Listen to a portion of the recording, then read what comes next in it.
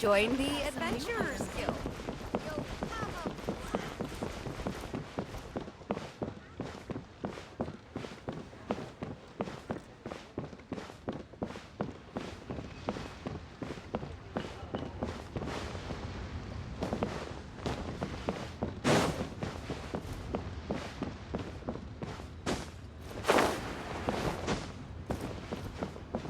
Bang! And with that, the fate of the Goo Wop.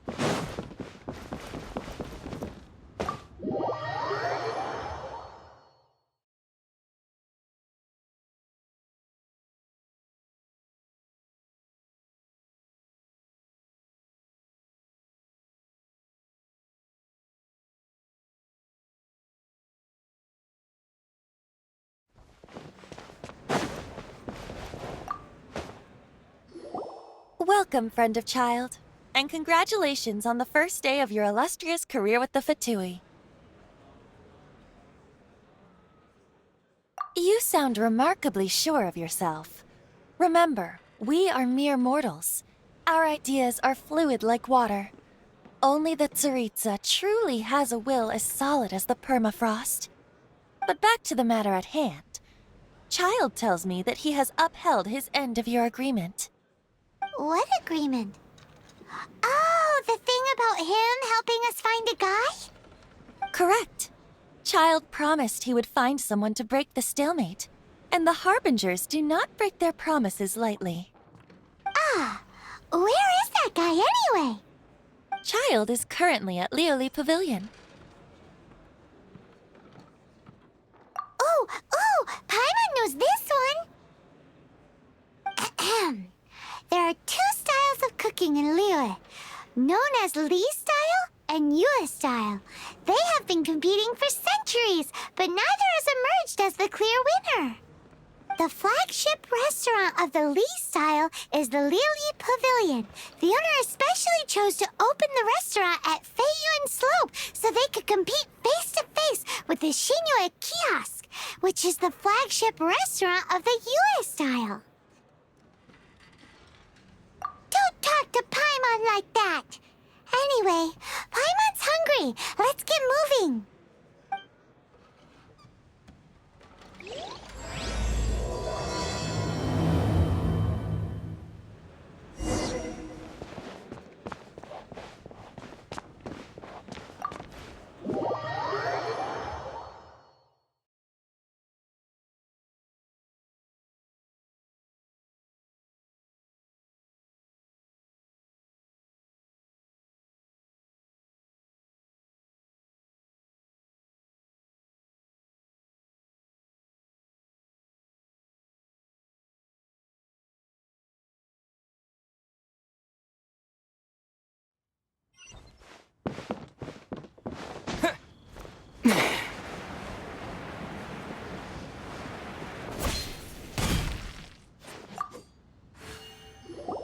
Aha, you made it. As promised, I found someone who can help you. Someone who can solve the mystery of why the Liu Qixing would hide the Geo Archon's vessel. So, where is he? In Lioli Pavilion? He certainly is. Come, I'll introduce you. I took the liberty of setting up a business dinner, as per the Liu custom.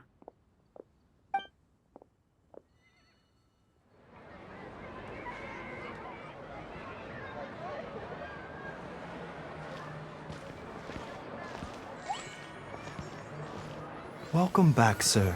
You honor us with your patronage. Mr. Zhongli is awaiting your arrival in the room you booked.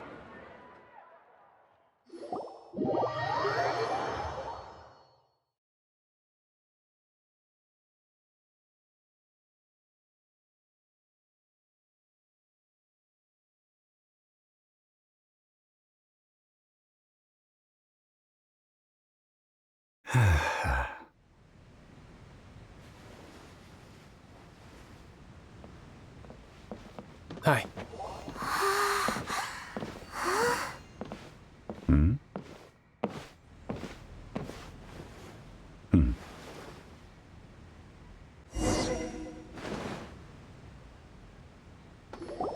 Allow me to introduce Mr. Zhong Li, consultant to an organization known as Wang Sheng.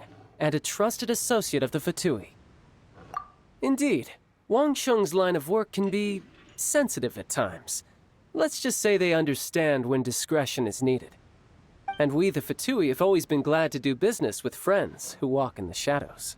Walk in the shadows? It is an honor to meet you. I have heard tell of you from Mondstadt.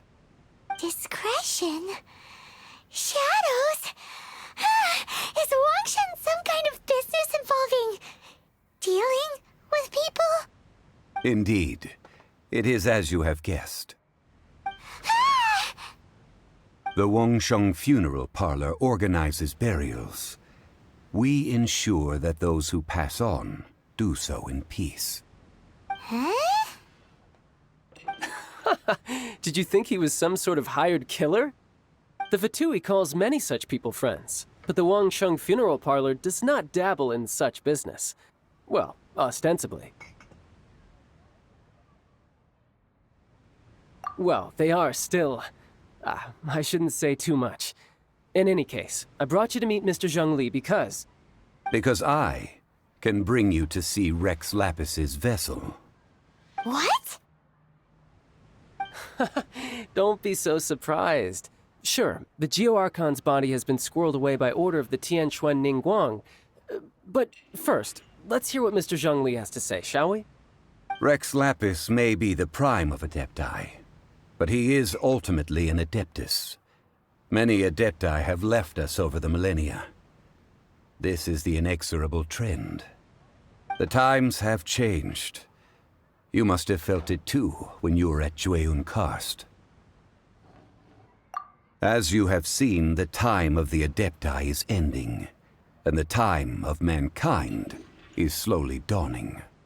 In years past, Liyue's tradition was that a huge memorial service be held to mark the passing of every Adeptus.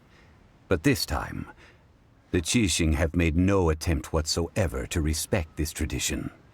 It is sacrilege. Yeah, the killer hasn't even been caught yet. Deicide or not, the concern of the Wangsheng Funeral Parlor is this. When the ritual to receive this god is so kingly, it is all the more egregious for his final send-off to go unattended to. Traveler, Child has told me a lot about you. Since you have had dealings with the Animo Archon, could I ask you to help me prepare the Geo Archon's last rites? A wise decision. The Tianquan Ningguang has forbidden anyone from accessing Rex Lapis's vessel, which of course you would need to access if you were to achieve your goal of meeting all of the seven. Precisely. Only by participating in the rite of parting will you be able to see the form of Rex Lapis again. If we are agreed, come with me. We will speak of the details as we walk. All right, my bridge building work here is done. Turned out well, didn't it? You can go if you want to. Don't worry about me. I might just have a few more drinks and get acquainted with these things they call chopsticks in the meantime.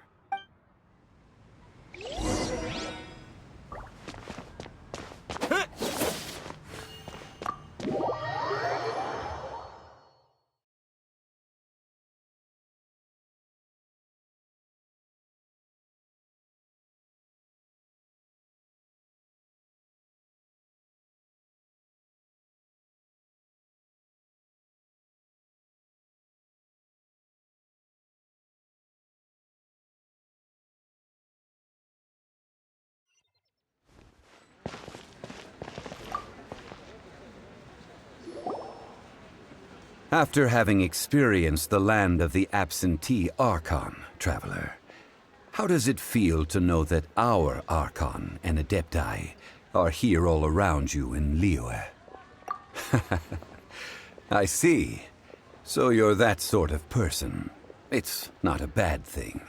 But I suppose you have yet to experience the substance of Liyue's 3,700 years of divinity.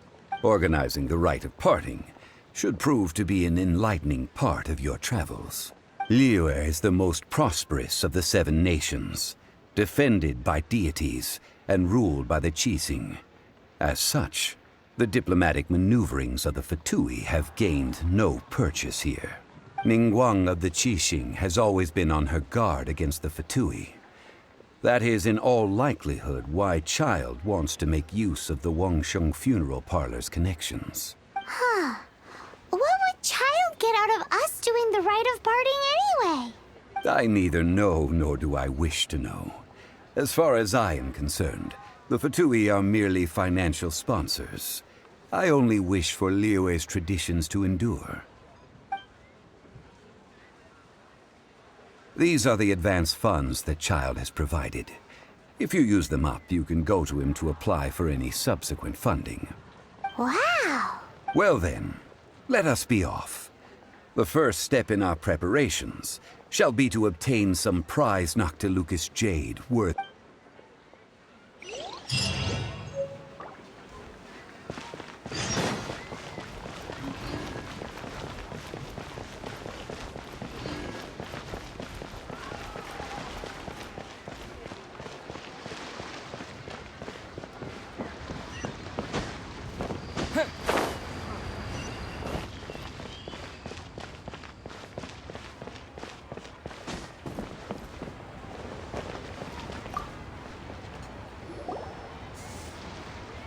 Welcome to the Jade Mystery, my good friends. Would you like to try your luck betting on Jade? This could be your lucky day.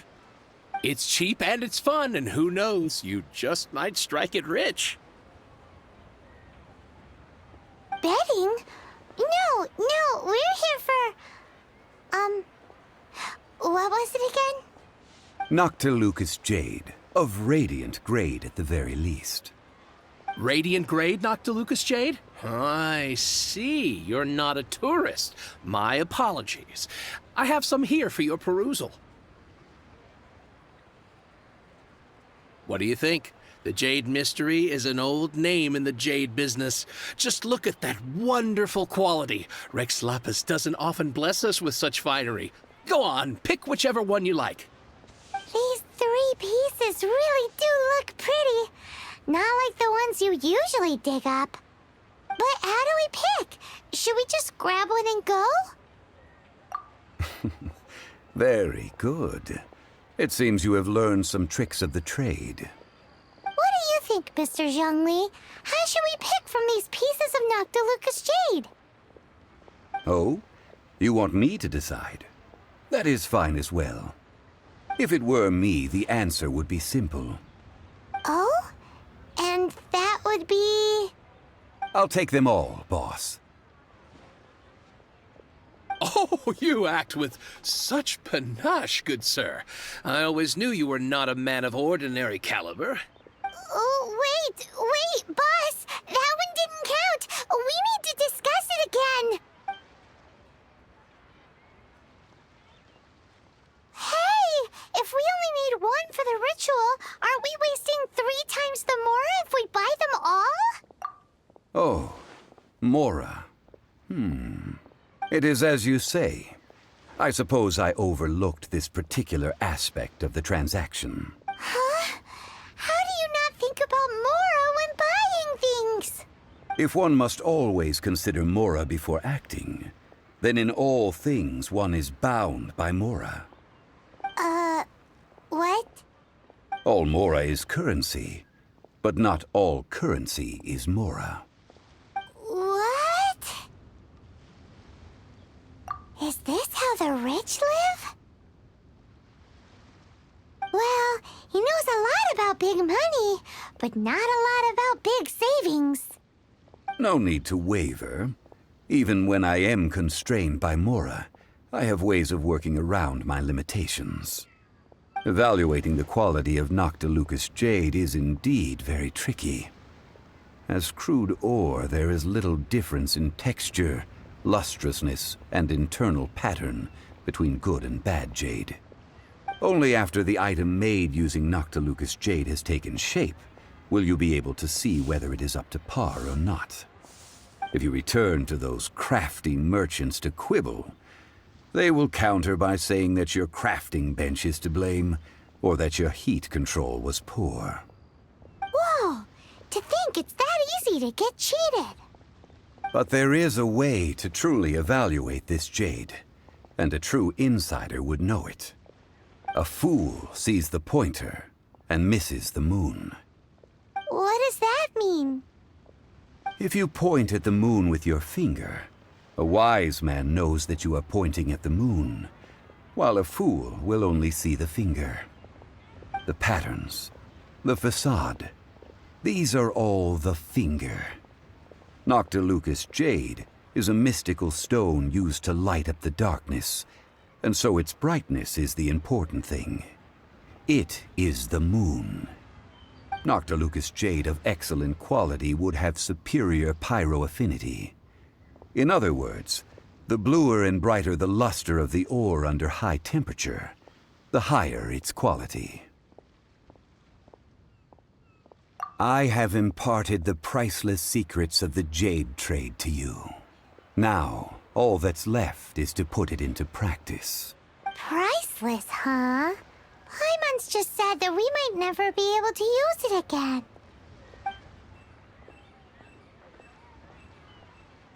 We're back to buy some rocks, boss.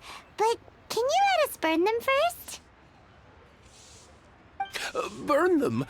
You can't do that, my friends. If you were to do so, what would I have to sell? That would... well... fine. As you wish, then. How about this? I can take a small sample of all three. I'll take a bit of a loss. We'll count it as a friendly gesture. Don't worry. I know the rules. As long as we can prove that it is good jade, you will not take a loss. All right. Take these as samples. I've carved them off with a knife and tagged them to boot. Aren't these too thin? Even paper's thicker. No, even a bug's wings are thicker. These are almost see-through. Oh, you flatter me, but I have to be gentle with these rocks. They are my pride and joy. If I'd taken off even a bit more, it would have killed me. But wouldn't something this thin go poof if we held it to the fire? It can't be helped. Trying to deprive a merchant of his profits would be like forcing a ravenous wolf to vomit up the food in its stomach. Nonetheless, under the right conditions, these thin slices will serve. What sort of conditions? While we add the high temperatures using pyro, we can use hydro to reinforce it from within. This way, the samples will not disintegrate immediately. Oh!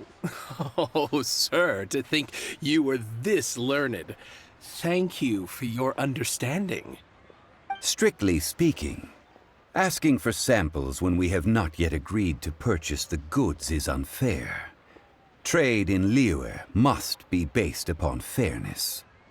Well, guess we just need to find a place to try this out.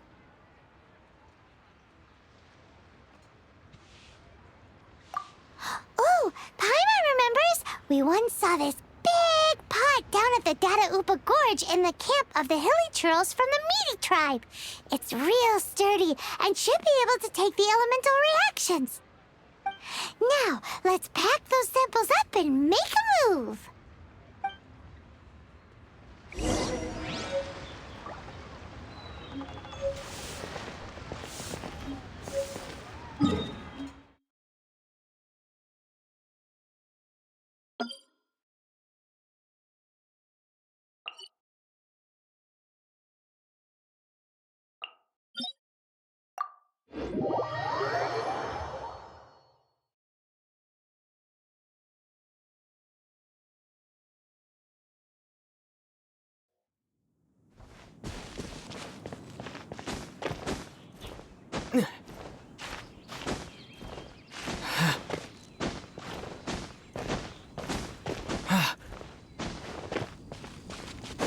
It has been a long time since I last set foot in the Nation of Wind.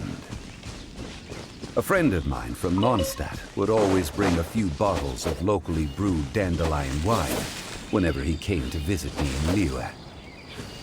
It must be said that the famed liquor of the land of pastorals is far better than Sumeru's frigid snake wine.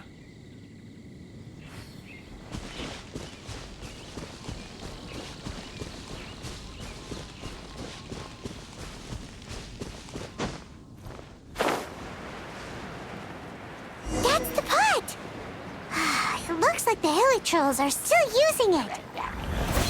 It's a bit impolite, but we gotta cut the line.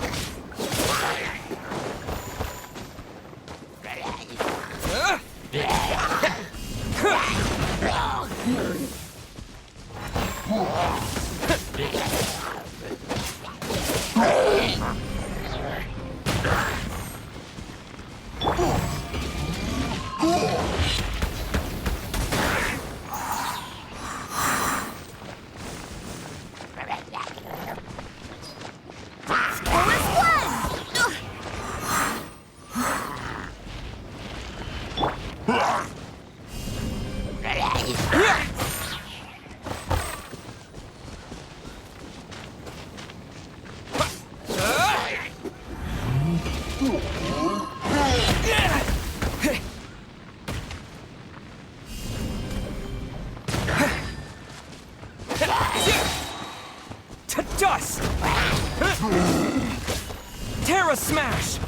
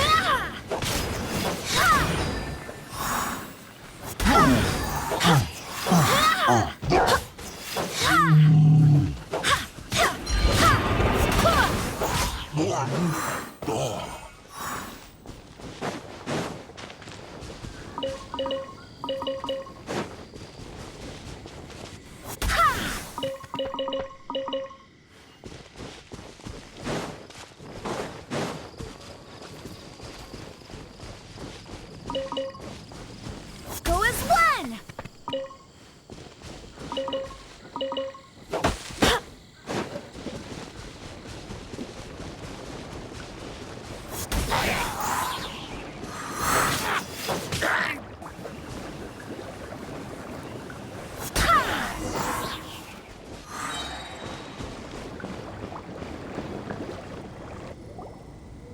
There's still soup in here. These hilly trolls sure have big appetites. This soup looks like it could be used as our hydro-elemental protection. Let's fire it up and begin our experiment. We're ready to go. Paimon will help remember which one of the three is which. Use Pyro to keep making the pot hotter until we get the results we need. Mr. Zhongli said that the shinier and bluer the ore gets, the better it is, so pay close attention.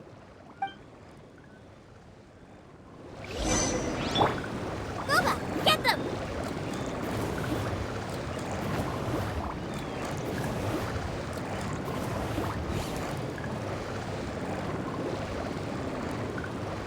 Out of the frying pan, into the fire! Whoa! That light came from the first Noctilucous Jade! Hilly trolls are surrounding us again! Were they attracted by the light? Such nosy neighbors! Let's take care of them and continue again after.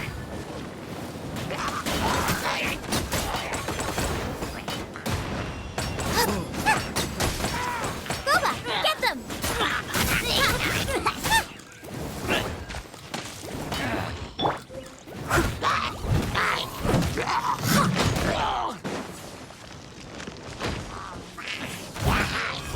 I must leave no stone unturned.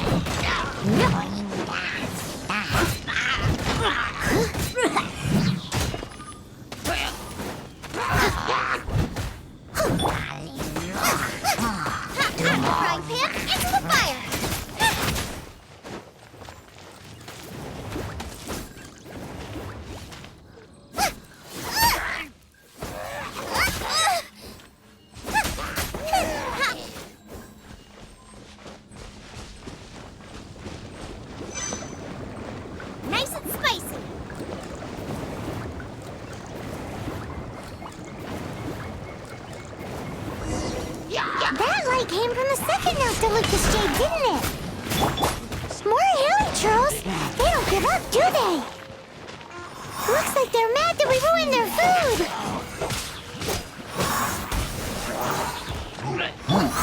As a dutiful maid would, leave it all to me.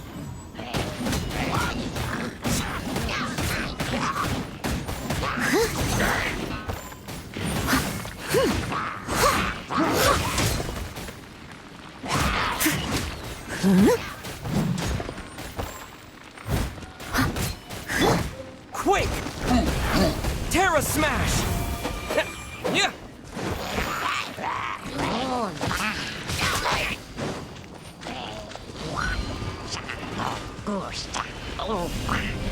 Yeah!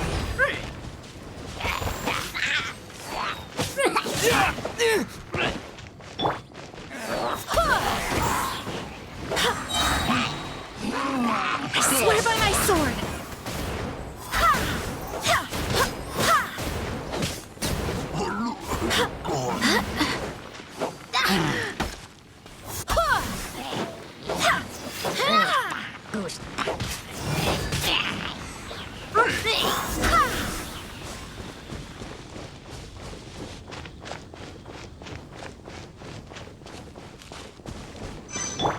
Out of the frying pan, into the fire!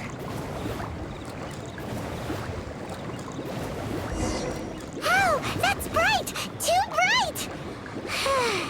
That was the third Noctilucous Jade, wasn't it? It was so much shinier than the rest. Let's go with that one. Let's head back to the Jade Mystery to buy some jade, shall we?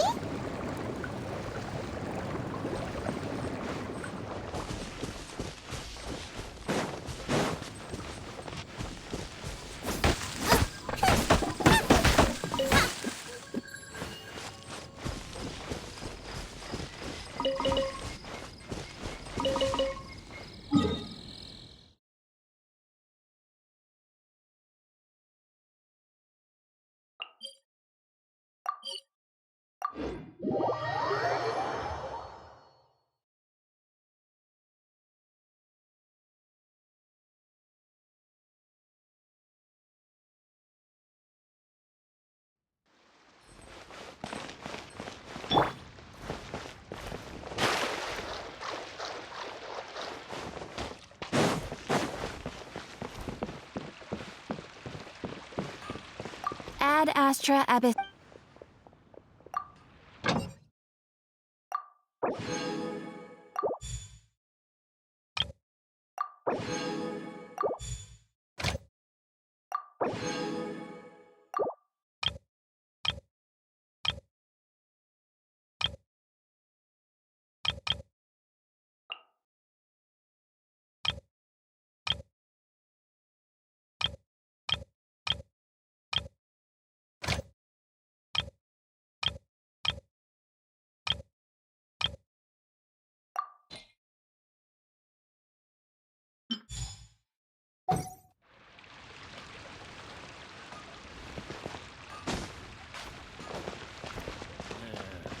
Not yet. Hey there.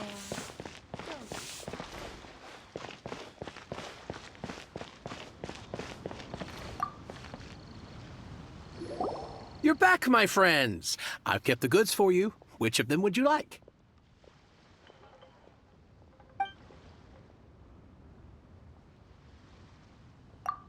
Exactly! That's the one Paimon remembers too! No problem. If you have your eye on this one, you can have it. Then we'll take a box of the third type of jade. Done. All the same, and pardon me for asking, but I'm curious. Whatever do you need this much top-quality Noctilucous jade for? I suppose it would not hurt to tell you. We need them to make implements for the rite of parting. Parting? Oh, dear. I'd heard the rumors, but had given much thought to them. This means that Rex Lapis really is... Oh, it's hard to believe. Even though the Jade Mystery has been in decline, we have always been under his protection. It is said that when our Lord lost his way while going incognito in the city 200 years ago, it was a spoon from the Jade Mystery that he had used to sample the local delights. Alas, alas, all things must pass. Well, if this is to be used to say farewell to Rex Lapis, then I shall sell this to you at half the price. Are you sure? You didn't want to even give us an inch before. If not for our Lord's protection, this city wouldn't exist as it does now. No proprietor could earn money off such a thing. Oh, I'm sure Rex Lapis will feel your sentiment, boss. In the safe hands of the Liyue Qixing and good honest merchants such as yourself, I for one believe that Liyue will continue to prosper as it always has done.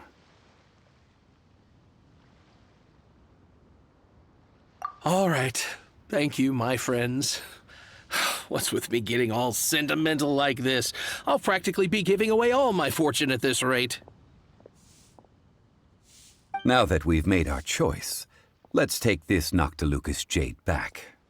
Hey, wait a minute. He said it was half price, not that we could leave without paying. Oh, right. I'm sorry.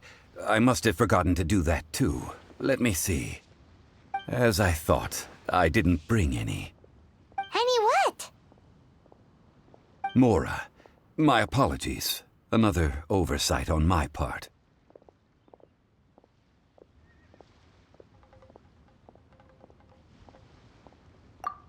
Oh, that won't do.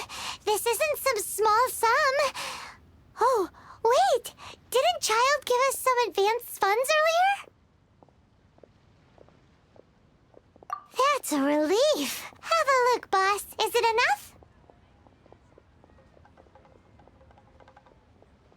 It's fine.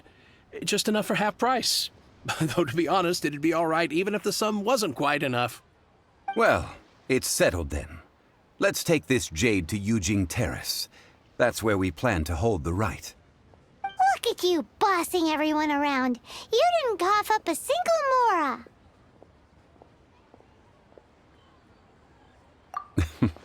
I will do my best. You have my thanks.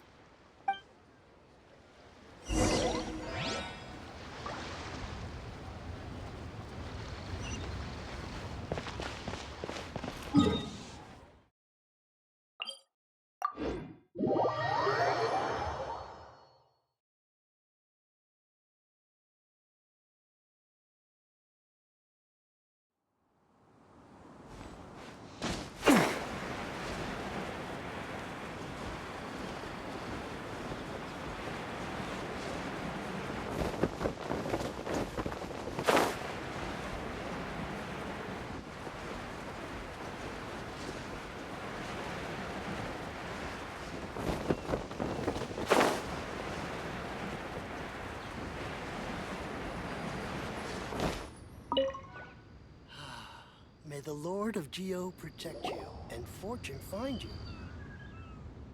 We can leave the jade here. I have already called for a jewelsmith to shape them into the implements that we will need. Ah, yes. I have yet to go and see Child. So, as for the jewelsmith's remuneration... Guess we can't do anything else.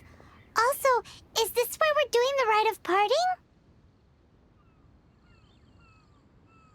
Yes. I have already rented this location, and have begun making preparations for the rite. That's right.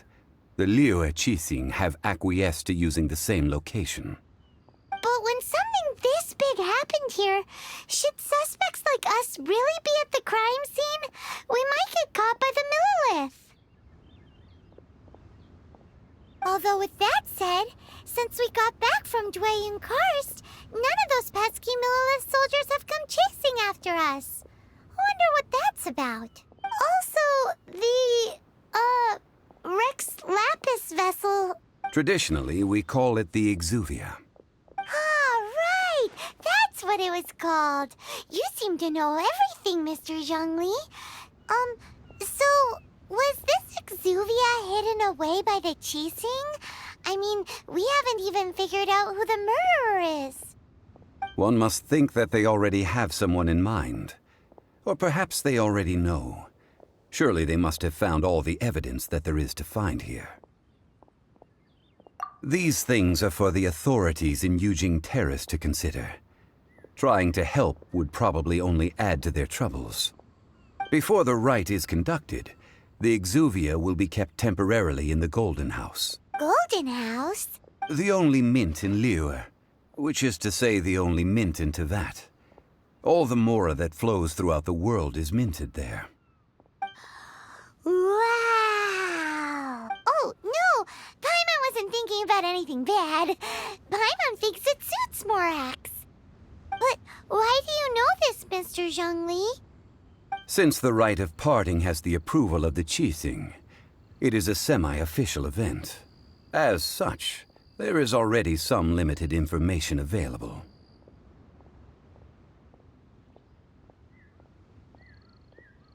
Perhaps each has their motives. But this is the capital of commerce. A little exploitation once in a while is not unacceptable. In Liyue, where the god of contracts reigns, only contracts may not be betrayed. I, for one, have no issue with little maneuvers outside their remit. Well then, we should go and prepare the perfumes used in the rite. Perfumes? Where'll we get those? Do we buy them? No. Perfumes used to honor the gods must be freshly decocted. The quality of the silk flowers we require is also special. Silk flower petals contain a fibrous material of good quality, often used in brocade making. Its scent, however, is most elegant, and is especially suited for solemn events, like giving offerings to gods and adepti. It's time for Zhongli's lectures on high society again. We shall not speak of the details right now. Follow me. We shall go to the merchants to purchase our ingredients.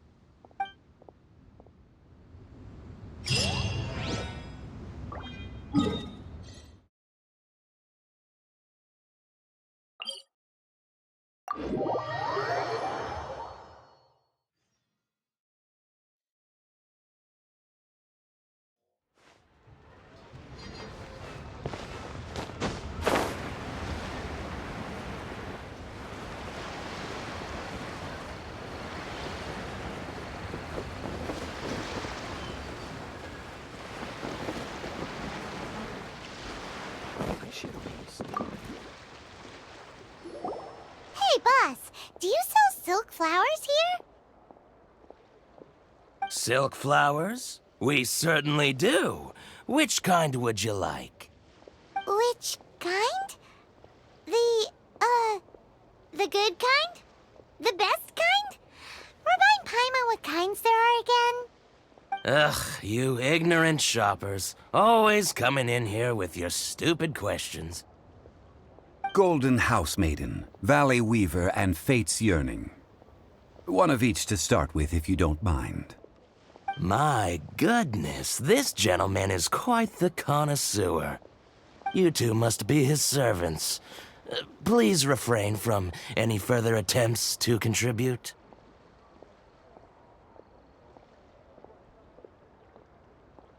Now then, please peruse at your leisure. Do let me know if you have any further thoughts. Silk flowers exhibit different properties based on how their environmental conditions differ from their ancestral habitat. Nevertheless, these are fine specimens, excellently preserved. Just look at the abundant foliage here, and these stamens, glamorous as a maiden of the Golden House. This strain is an evergreen, and mostly grows under complex hydrological conditions. By contrast, this variety thrives in any dark, damp location, often in large clusters. Morphologically, it is distinguished by the profusion of petals and densely packed stamens, though its powerful scent gives it away just as easily. Lastly, this strain is quite the recluse. Unlike its exuberant cousins, flowers and foliage are minimal, and when in season, it has a subtle yet enduring scent. It was first discovered by the ancients when they scaled the mountains in search of the Adepti. Silk flowers have all but disappeared from the wild today due to geographical changes over Liyue's history. Most are not grown by horticulturalists. Wow! A true connoisseur. Most of that was news even to me. I possess but a smattering of trivial knowledge. My traveler friend is the one to watch. They are on track to set foot in every corner of the world.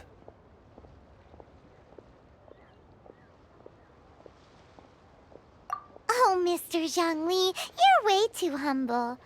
So, which silk flower did you want anyway?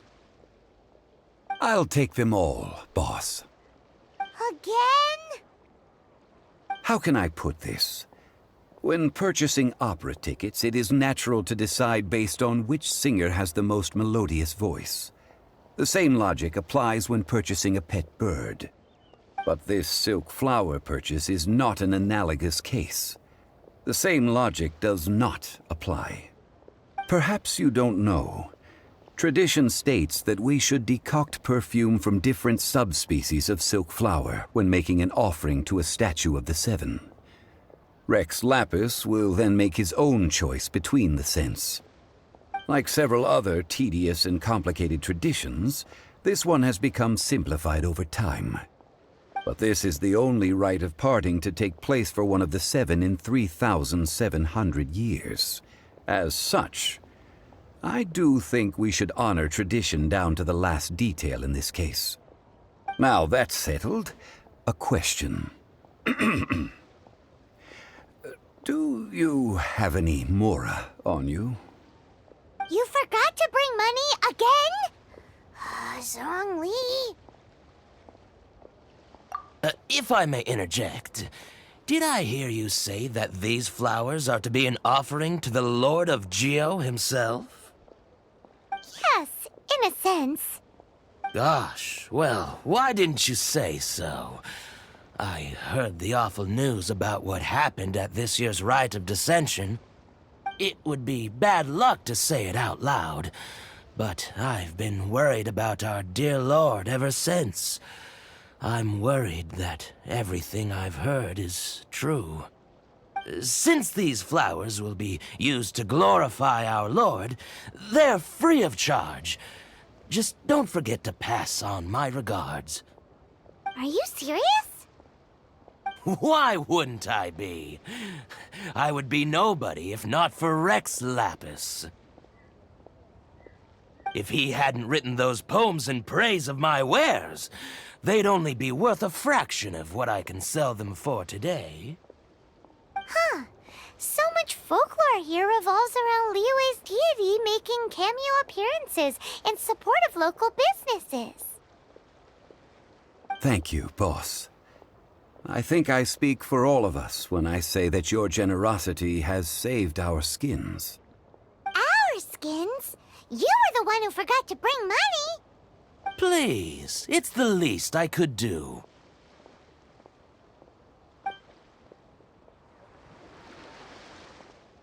So, now that we've got the flowers, how do we make the perfume? Ideally with the help of an expert. Unfortunately, none of my acquaintances have personal experience in the art of decoction. Talk about first world problems. Hence, I need you to help by asking around in the city. Try the common folk, especially women. So this time we get to go around town looking for nice-smelling ladies to talk to? Paimon likes this job. I will wait for you near the statue of the Seven. Meet me there when the perfume is ready. Maybe we can find some good candidates at the Adventurers Guild. Let's ask Lan. She's master of the Liyue branch, right?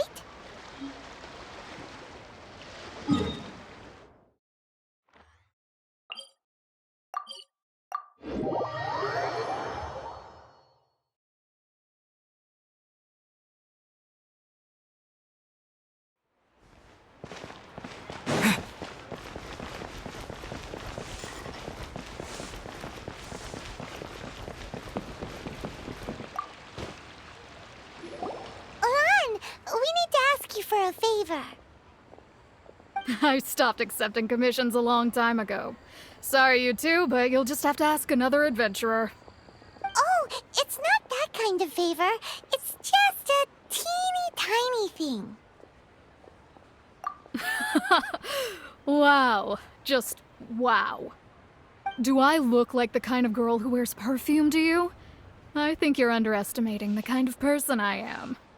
Well, Paimon thinks you smell amazing. So come on, Lon. What's your secret if not perfume? Now that you mention it, yes, there is something. What is that scent?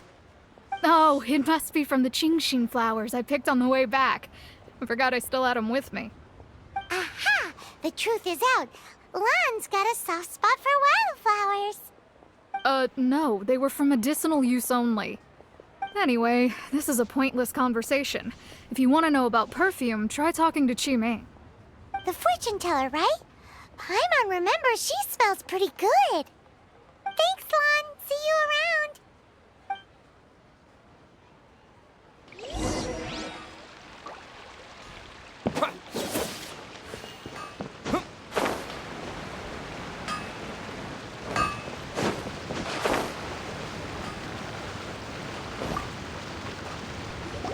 Hello.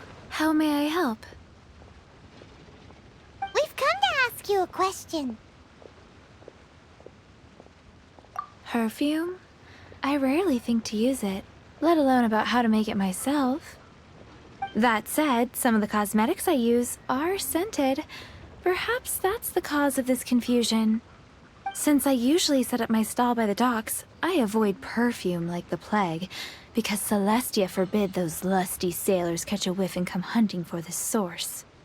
That's the worst thing Paimon's heard all day. While we're on the subject, have you never heard anyone mention Ying-Ar's homemade perfume? Ying-Er? Oh, as in scent of spring, Ying-Er? Yes, that's her. Many a rich family's daughter has gotten her to make perfume for them. Apparently, her homemade product is better than anything you'll find on the market. Great! This is just the intel we need. Finally, we're getting somewhere.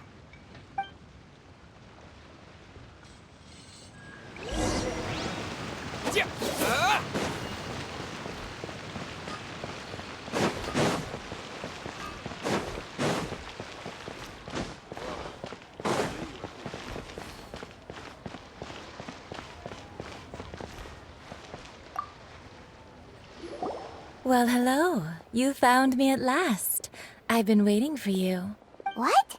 How did you know we were coming? Oh, I heard a rumor about a couple who were snooping around town looking for a sweet-smelling lady.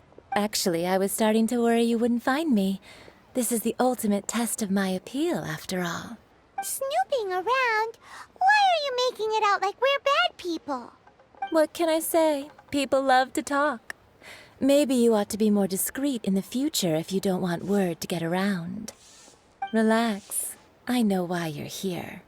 You want to get your hand on my homemade perfume, don't you? What kind would you like? 3 in one go. My goodness.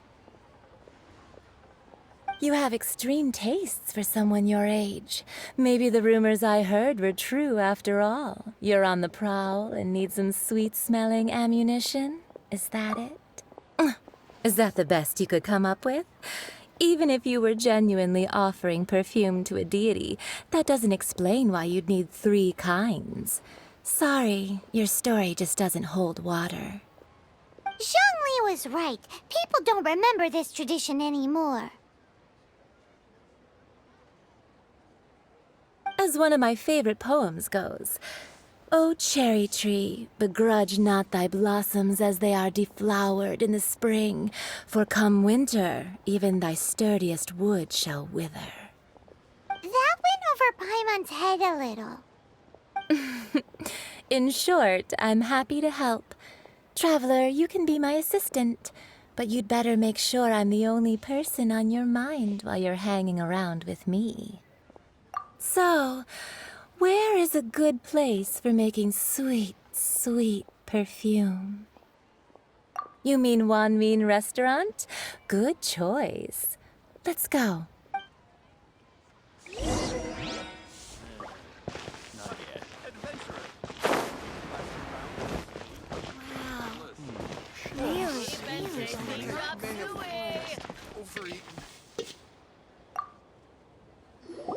I've had a word with Chef Mao. We can start work now. Are you ready to please me? What did you say? I meant make me proud, as my assistant, obviously. While I'm setting up, you can go and fetch some water.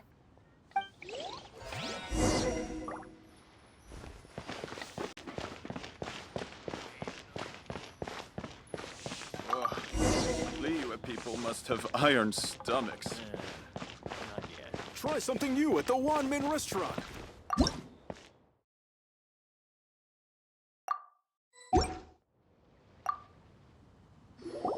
This water will do nicely. Now, I need you to extract the silk flower essence using a crafting bench. Perfume making uses an altogether different technique from alchemy. Here, let me teach you. Very carefully, take hold of the mortar and pestle. Gently does it. You need to keep your wrist firm so your hand doesn't slip. Now use your strong hand to stir it with a persistent rhythm. Keep going until the juices start to come out. Ooh, you're a natural, like a fish to water. Now take these and try it out on your own using a nearby crafting bench. Don't forget to do all three. They look visually identical during the essence extraction process, but I will put them into separate containers when the perfume is ready.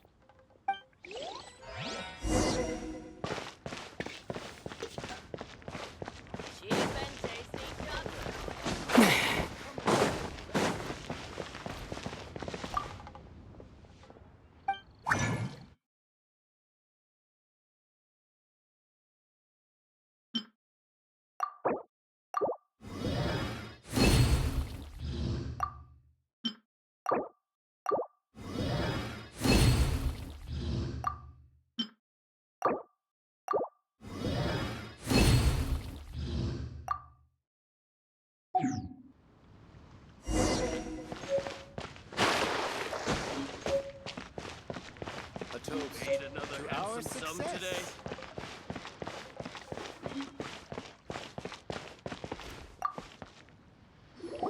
Wow, this is some exquisite silk flower essence. On to the next stage, the most important one of all. The essence is placed into water and simmered over a low heat until most of the water has boiled off. You must take care to control the heat during this process. If the temperature goes too high, it will affect the scent. So please focus on controlling the heat. This is the final step. Don't waste a drop of that essence now. We want all of it in there.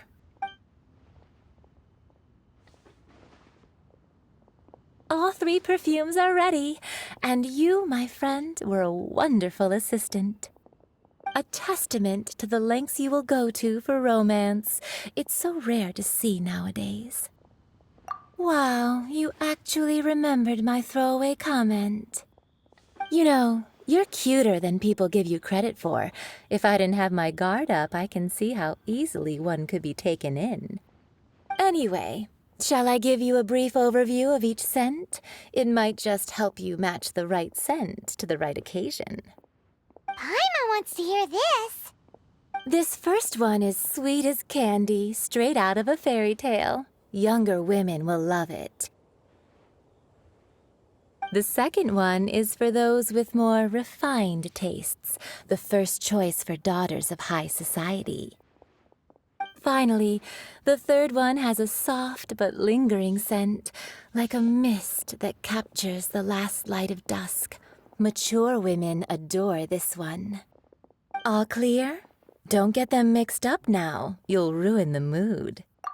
Good. Be sure to come visit if you ever need help with anything, okay? I'll leave you with some parting words. One who tries to sail 3 boats simultaneously should be careful not to go overboard. Come and hang out with me at Scent of Spring sometime, okay? Let's take these 3 perfumes over to the Statue of the Seven. Mr. Zhongli's probably been waiting a while.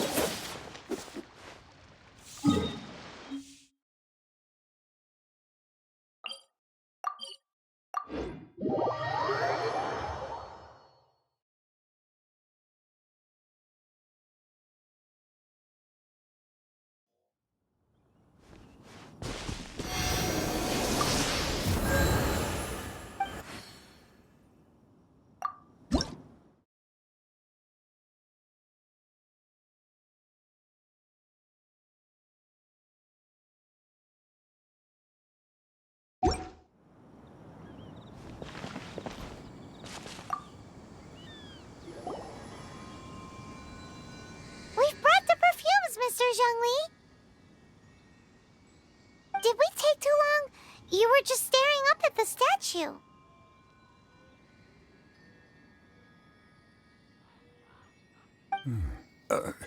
Oh, you're back. Don't worry, I haven't waited long. Compared to the watch that Rex Lapis's statues have kept over Liyue, this was but a brief moment. Well, how can a person compete with a statue? That is true. Well, have you brought the perfumes? 3 sets, and not 1 less. Thank you both. Let us offer them up. This is the first kind of perfume. Miss Yinger said that it's sweet as a dream, and it's liked by younger ladies. This is the second kind. It's got an elegant smell, and the daughters of high society love it. The third kind has a gentle but lingering fragrance. Something like the dusk mist. And it's a favorite of mature ladies. Oh, what was that? That's the one older ladies like, right? Does that mean that Rex Lapis is actually an older lady? Perhaps. Perhaps. Rex Lapis has taken on countless forms. Perhaps that really was one of them. What a shame. We only got to see the giant dragon form, and... Let's hope the Qixing can catch the real killer. We can leave that to the authorities. Let us focus on the fond farewell for Rex Lapis. So, we finished another step in our preparations. What's next? Next, I would like the 2 of you to help me borrow the cleansing bell. Cleansing bell? At present, a friend of mine named Madame Ping is the guardian of the cleansing bell. She lives near Yujing Terrace. If you ask her, she will know what to do. Sure, but aren't you going to come with us? Ah, I have certain reasons why I cannot be there in person. Please, do this for me. Man, why's he gotta be so secretive this time?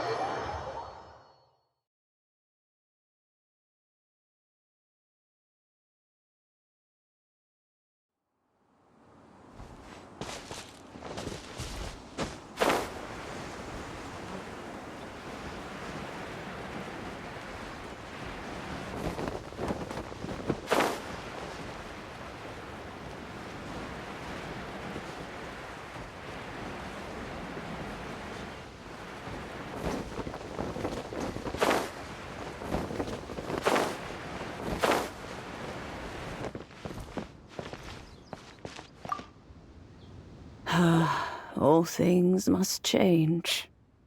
It's nothing. It's nothing.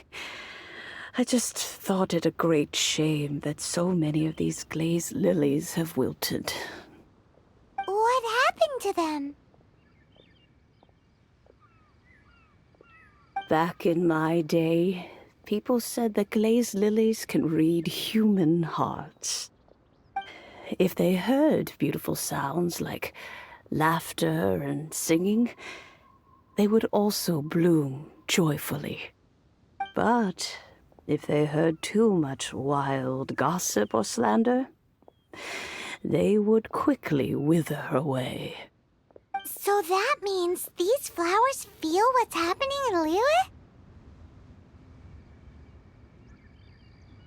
Yes, the rumors of Rex Lapis's death are no small matter. They are everywhere. Some say it was a Fatui plot. Others say that the Chising made it all up. And still others think that which lies in the deep is breaking free. This harbor is like a mountain of dry tinder. One spark, and the fire will consume us all. Well, I shall say no more. This old woman's grown too old and naggy. Did you have something to say, youngster? Ah, that old trinket. I remember it being here with me, but I've grown old.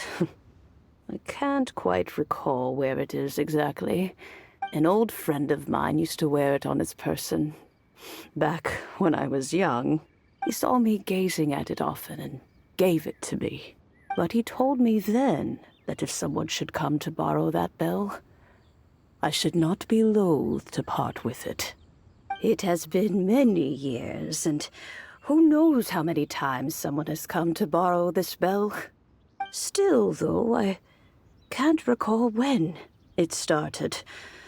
It's been a long time since anyone has come to borrow it. Oh, these old bones are so slow to look for things. I doubt you can wait that long. That's right, Granny. We'll follow you back home and search for it ourselves. And, we can help with chores if you have any too. All right, children. There is no need to worry. I didn't place the bell very far away. Do you live near here, Granny? Whoa, but this is Eugene Terrace. It's gotta be expensive. Oh, an old lady like me can't afford to buy a place in this city. See this ceramic teapot? My entire household is in here. How does that work?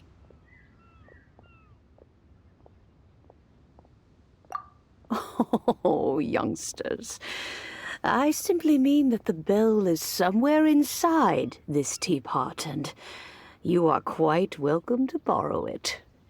If you can find it.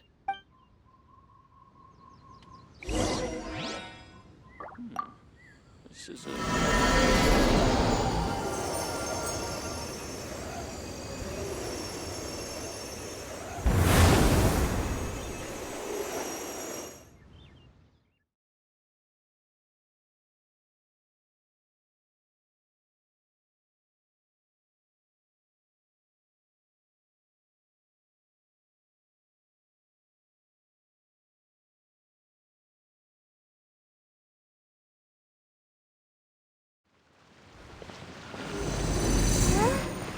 Where are we?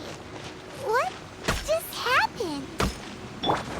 Youngsters, this is where this old woman keeps all her things. Quickly now, go fetch that bell. Whoa! That sounds like Granny's voice. So, this is her teapot? What's going on? Oh dear, so many cobwebs. It seems I really haven't cleaned it in a long while. Sorry to trouble you, children. Please help an old lady clean up.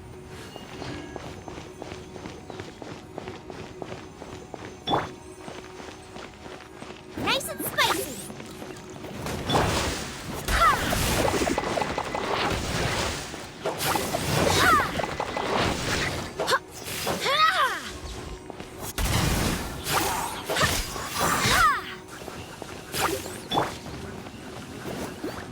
Race you!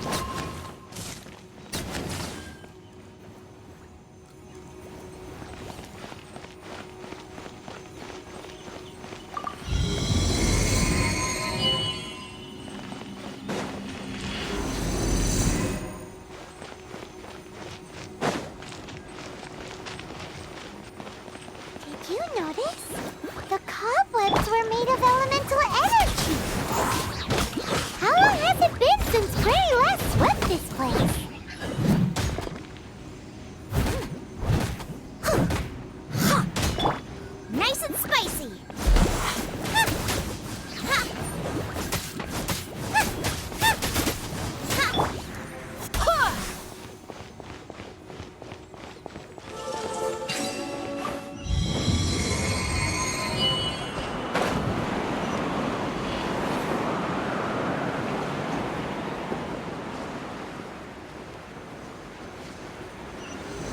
You know, with such a special teapot and the cleansing bell, do you think this old granny could also be an adeptus?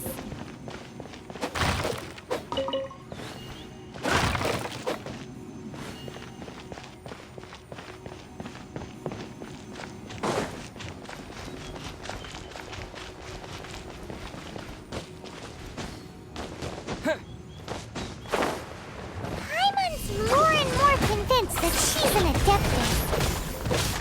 But don't they all live in Chilyung Karst? Why would she stay in the city? Terra Smash! Yeah! Yeah! What? Yeah!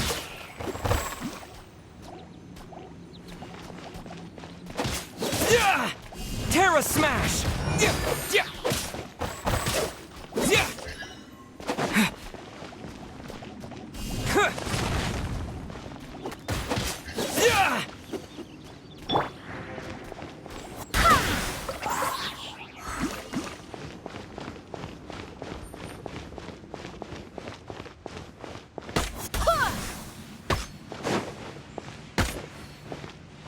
Barbados, guide us.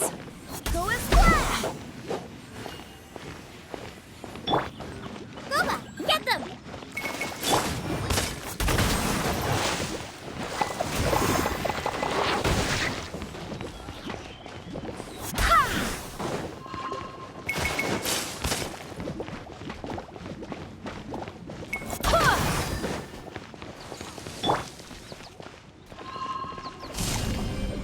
Terra Smash!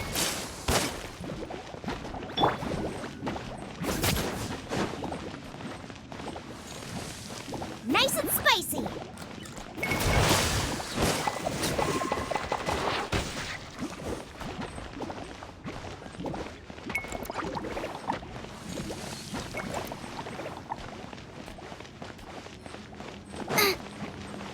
Out of the frying pan, into the fire!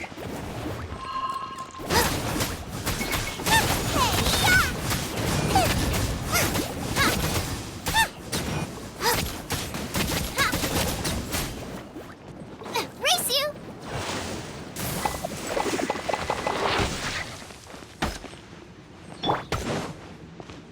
Go as one! Ha! Ha!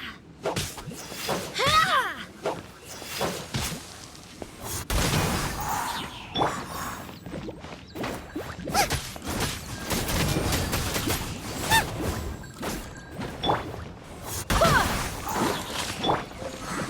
Yeah!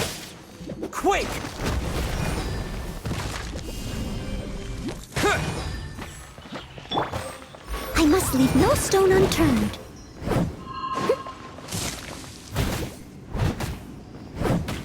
Yeah.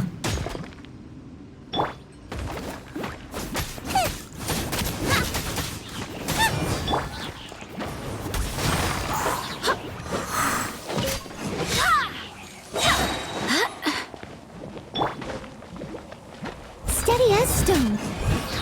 Huh? Ha!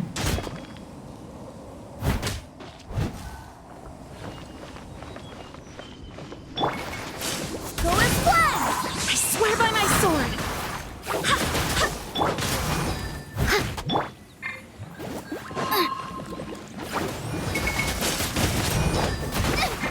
Help!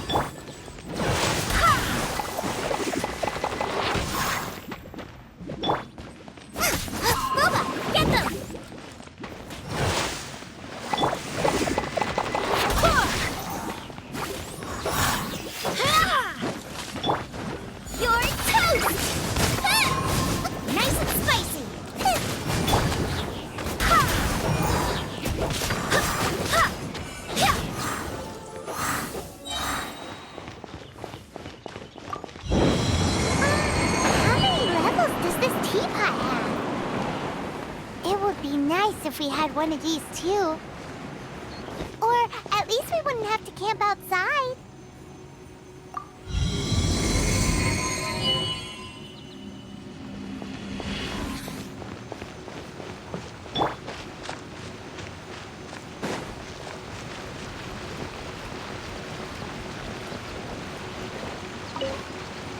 Oh, you found it. Youngsters are so quick on their feet. Oh, now, let me... All right, that'll do. Come on out now, children.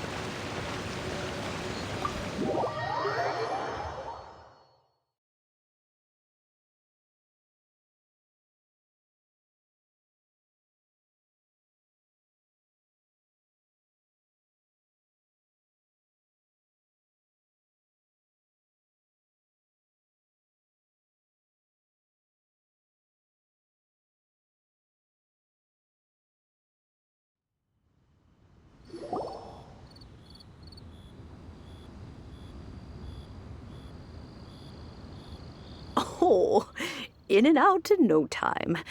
You youngsters really are quick. An adeptus. Oh, I haven't heard anyone say those words in earnest for a long time. As to whether I am one or not, child, surely you already understand. Paimon kinda knows what you mean, but is also kinda confused. Are you really giving us the bell just like that, Granny? Don't you think it's weird? Something's just happened to Rex Lapis and then we come running up asking for it? Oh, don't be silly. Liyue Harbor has been through a great deal in its history. In that time, it has seen the departure of countless adepti. But no matter what, we have always performed the rite of parting first before any other matters. To cry, "Catch the murderer," at the top of one's lungs, but ignore the rite of parting. That, to me, is what is wrong-headed. Now that you have come to borrow the bell, I guess that perhaps an old friend of mine has finally decided to take matters into their own hands. So, why would I be unwilling to lend you the bell? Oh? Well, if it came to that, they would find a certain old lady knocking at their door. We haven't met in a while anyway. It would be nice to share a drink and chat. Well, you must have things to do. Since you have the bell, you should return. Oh, and do tell the person who sent you that if they have time, they can come over for tea. I don't have much to offer, but you can always count on an old lady for a pot of tea. We will. Thanks, Granny.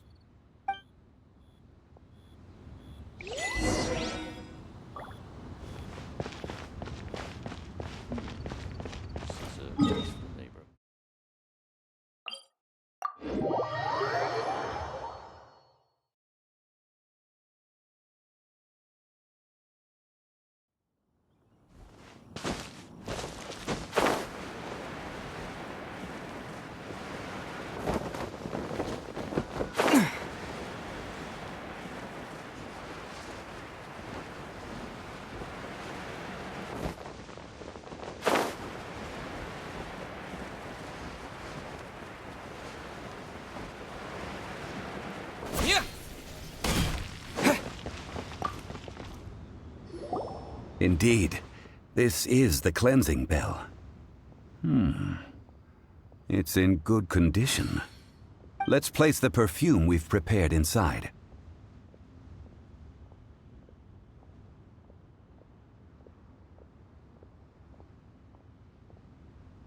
Of course. How would I know that the bell was with her otherwise? That's suspicious. But if you don't want to talk about it, we won't pry. Oh, yes, that old granny asked us to tell you something. If you have the time, you can come over for tea. I don't have much to offer, but you can always count on an old lady for a pot of tea. That tone does not suit you. Still, her teapot is indeed very good. There are none better for brewing tea. When a suitable time arrives, I'll bring a spot of fine tea and pay her a visit. So what's the next step in our preparations? Next, we need to purchase kites. Ooh, Paimon loves kites! Are you taking us kite flying? Is this our break time? No. Kites are children's toys, yes. But they also play various symbolic roles in Liyue's rituals. I will explain it to you. But our next course of action should probably be to purchase the kites first. Oh, sure. Curiouser and curiouser.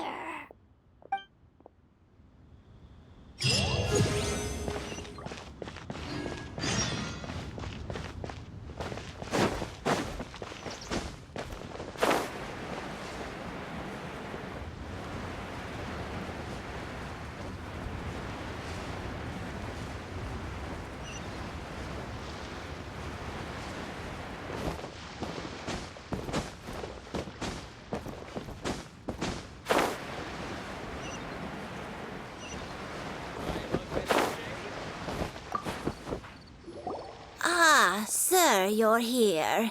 The 7 kites you asked for have been made to order.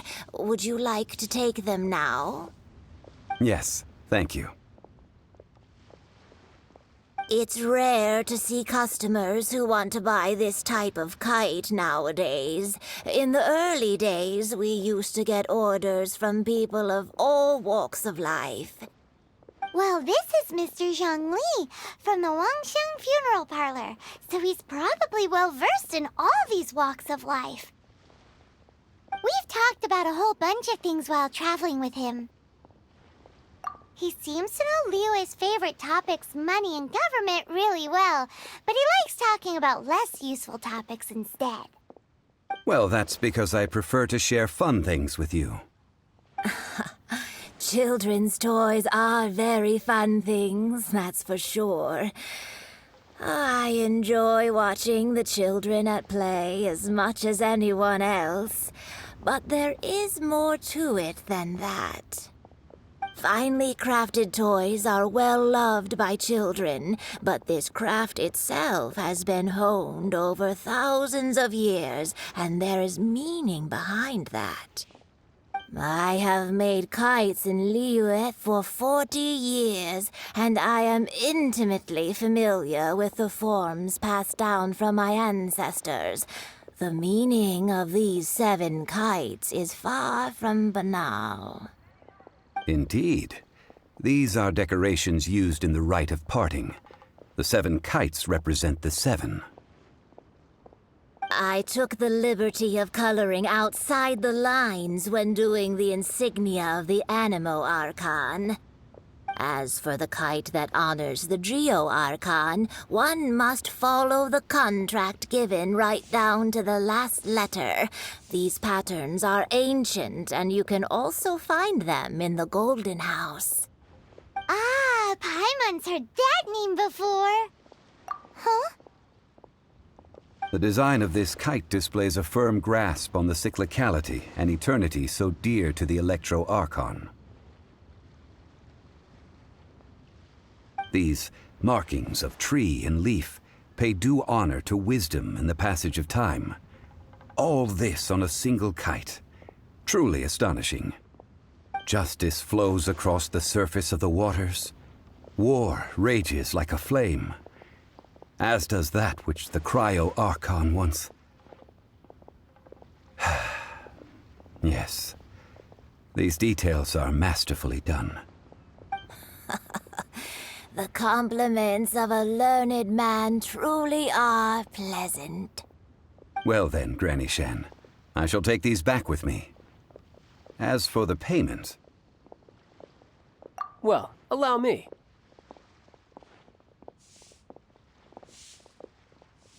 Hey, it's Child! No, I was merely passing through. I see Mr. Zhongli's the same as ever. When when getting others to pay for him, he neither looks at the price tag nor his wallet. He knows a great deal about money, and about the trials of the common man. He just doesn't consider poverty to be something that could ever happen to him. Or perhaps you could say that he cannot imagine himself lacking money. How has he not died of hunger yet? Child, you are as fond of jokes as ever.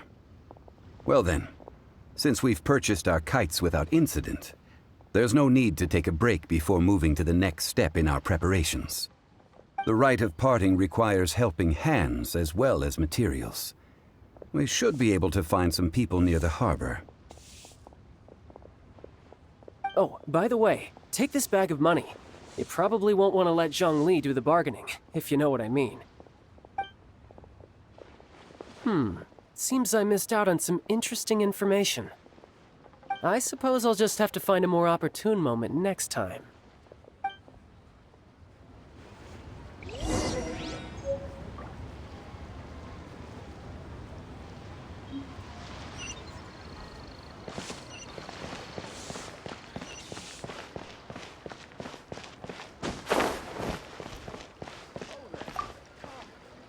Hiring help? Sure. But let me just say first that I'm a reserve member of the Adventurers Guild. I take adventuring commissions, but I don't do anything clerical. Adventure? Venturing into the mountains to capture a few crystal flies seems adventurous enough. That's not hard. Almost a bit too easy for a reserve adventurer.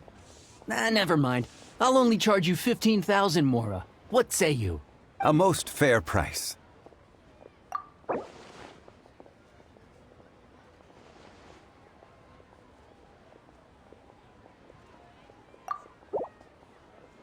A pleasure doing business with you.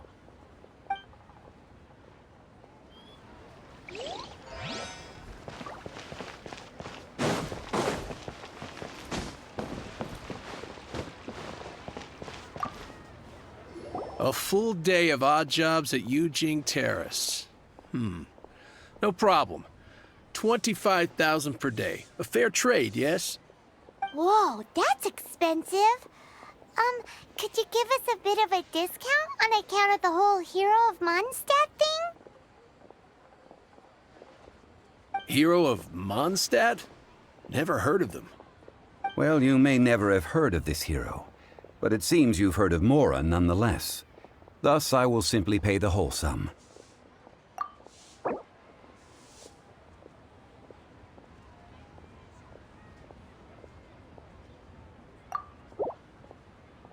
Hey, that's a good price. Anyone would work for this much, Mora.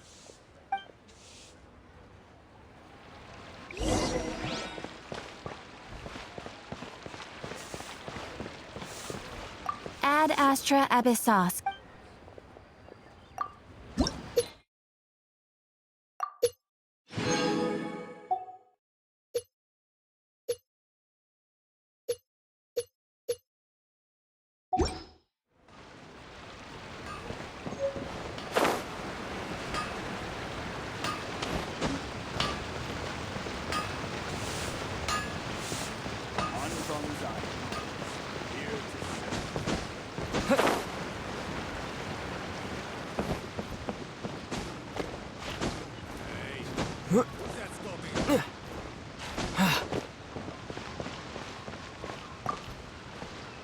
Oh, help? Sure. I, Tick, always put in 100% effort into everything I do. Of course, there'll be a premium if you want me to give 110%. So what's the job? Let me see. We are still missing some wooden implements over at Yujing Terrace. They aren't uncommon objects, so I didn't make any special preparations for them. No problem. That'll be 20,000 Mora for a single trip. How does that sound? Done. This is all you got? Then no can do. Child? No. He's putting up the money? Oh, still no. Wouldn't that mean I have to make 2 trips rather than 1? How about this? Let's make a trade. I'll take what you're offering right now, And get me a single Chinkson flower, and I'll consider that payment for a detour to find this child fellow. How does that sound? Guess we've got no choice.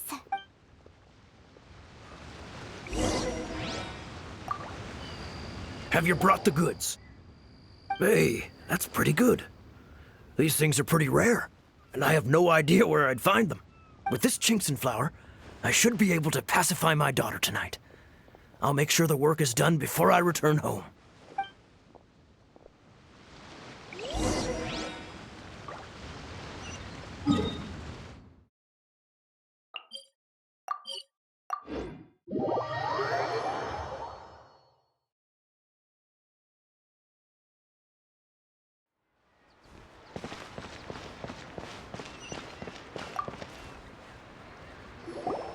All finished then? Splendid. Any leftover cash is yours to keep. A favor for the Fatui should never go unrewarded. You think you can buy us off with some loose change? No way! Paimon demands to know when the next payment is coming. Well, how does this sound? You give me the information I need, and maybe I'll leave the Northland Bank's vaults open and unattended for half an hour. What info do you need? Huh. Does that mean you know what he's after? Yikes! You're right! Signora! You both need to calm down. I don't know what's gotten into you. Just what is this about? The atmosphere got so tense all of a sudden.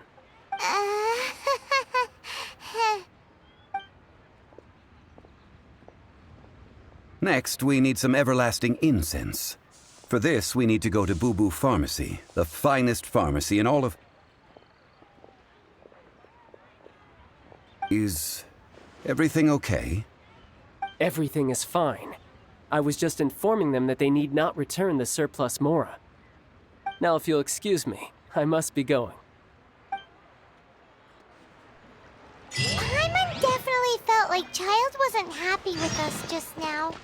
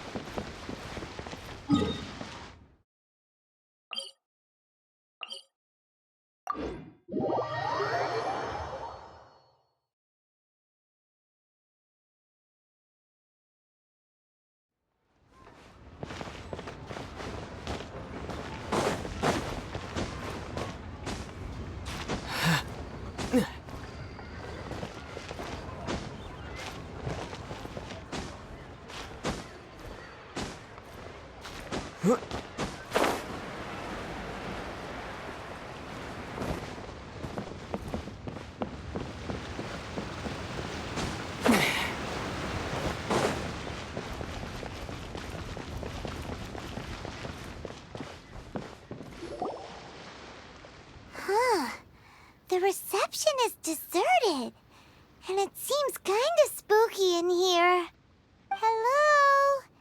Is anybody there? Welcome to Boo Boo Pharmacy. Huh? Did you hear that?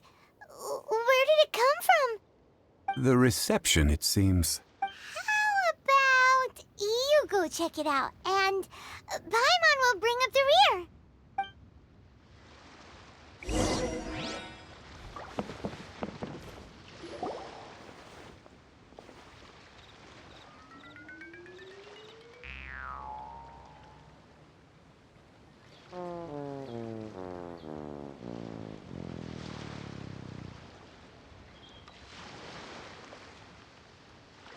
Oh, there you are. But you can't even reach the counter.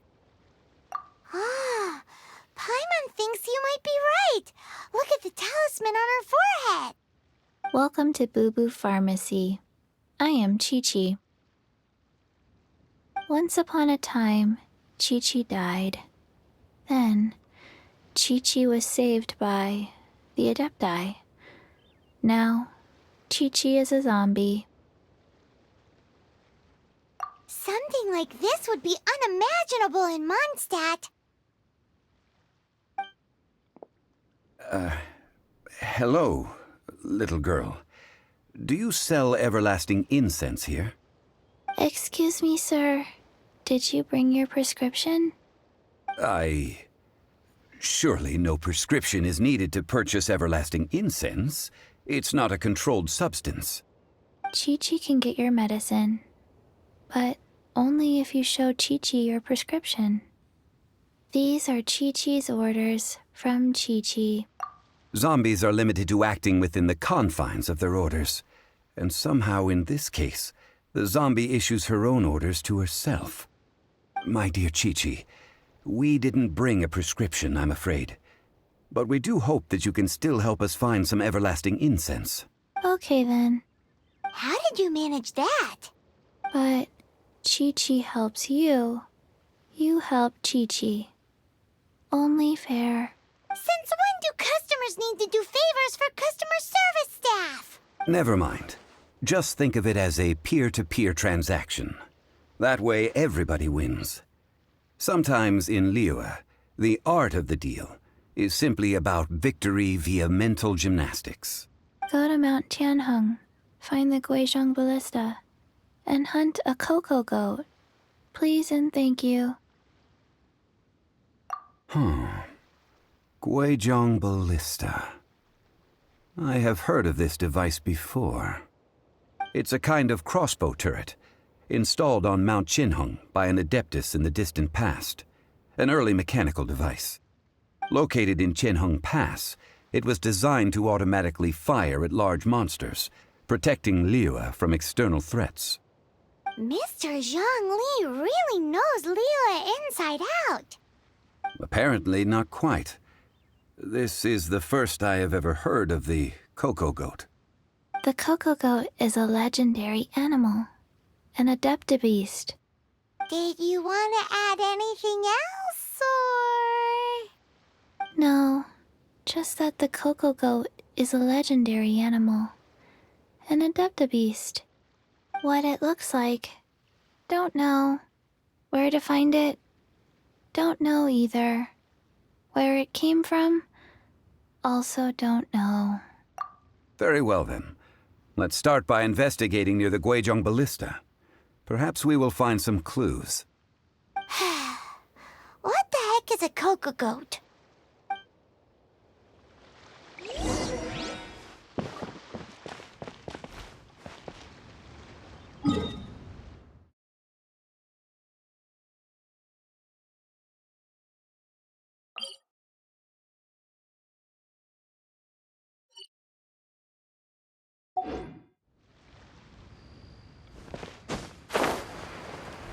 But I don't want to.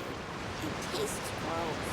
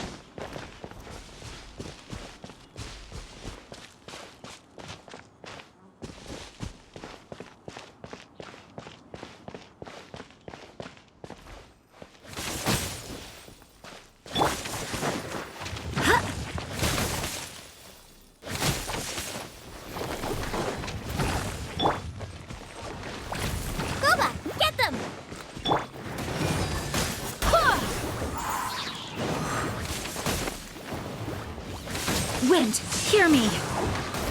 Go as one!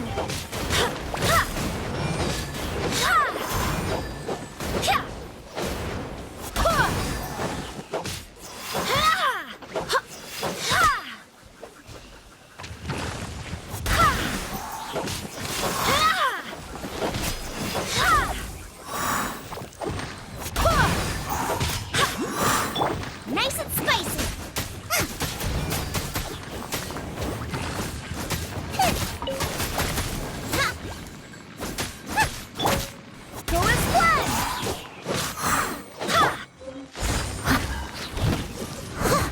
Who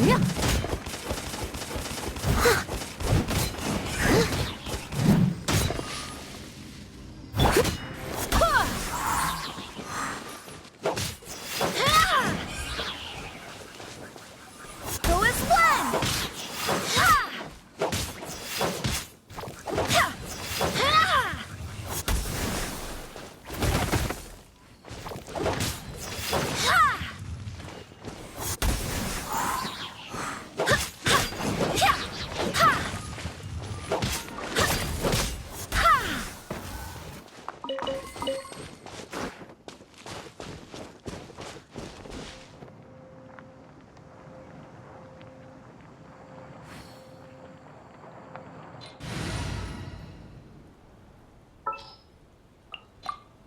Leave it to me.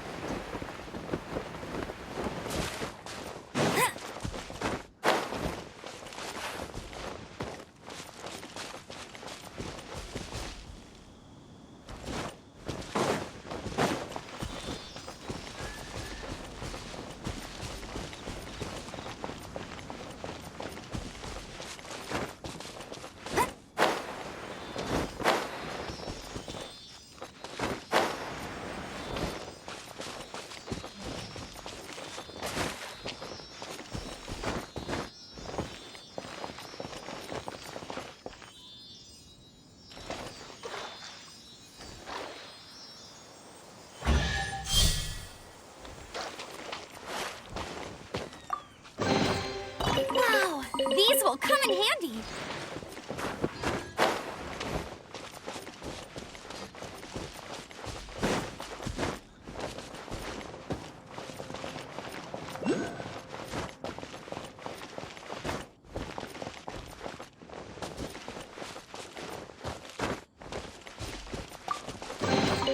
Another target tracked down by Outrider Amber.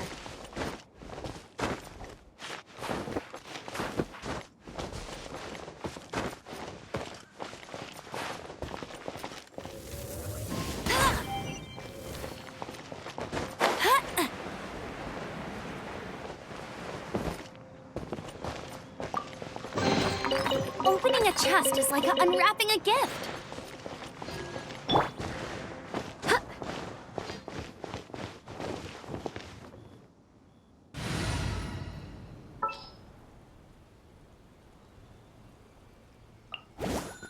I can't wait any longer!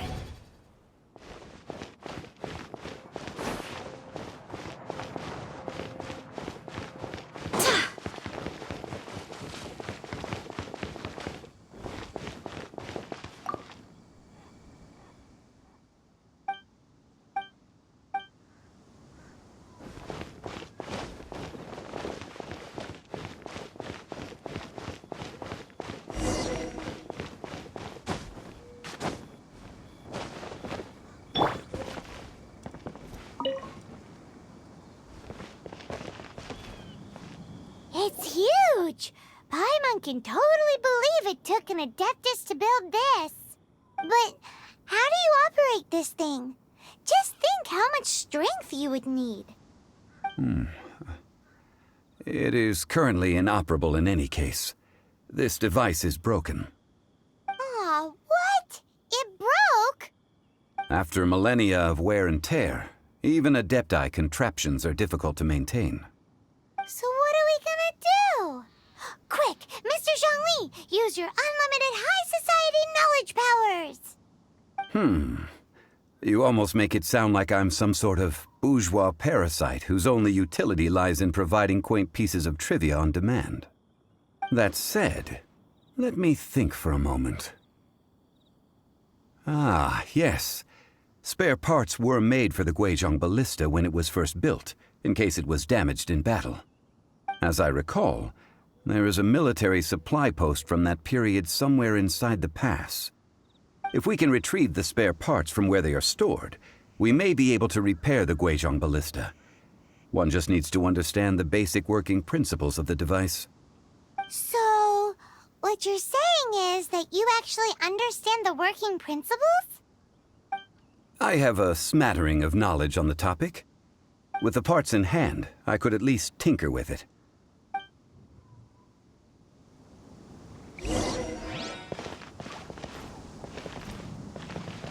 Where is that supply post? Here, post...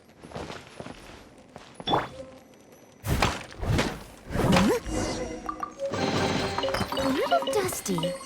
Best give it a spring cleaning.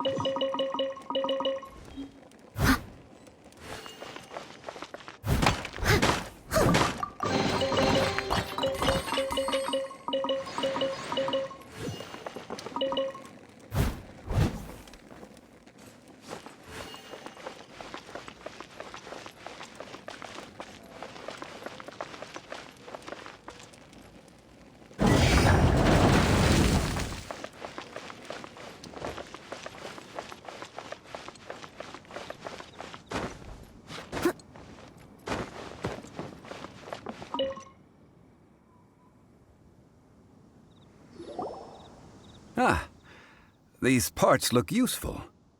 One moment. I will try to repair the device. It is done.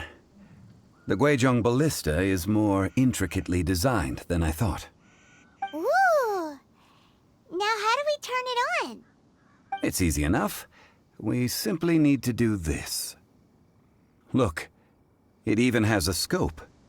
Over here we have... nothing. And over there... more nothing. Hey!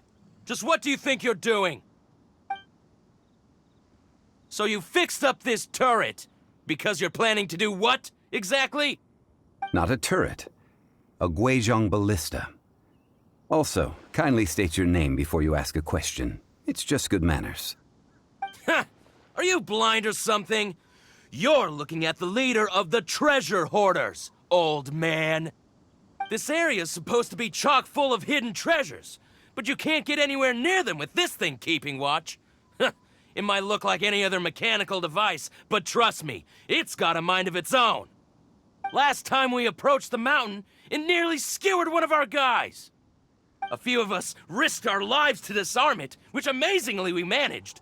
And then we turn our backs for 2 seconds, and you've already gone and repaired it! The next thing you'll be repairing is your faces! And that's if you get out of this alive! Tut tut. Vandalizing the legacy of an Adeptus for selfish gain. Disgraceful behavior. It is not we who need reprimanding, but you.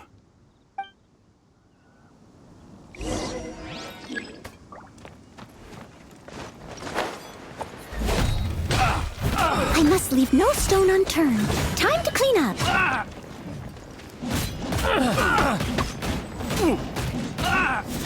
Unlucky.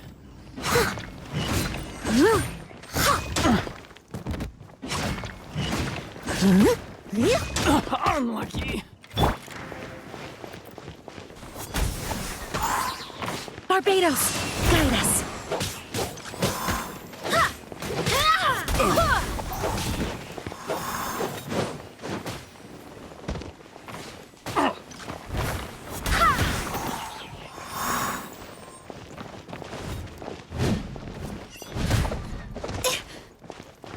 Go as one! Done.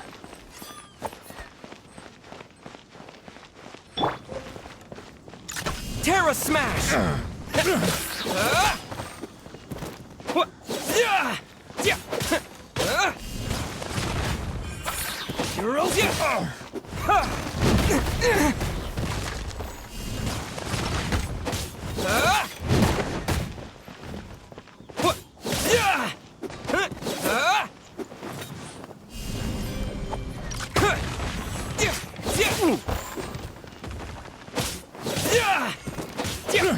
You're open.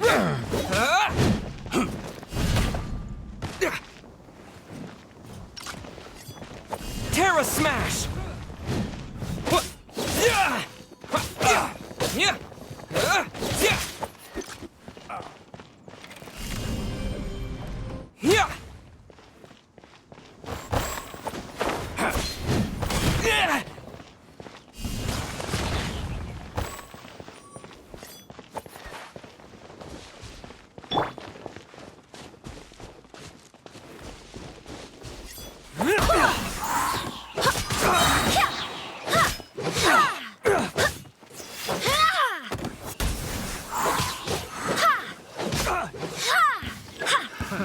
Another test subject.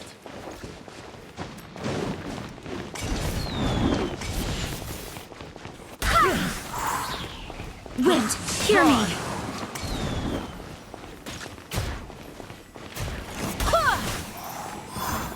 That tingle? Fry! I got careless.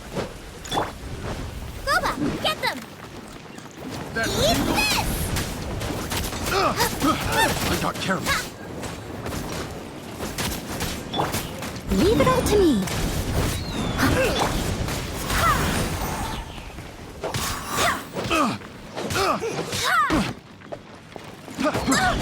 Barely a scratch! Fry! Go as one! Fry! That tingle?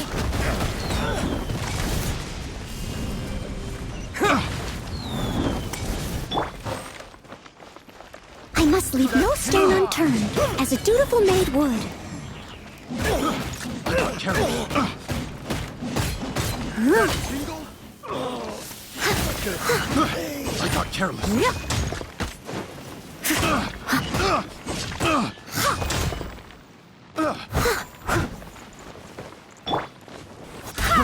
Fry! Have a little taste. Barbados, guide us.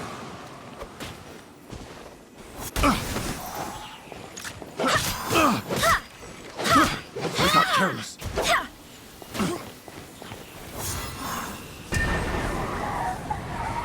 Go as one! Steady as stone.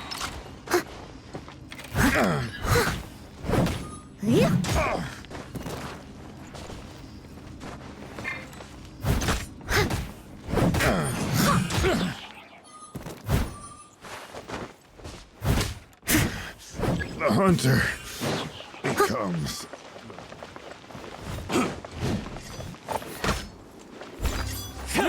Time to clean up.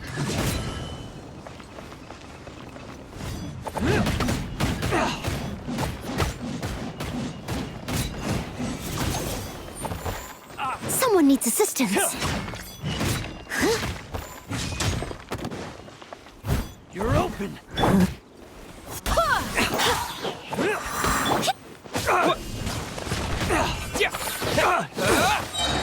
To dust! You're open.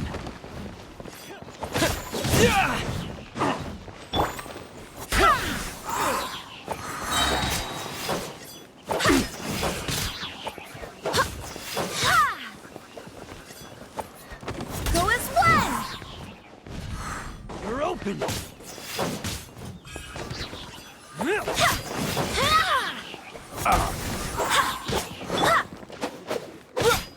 Terra Smash!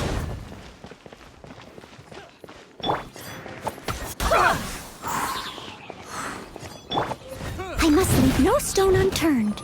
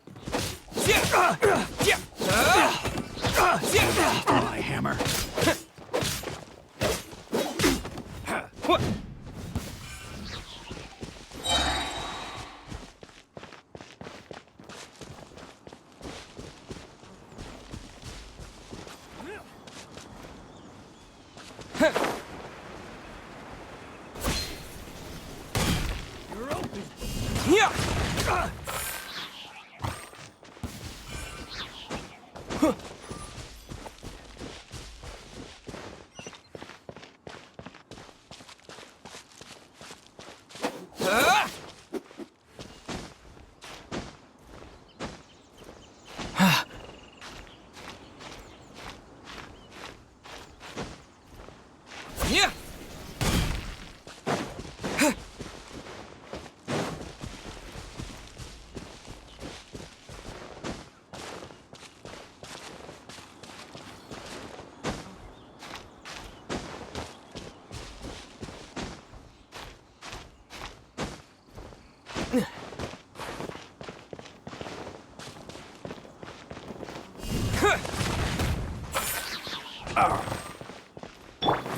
Go as one!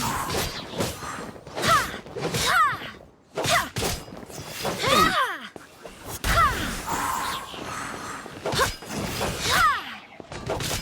Ha! Ha! Go as one!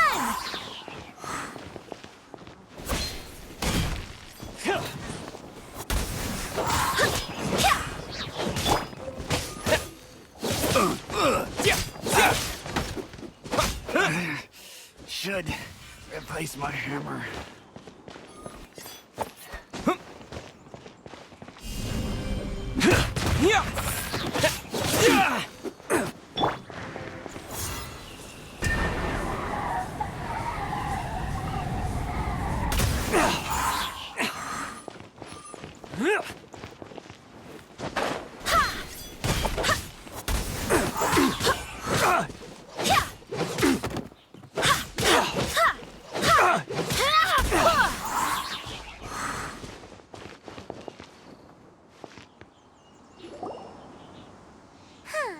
These lowlifes didn't know who they were messing with. Troubling ourselves over this rabble is not worth the time. We should focus on our contract with Chi-Chi. Oh, yeah, that! So we've got the Guizhong ballista working, but where's our Coca Goat? A search using the Guizhong ballista revealed no significant life forms nearby, save for the usual wildlife. What's more, a contraption built using Adeptus technology should have no trouble detecting an Adeptabeast, as Chi-Chi put it. Which means... a Paimon wouldn't go that far. We did something positive, right? We won't solve anything while standing here and racking our brains. Let's return to Boo Boo Pharmacy, explain that we could not find a Coco Goat, and review our next step. Good idea. We did our best, and that's what counts.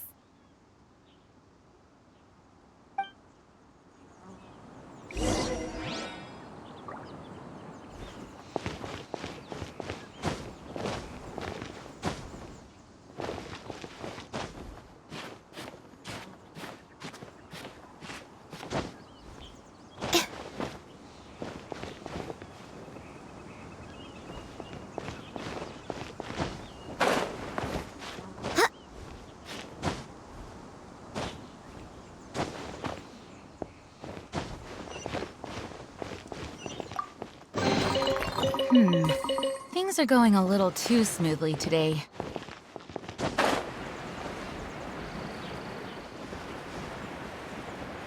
Go as one!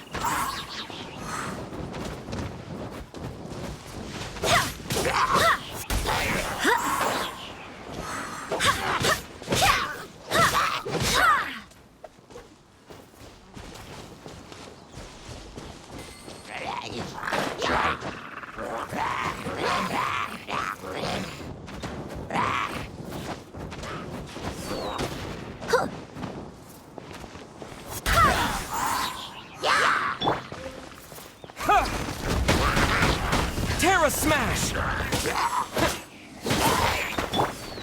Wind, hear me!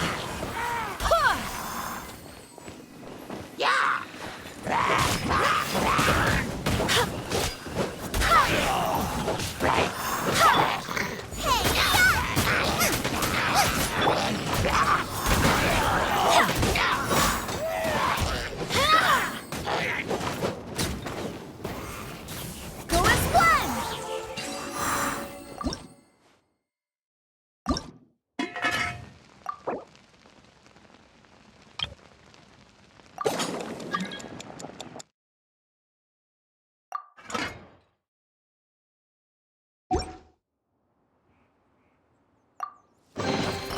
I hope the others find some.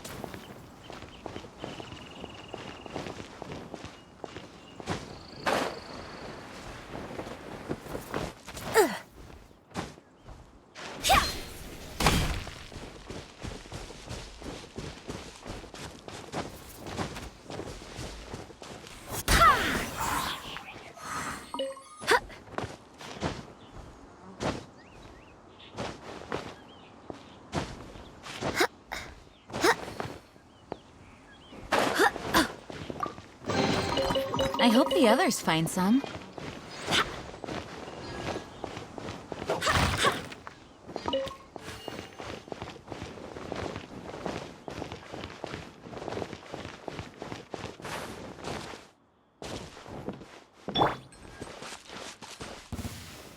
Nice and spicy.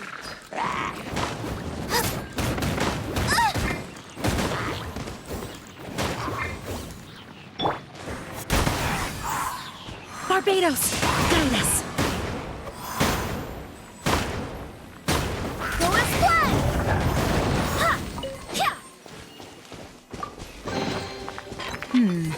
Things are going a little too smoothly today.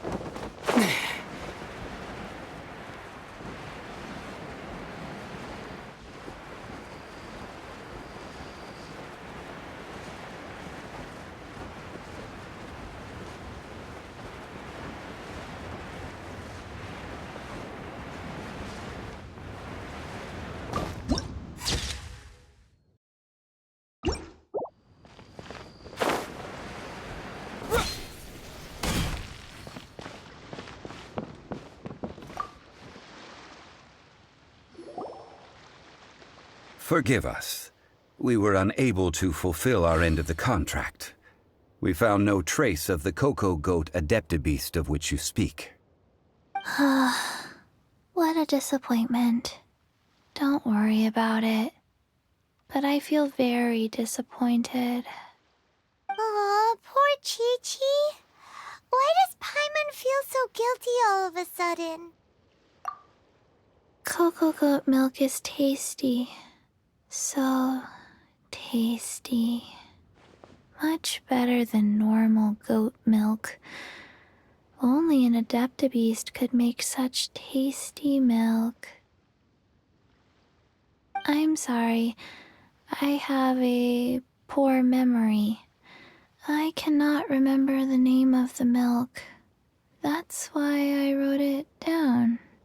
Where did I put it? Ah, here. This is the name. Coconut milk.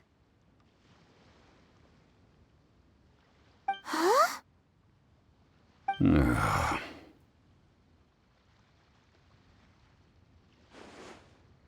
I owe you both an apology.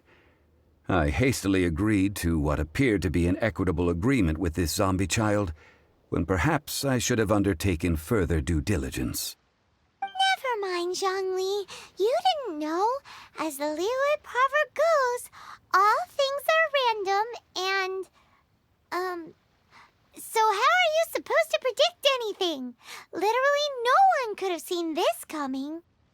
Excuse me, everyone. Did Chi-Chi say a bad thing? Oh, sorry, but Paimon's gonna leave the job of shattering this poor kiddo's world to you. No. Impossible.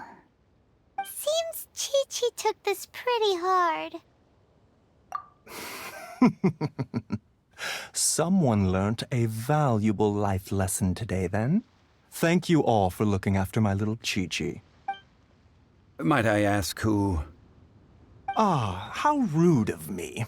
I'm Baiju, boss of the Boo Boo Pharmacy. Paimon thought Chi-Chi was the boss. Turns out it's some wacko who wears medicinal ingredients around his neck.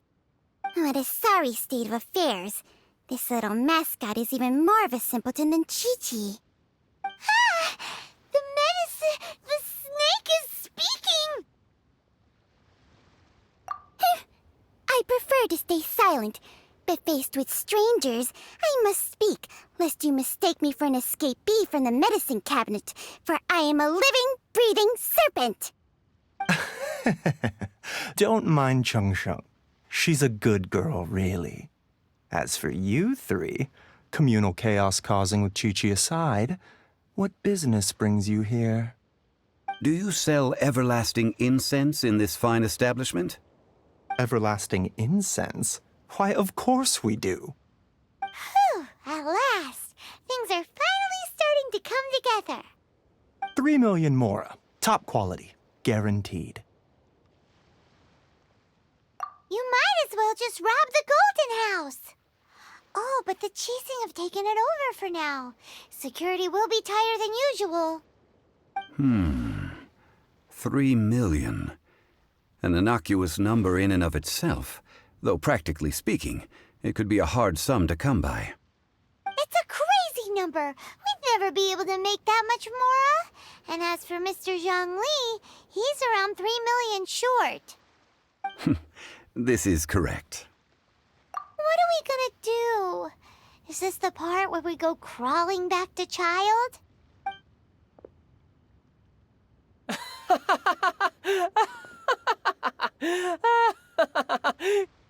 Coco Goat! Coco Goat! My sides hurt. Oh my goodness. I cannot believe you fell for that. Hey, less laughter, more sympathy. I'm almost in tears over here. Thank you. That was the best laugh I've had in a long time. In return, I'm more than happy to sort out this mess you've managed to get yourselves into. Excuse me, sir. Dr. Baiju, isn't it? Truly honored. I'm Child, one of the Fatui Harbingers. Forgive my audacity, but I see a great many opportunities for us to collaborate in the future. If Boo Boo Pharmacy needed a stable supply of, say, coconut milk, the Fatui could help by setting up a robust and speedy distribution network. Strange. I knew the Fatui infiltrated businesses with seductive deals, but so much fuss over coconut milk? Coconut milk. Baiju, quick. Chi-Chi wants coconut milk. Ah, yes, of course, Chi-Chi. Anything you want. Thank you, child. I look forward to a successful collaboration in the future. I can give you a discount on that everlasting incense, too. Let's say 2,990,000 mora. That's like 0 difference from 3 million. 2,990,000. Also an innocuous number in and of itself, though practically speaking, it is a whole 10,000 less than the original sum of 3 million. Well, now that this is settled, we must head back to Yujing Terrace. Mr. Child, Dr. Baiju, little Miss Chi-Chi, see you soon.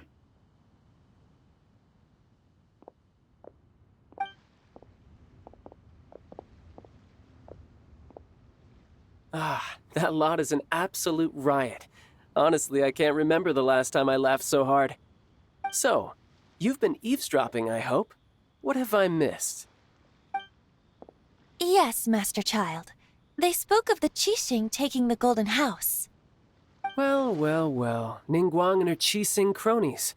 What else would they be hiding in the Golden House, if not the Exuvia? I apologize, but I warned you, didn't I?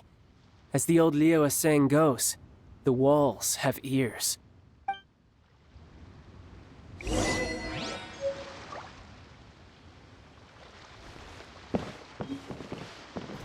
This is good.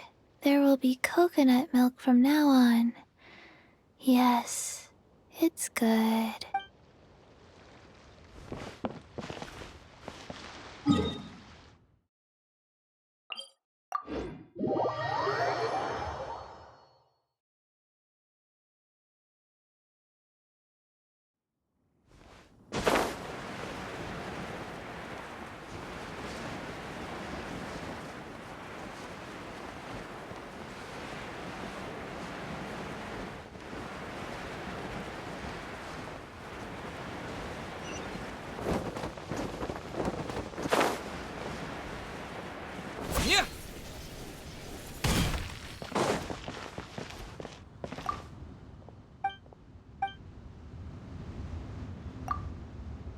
Well, as it stands, we've hired helpers, and we've acquired the everlasting incense.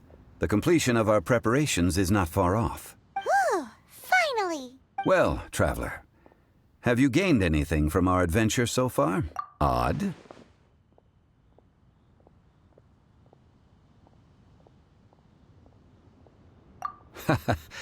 Which is it, I wonder? The questions that such travels raise are ever so complicated. Well, I'll leave you to ruminate over it yourself. As to remuneration for your help, I've decided to treat you to a meal. Oh, yes, don't worry. I will remember to bring the Mora this time. Tonight, I shall take you both to an old hole-in-the-wall, praised throughout Liyue. Hole in the wall? As in a cool restaurant? Indeed. Let us meet near the harbor, at third round knockout.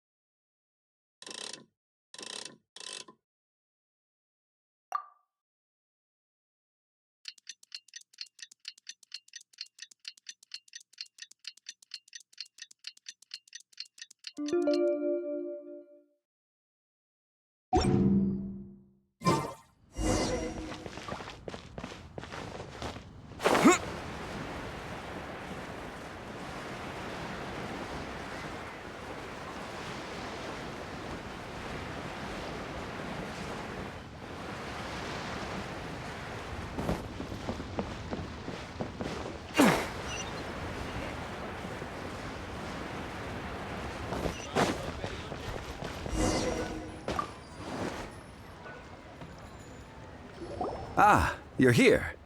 There's no need to order. I've already done so. Third round knockout is not for lightweights, like those taverns in Mondstadt. Here, the owner does not take such unorthodox orders as fruit juice.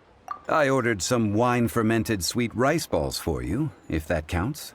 If it is to your liking, dear customers, I shall continue the tale of Lady Ningguang's Jade Chamber. Hey, there's even a storyteller here!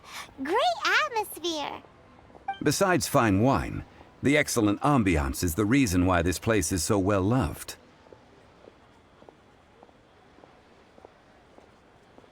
But when I say ambiance, I refer to a different sort from the one the Tevat travel guide uses to judge other establishments.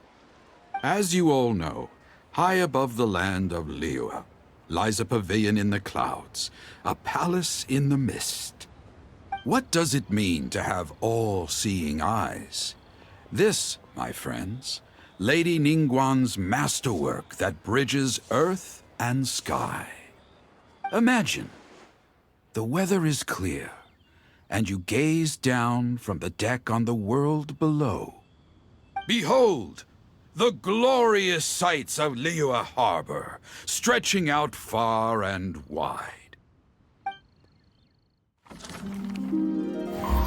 They say that when Lady Ningguang ponders important affairs, she retreats to her jade chamber with none but her 3 closest confidants in tow.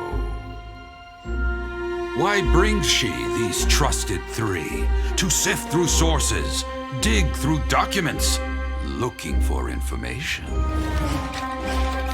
Piece by piece, facts and figures paint a picture on the walls of the chamber. But well before the wall is filled, Lady Ningguang's mind is made up.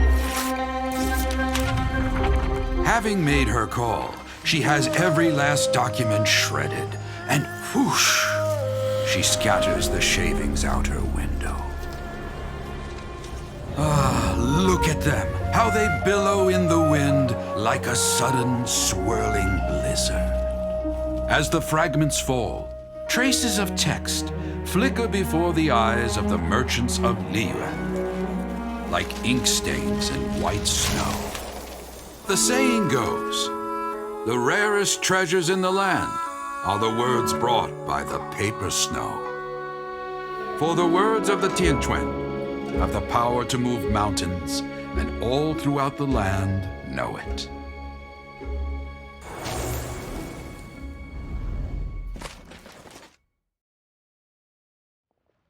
These are but scraps of paper, and yet they guide Lady Ningguang's hand. Such is their value.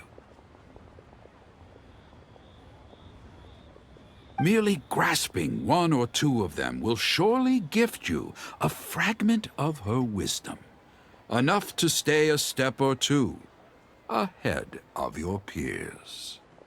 Tianquan Ningguang. Feels like we're hearing this name a lot. Liyue locals talk about her. The Fatui hate her. She's most likely the one who hid the exuvia, and we saw her at the Rite of Dissension. Huh. Paimon wonders what sort of person she is. At last I have found you. You who returned from Jueyun Karst. Who's there?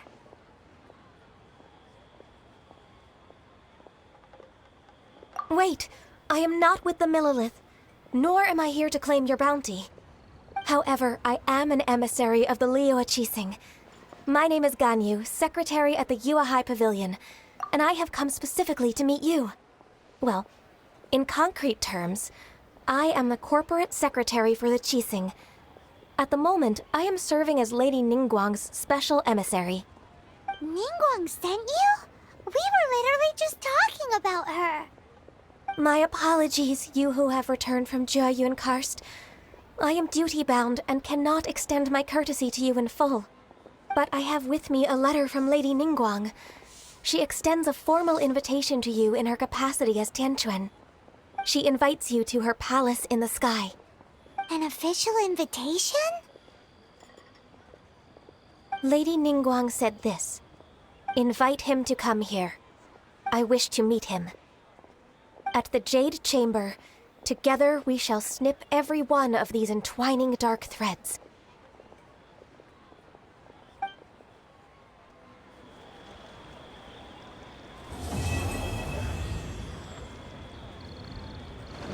And with that, the emissary who called herself Ganyu just disappeared. But we've received an invitation from the Liyue Qixing.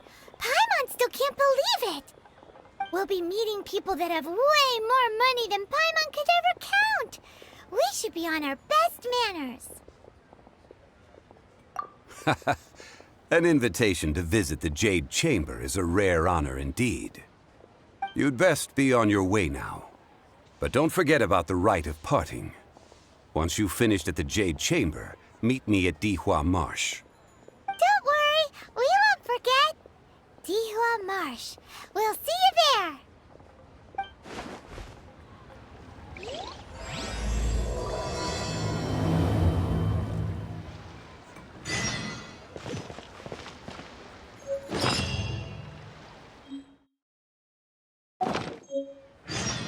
Listen, let me tell you how. Precious curio. Made another handsome son.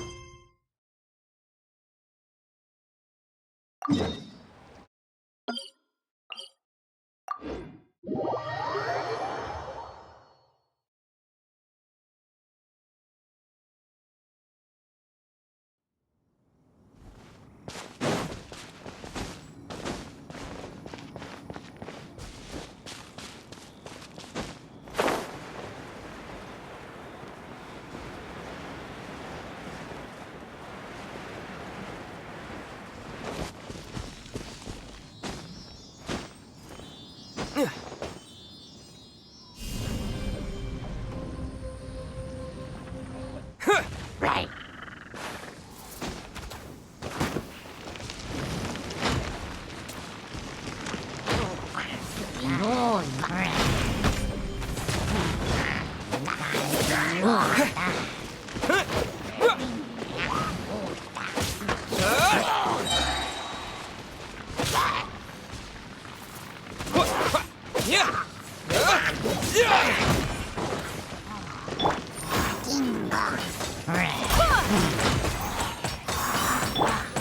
Steady as stone, as a dutiful maid would.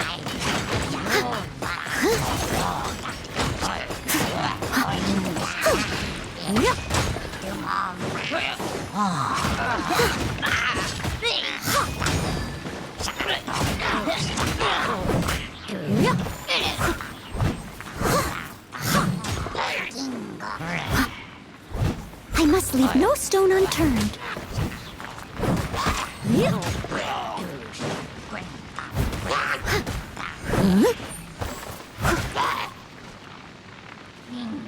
I'll catch up. Out of the frying pan, into the fire.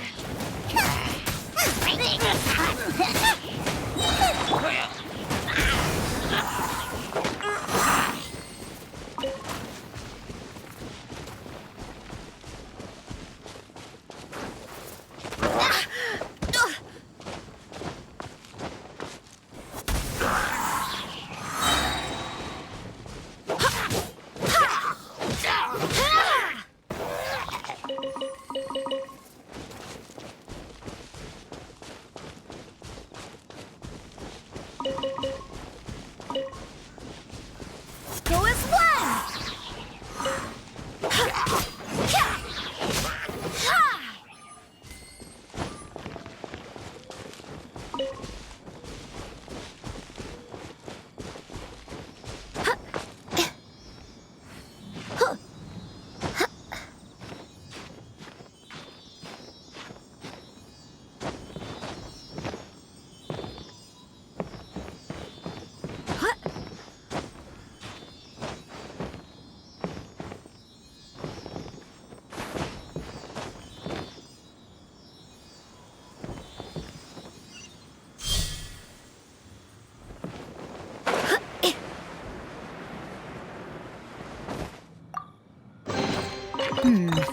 Things are going a little too smoothly today.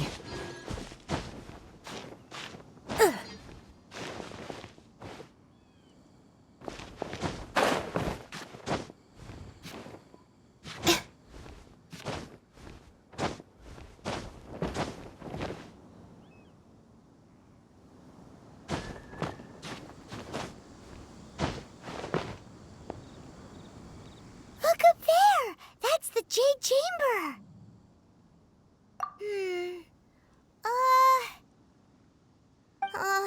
This is bad. Paimon's supposed to be your guide, but Paimon doesn't know where the way up to the Jade Chamber is.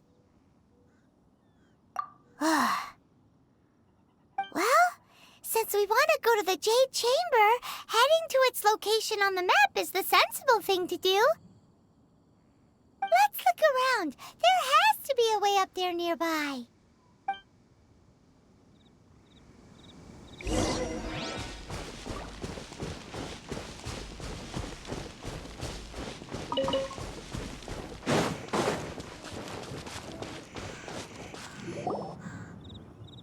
Hey, look! There's some sort of mechanism thingy. Since this is the right place, it must have something to do with the Jade Chamber. Yes, this must be the way.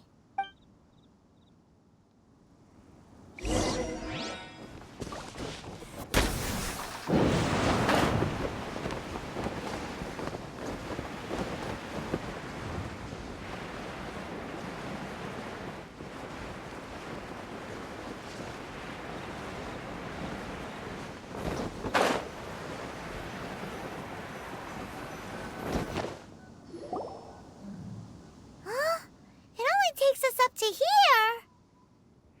Aw, if that wind current was stronger, we'd be able to reach the top in one go. Huh? Why? Or... Oh, Paimon! If it was a secret, Ganyu wouldn't have let us try to find it ourselves, right? Alright, let's follow your plan. Then we can... Oh, hang on a moment. Look down there. Looks like we've gotten close to the Guizhong Ballista. Paimon has a new idea. Why don't we shoot you up to the Jade Chamber using the ballista? Oh, right. This method does seem a bit unsafe. Oh, that's right. Now that you mention it, we could use the Guizhong Ballista to see if there's another way up nearby.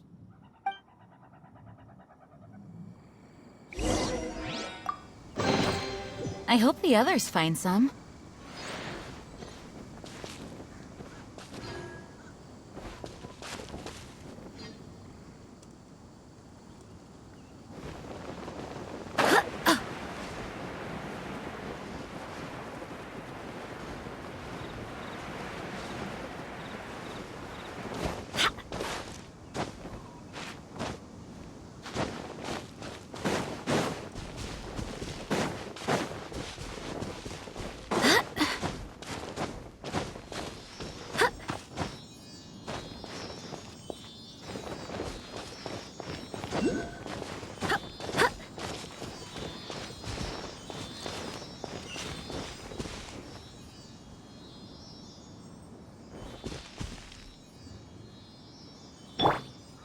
Leave it all to me.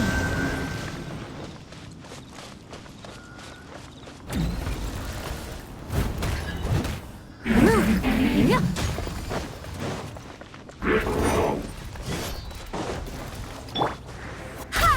Wind, hear me.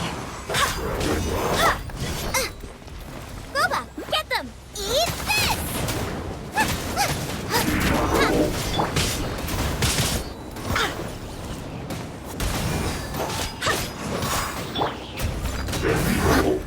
Time to clean up.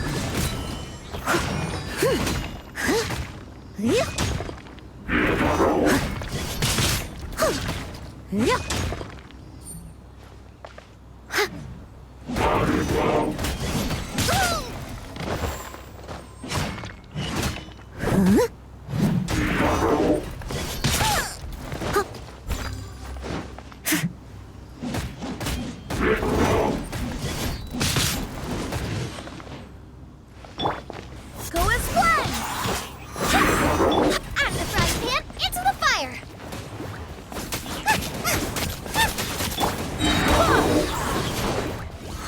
I swear by my sword.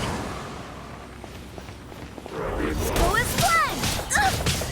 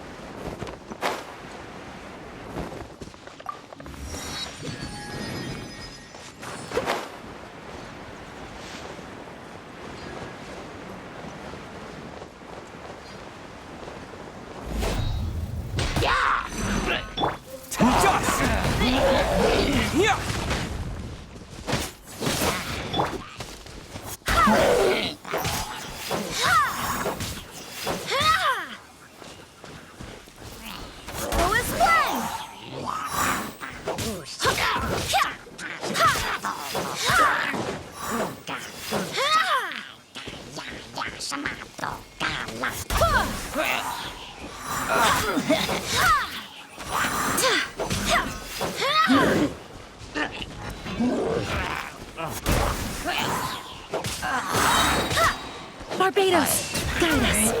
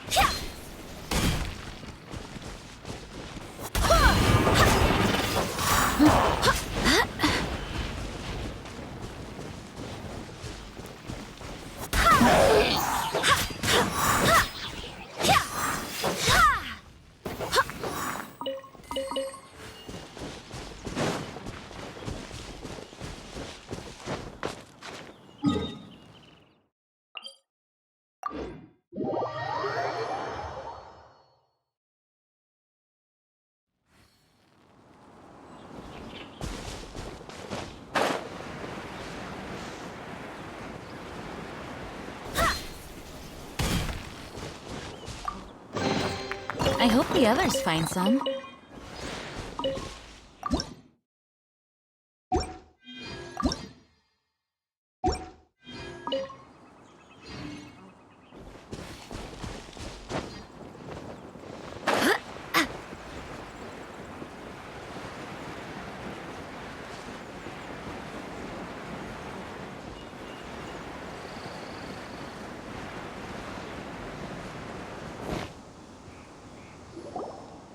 Halt! Who trespasses on these hallowed grounds? Exactly. What are you talking about? We're invited guests. What makes you think you can treat us like this? No. Wait. Maybe this was Ningguang's plan all along. She pretended to invite us to the Jade Chamber, but set up a Millilith ambush here to arrest us.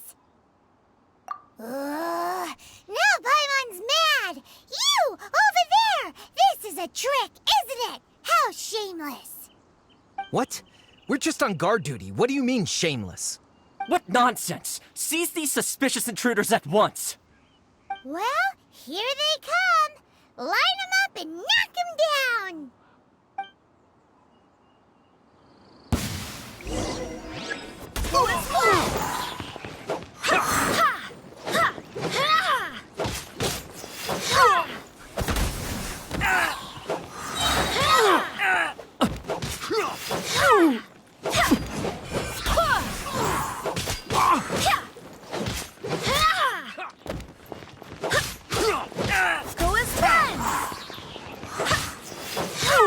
I swear by my sword!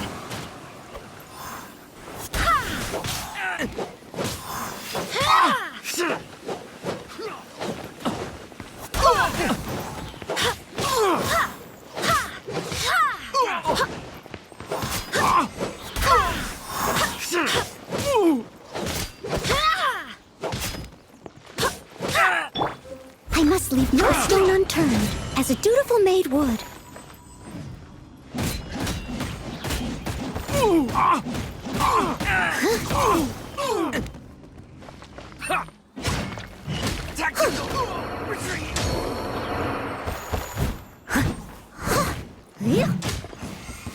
Who goes there? Nice and spicy!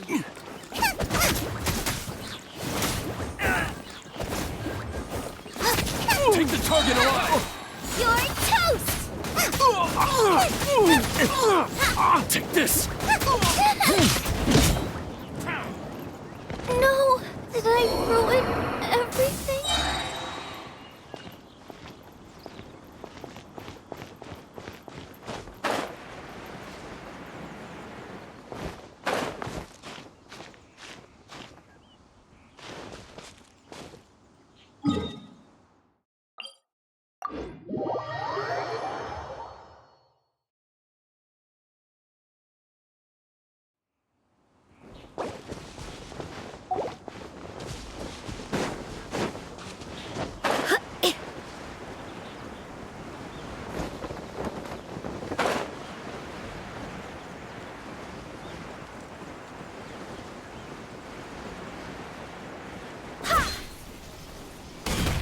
Two arms!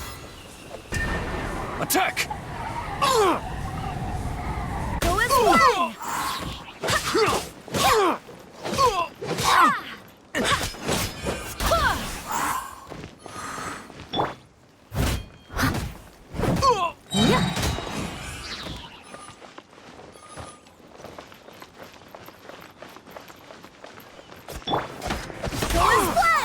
Take this! Barely a scrap. Barbados, guide us.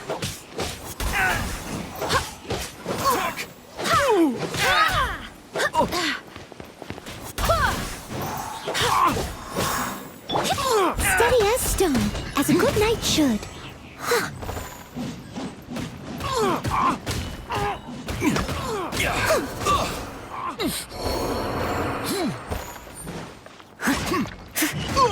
Take the target alive!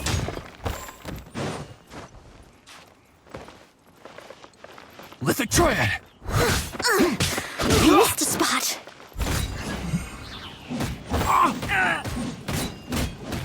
Attack! Go as one!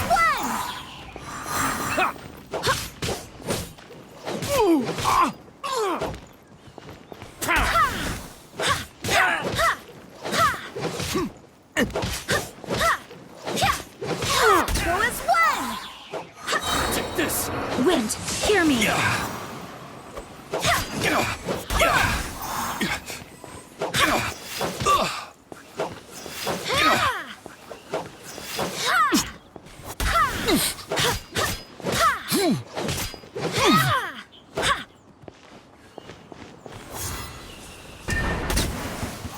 Two arms!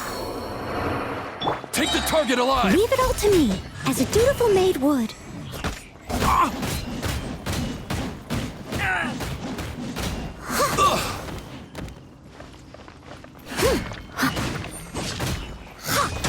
Attack!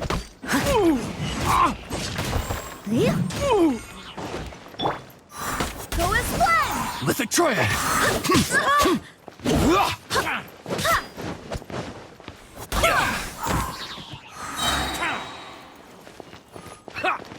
I swear by my Take the sword. target alive! I must leave no stone unturned.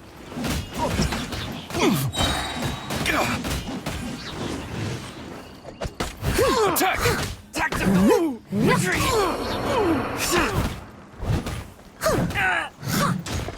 Take this!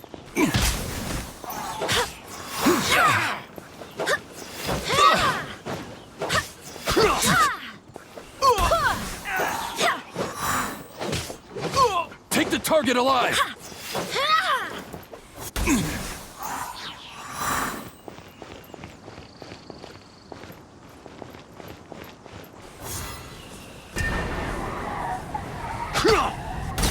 Two arms! Attack! Steady as stone.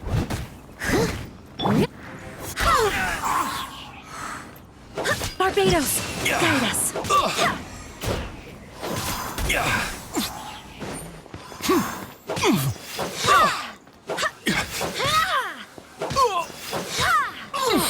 as one!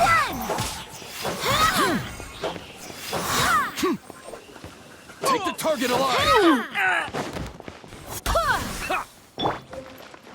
Lithic Triad!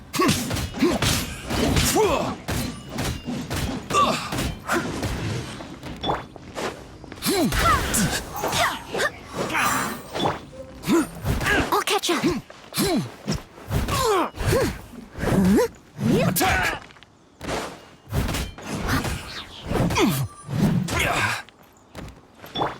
Go as one! Leave it all to me.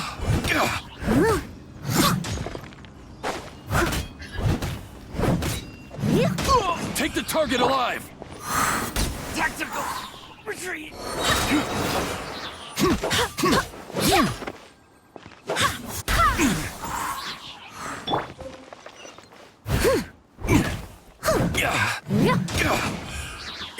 Bested.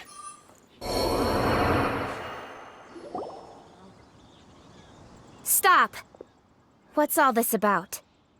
Lady Kuching, these two strange people suddenly appeared. They seem to have designs on the Guizhong Ballista. Who are you calling strange?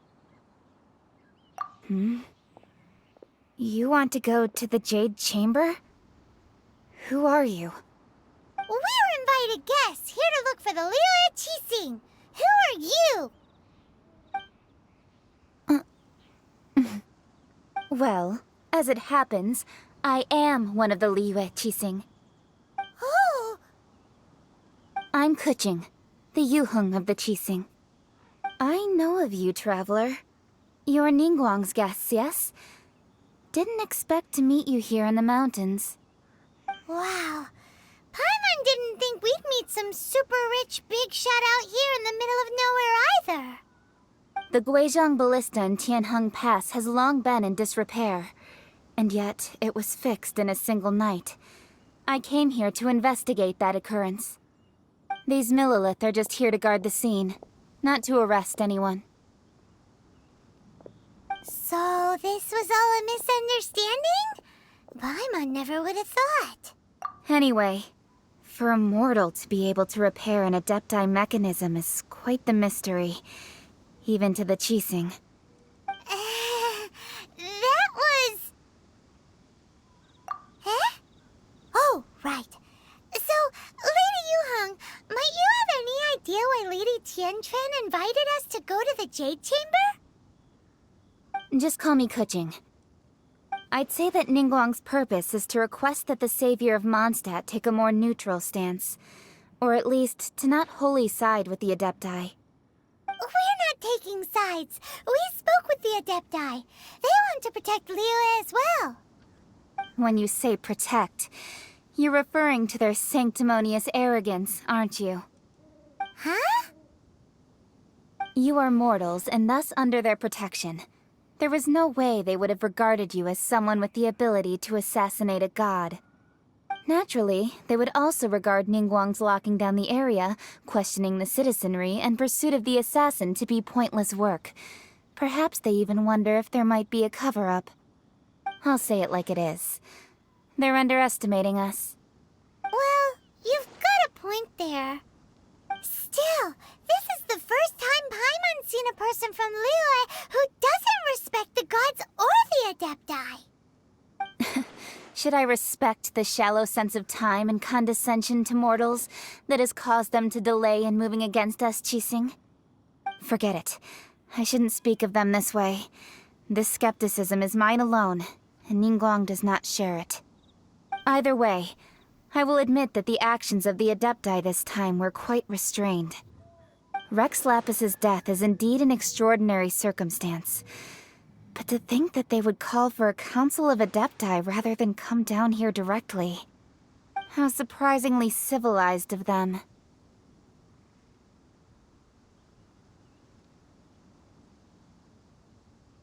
Well, for Ningguang, she would talk anything and everything out if she could. But I doubt we can do that here. The time of the Adepti has long passed. If even the Liu Qixing don't want to face that truth, then what future is there for Liu? Another super bold statement. I'll stop here. Honestly, I hadn't intended to say so much. But you're a good listener, traveler. You should both be off to the Jade Chamber. Don't be late now. Ningguang's schedule is packed to the gills all the way till next year. The cream of Liyue's mercantile crop all see ascending to the Jade Chamber as the greatest honor. Each brings rich gifts as they visit, all to curry a little favor with Ningguang. Favor? But... Wait, that's right! Greeting gifts are a staple of Liyue's culture. We need to get one. Not to curry favor or anything, just to respect Liyue's culture. All right. You can decide on your greeting gift yourselves. Let me tell you how to get to the Jade Chamber first. You didn't actually have to come to Mount Tianheng. Go back to Liyue Harbor. Find a guide at the Yuehai Pavilion, and... well then. May we meet again, traveler. Well, that Yuheng may not respect the gods, but Paimon thinks she's a pretty cool person. So, what should we give to Ningguang when we see her? Oh, right! Paimon dreamed of an amazing snack last night! Sugar-frosted slime! Paimon has a feeling that it would be perfect for a super rich person like Ningguang. Why don't we go with that for a gift? Nope! But Paimon's sure that we just need to make it with some boom shakalaka. Let's go gather ingredients. Time waits for no one, and neither will our riches.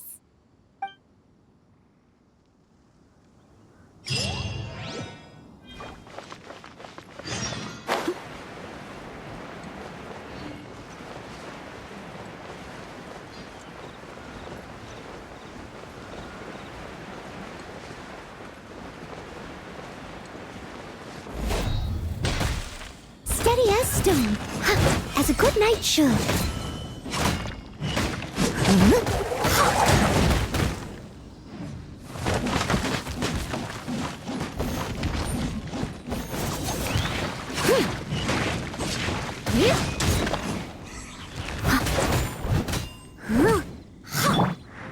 Go as one! Wind, hear me!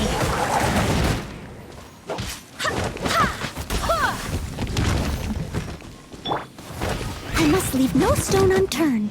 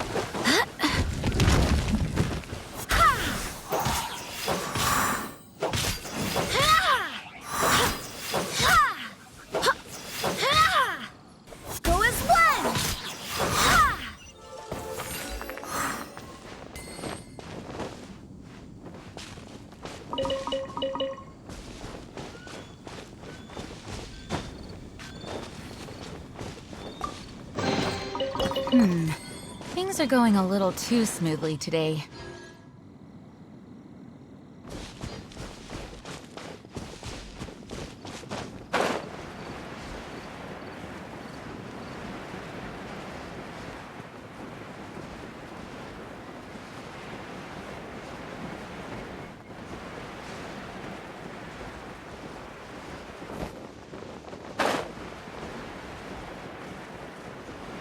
Ooh, look at that slime! It looks crystal clear! And very delicious! That's the one!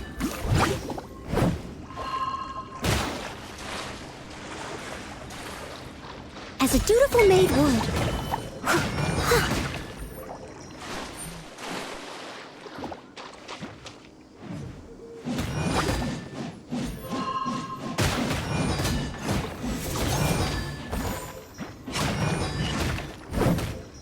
Leave it all to me.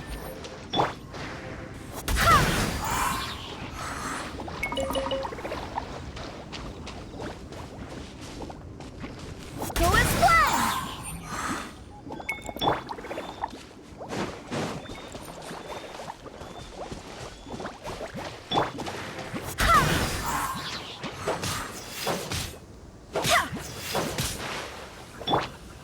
I must leave no stone unturned.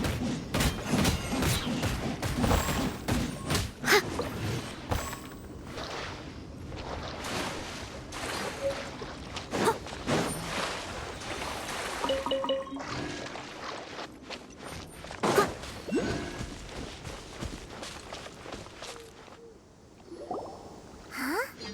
Is it just Paimon? Or is there a sweet fragrance in the air? Huh? Did you hear that? It seemed like it came from those ruins over there. Uh-oh. It looks like the treasure hoarders have locked someone inside.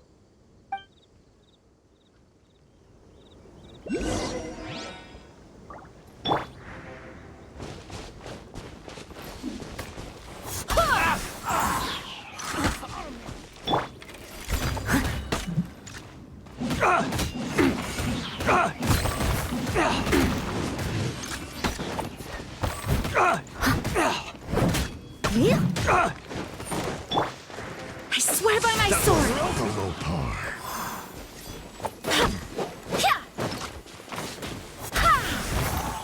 You're open.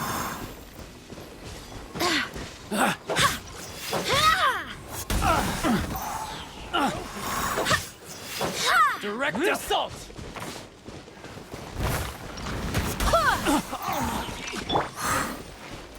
Steady as stone, as a good knight should.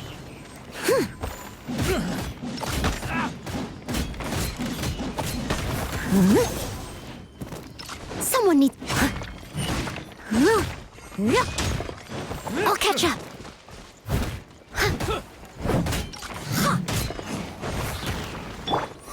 Kill is one! You're open.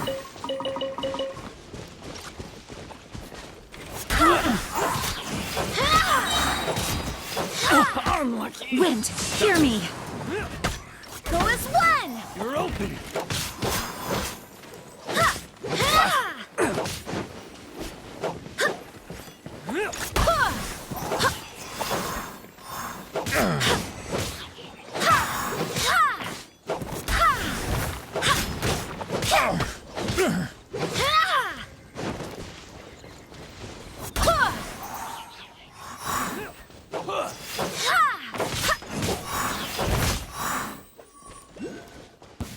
Go as one!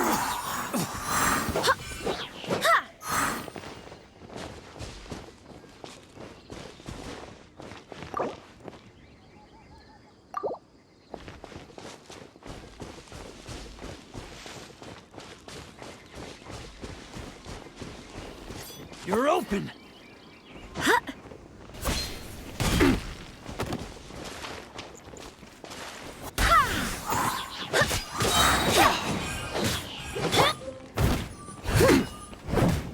Leave it all to me.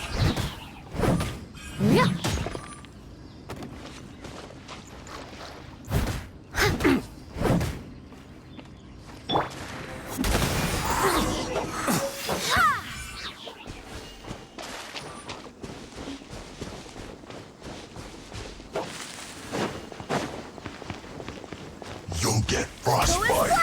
Barbados, guide us. Ash frost. I must leave no stone unturned, as a dutiful maid would. Let's end this quickly. Freshness preserved. Frozen food. And ruin.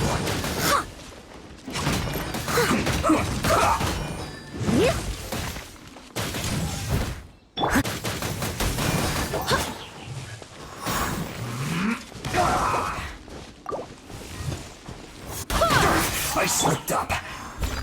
Chill to the bone.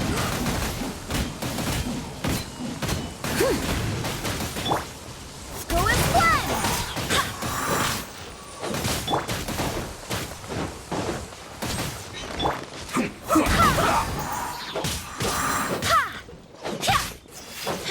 Let's end this quickly. Now you're not going Steady as anywhere. stone. Frozen food.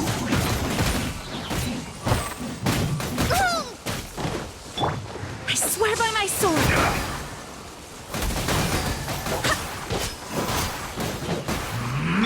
Ah! Get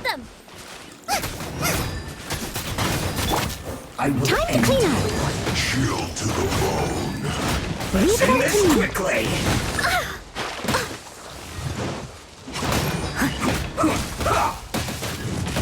That's going back in the wash.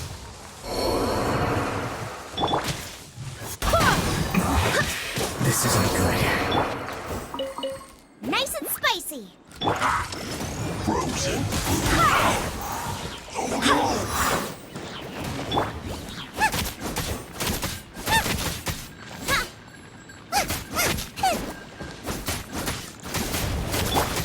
Flash frost!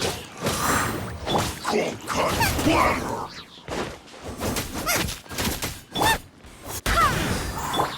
Out of the frying pan, into the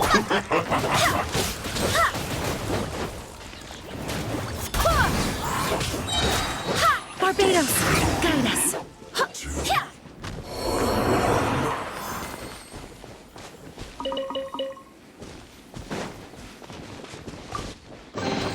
What a pleasant surprise.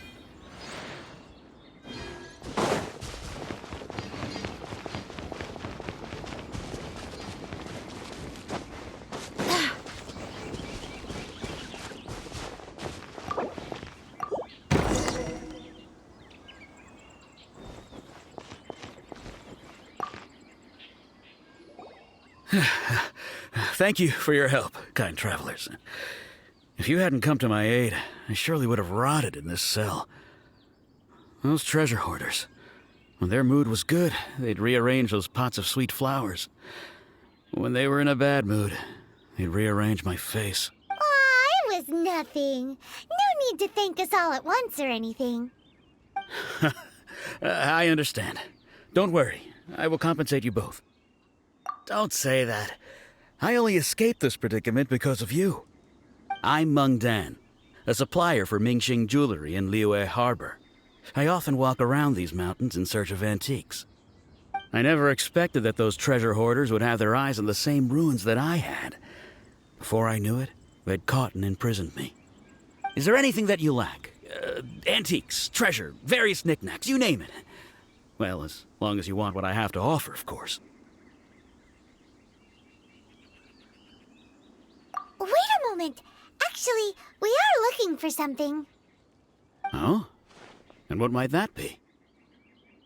Do you have a box that can store presents? We'd like a pretty one. The kind that you can use to store snacks. Of course we do. How can one sell antiques without gift boxes? At Mingxing Jewelry, we have the best gift wrapping service in the 7 nations. Now just give me a moment and I'll let the boss know. You can go see her whenever you require that box. Great! Paimon's sugar-frosted slime now comes in a beautiful package.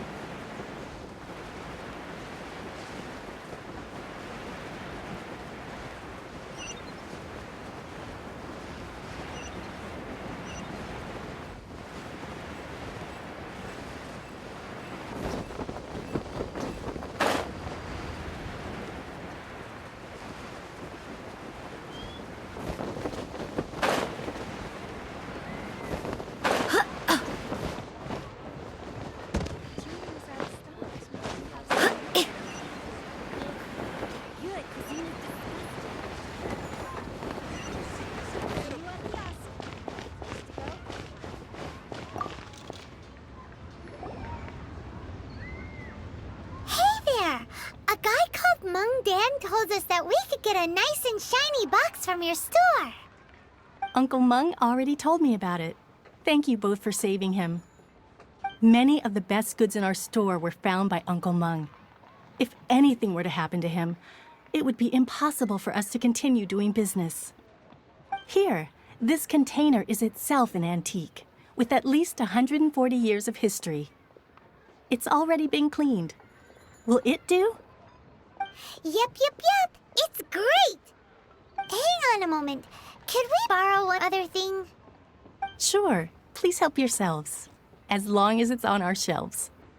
Traveler, this clay pot looks really awesome. If we use an antique as our mixing bowl, we should be able to make a great snack. It's done! The one and only sugar-frosted slime! Carefully now. Into the box it goes and dust it over with a bit more powdered sugar. Oh, yes. You might want to use these 2 freshly picked flowers as decorations, too. Woohoo! It looks beautiful! Great! Now that we've put all that we've got into this box, let's go to the Jade Chamber to see Ningguang.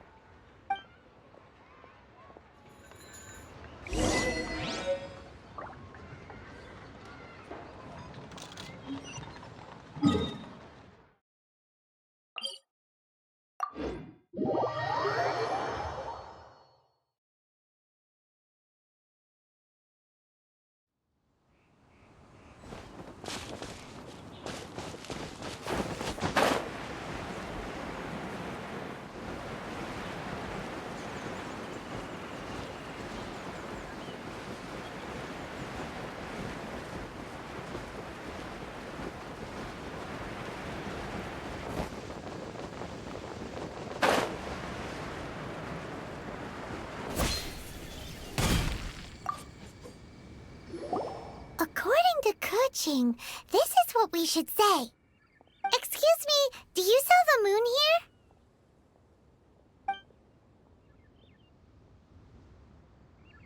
Yes. How many would you like? It's not convenient to speak of numbers here. Ah, well said. Please, use this to ascend to the chamber.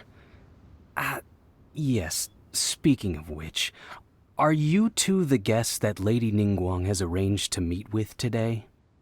Yep. And yet the code they used was not the one for guests, but for the Yuheng. What's going on here?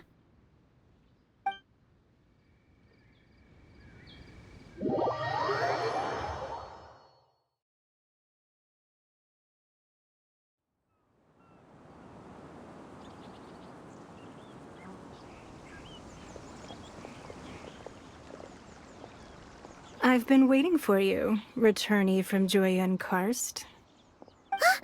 It's Ningguang!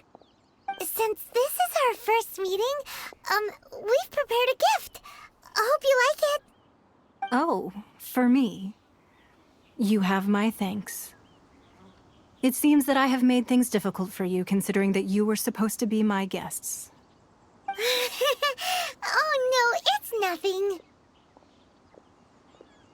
This palace floats in the skies, higher than the peak of any mountain. From this vantage point, one may survey all of Liyue. I have been gathering the funds necessary to build it from the time I began learning the merchant's craft. And since becoming the Tianquan, I have spared no effort in hiring the best craftsmen to constantly extend it. At first, it was but the size of one room. Now, it is large enough to blot out the moon in the skies above Liyue. One day, I believe it will overshadow all 7 nations. Not many from outside Liyue earn the right to ascend to the Jade Chamber. But I have been in correspondence with the acting Grand Master of the Knights of Favonius, who spoke highly of you. As such, I have been putting eyes and ears out ever since you reached Liyue. What? And I finally got wind of your movements when you were on the way to Wangshu Inn. Wait! Was Ver Goldet one of your people? Just Vergoldet? No. Everyone at Wangshu Inn is one of ours.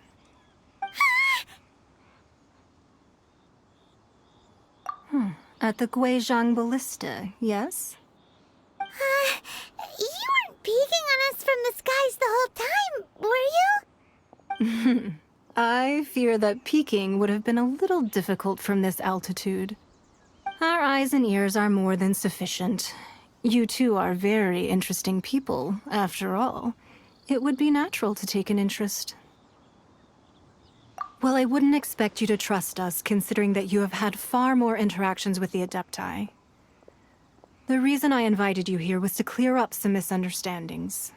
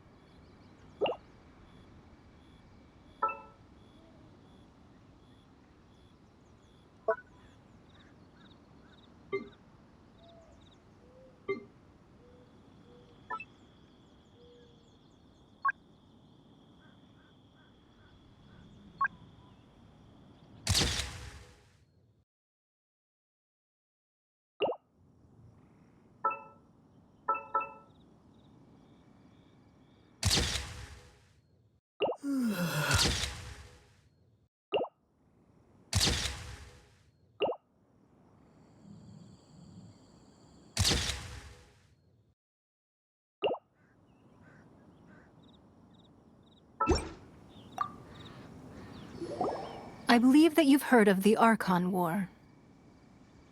Many gods used to walk this earth, and many long wars were fought between them that did not abate until 2,000 years ago. Much blood was shed, and many lives were lost. In the end, only 7 victors remained standing in Tevat. They built cities and nations on the corpses of the vanquished, and thus began the era of the 7. You can see Goyun Stone Forest from here, I trust. It is no natural rock formation. Those are giant spears of rock hurled by Rex Lapis during the war. Beneath the spears lie those cast down by Rex Lapis in those days, gods that failed to seize the title of Archon. Not only is it true that gods may die, but so too has the membership of the 7 changed over the last 2 millennia. Rex Lapis's passing is an unimaginable disaster for Liyue, but the Order of the 7 will not collapse simply because of that. Another Lord of Geo will arise sooner or later. Yet, how are we to forget Rex Lapis? When that time comes, the relationship between the people of Liyue and the gods and Adepti will surely be different from before. Even in a new era, the Liyue Qixing remain Rex Lapis's former subjects. Do you really think us capable of having played a part in his demise? Of lacking the foresight to see the certain repercussions? That day at Yujing Terrace, it was also very sudden. Even I was caught completely off guard. You were there, you no doubt saw. But our enemy has long lain hidden within the harbor. If we do not act against them now, they will surely gain the upper hand. Hiding the Exuvio was a necessary maneuver to take the initiative back, to play the spider while our foes scurry about. Who's this enemy you're talking about? What do you think, traveler? Huh? What are you two talking about? Well answered. The scenery out here is fine indeed, but the wind is a little strong. Our preparations to receive guests within are complete, so please, this way.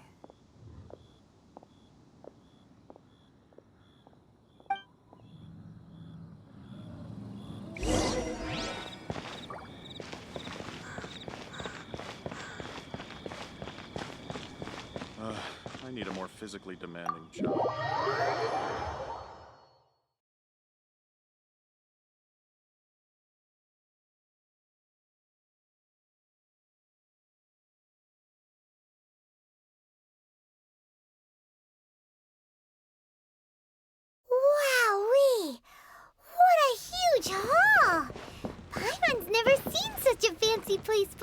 here.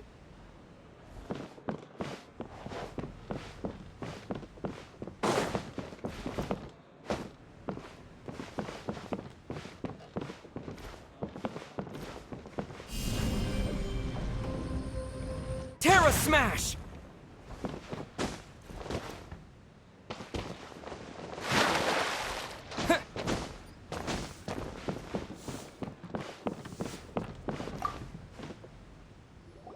Be at ease, you two. Make yourselves at home if you wish. Can we really? I have invited you two here as friends. And when friends come over to play, our enjoyment comes first. Naturally. Ooh! Isn't this that legendary wall? Why, you've kept your ear to the ground, I see. That's because even the storytellers are talking about it. Everyone's after a piece of paper from that wall. It's super famous. That's because that wall records Leo's secrets. Merchants have always been attracted to secrets. But the secrets of the mercantile world are of no interest to you, are they, traveler? You're rather special, really, and I think you're quite aware of that. If possible, I'd like to have your trust. But if you were to choose the more trustworthy person between myself and Kuching...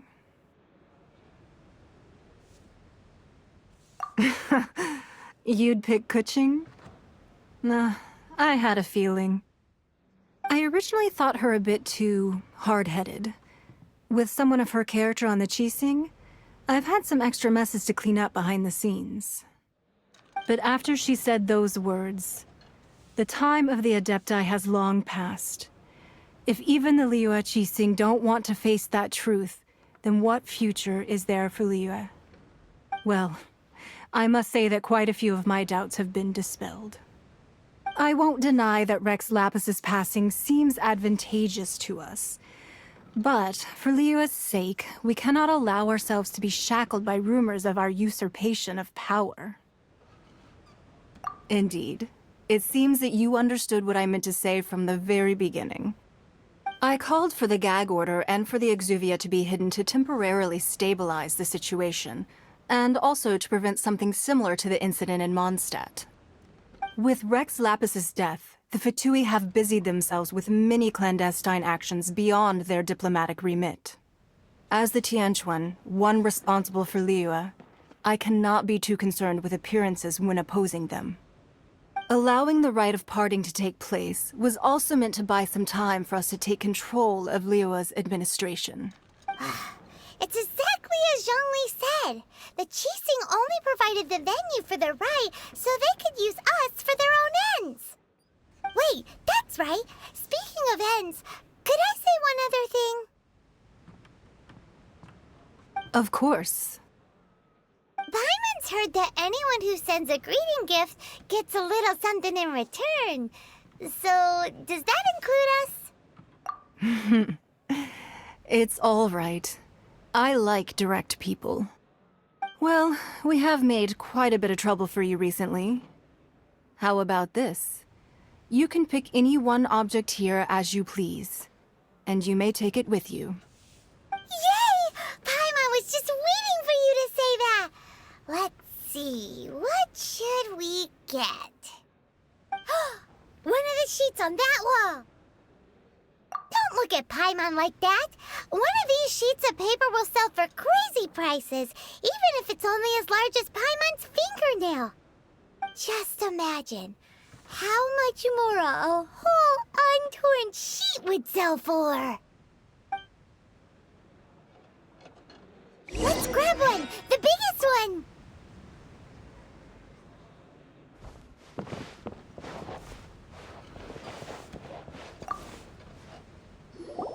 Huh? Well, that was an easy search. The biggest sheet is right up there in the most obvious spot. Let's go with that one. La la la la la. Let's see what's written on it. Huh? There's a place marked with a circle on here. Oh, could it be treasure? Whatever it is, it better make us filthy rich. Let's see what's written over here. Sigil of permission, something, Fatui, research, copy. Huh? Aw, that doesn't sound like treasure at all. This piece of paper shows that a Qixing spy discovered traces of classified Fatui research on the Sigil of Permission. Oh, Ningguang did say that the Fatui have been up to all kinds of mischief in the shadows of Liyue. Spreading rumors, wanting to get their hands on the Archon's body and whatnot. But research on the Sigil of Permission? Paimon wonders what they're up to. Speaking of which, there's also some connection between you and the Sigil of Permission. Seems there's still more for us to find out.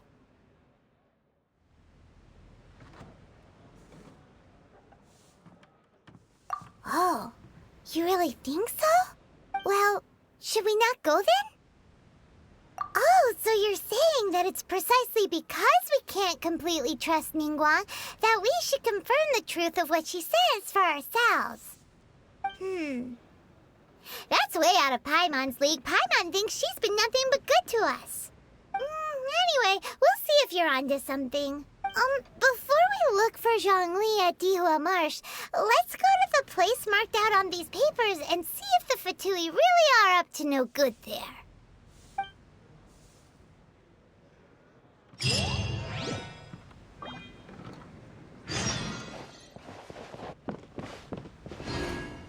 So, have you made your choice? You don't have to confirm it with me. Just choose one and take it. Afterwards, why not sit down for a while in the Jade Chamber? Or have a short stroll? Rest is also an integral part of any journey. Come now. There's no need to stand on ceremony. Loosen up a little.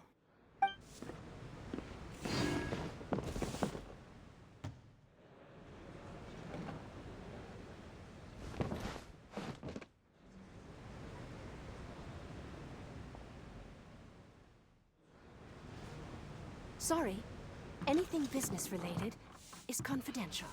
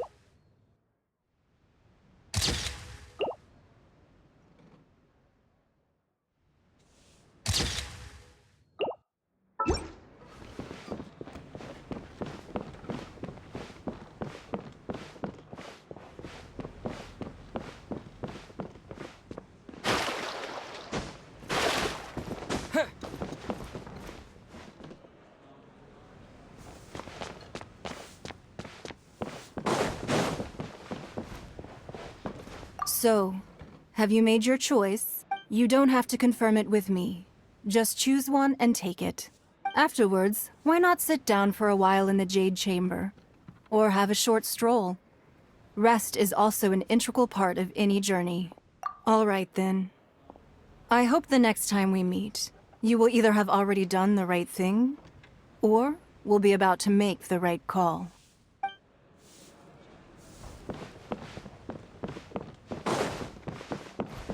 Sorry, anything business related is confidential.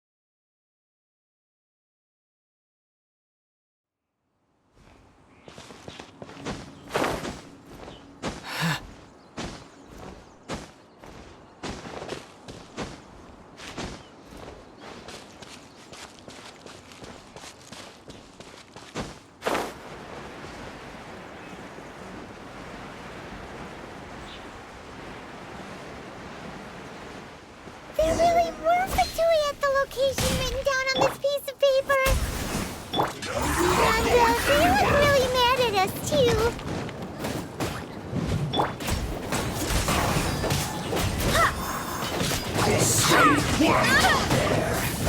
Almost.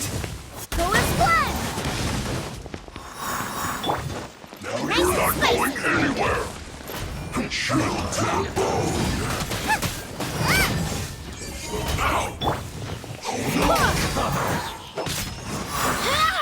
Let's end this quickly!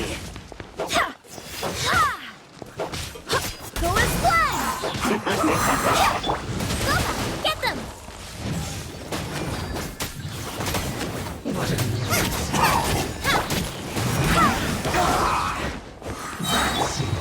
Steady as stone. Frost. Let's not waste time. It was my honor to serve you. Use this first.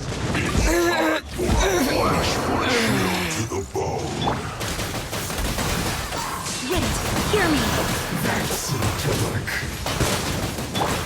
Nice and spicy. You're toast! It's no problem. Let's end this quickly!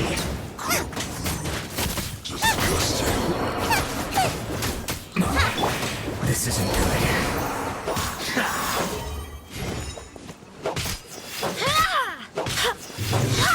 Must counterattack!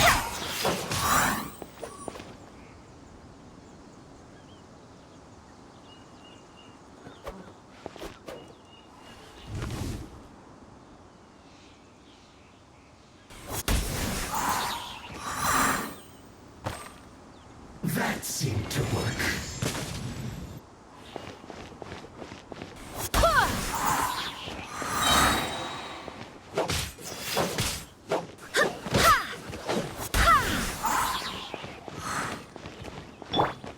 Nice and spicy.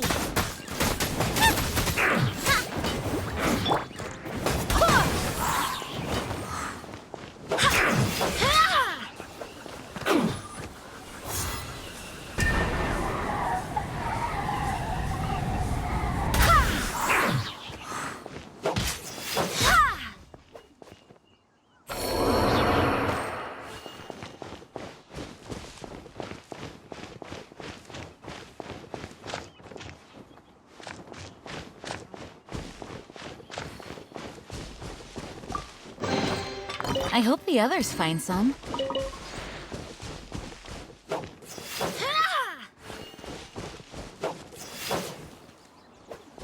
Have a look at this!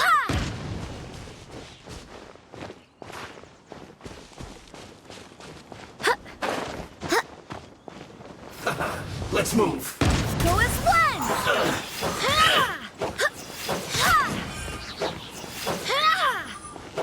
Detoxifying heat! Roasted fry! You need to hurry up!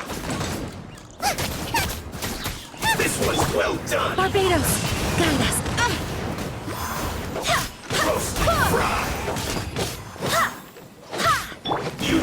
hurry up! Out of the frying pan, into the This fire! one's well done! Go as one! Roast and fry! You need to hurry up! This one's well done! Roast and fry! Go as one! You need to hurry up!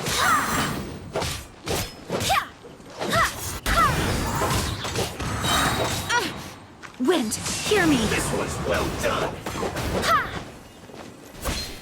You need to hurry up! I must leave no stone unturned.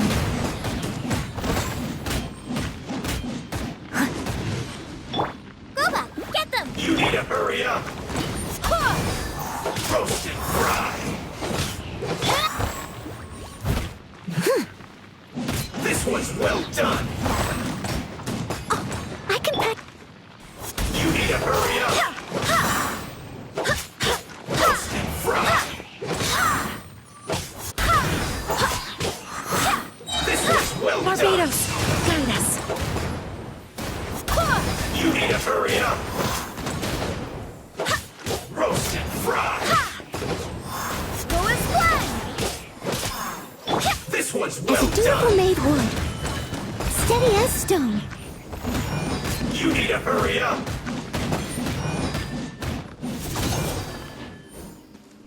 Roast and fry!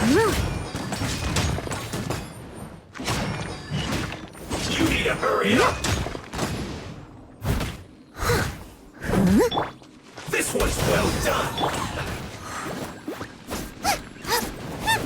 Roast and fry! You need to hurry up! This one's well done! You need to hurry up! Roast and fry! This one's well done! Into the fire! You need to hurry up! Roast and fry!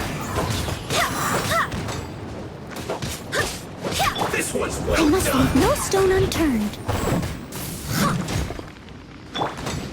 Go as one! Roast and fry! Wind, hear me! An unfortunate fault!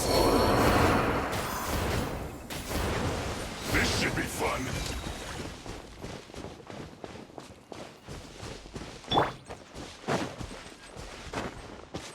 Nice and spicy! Time to fulfill my duty!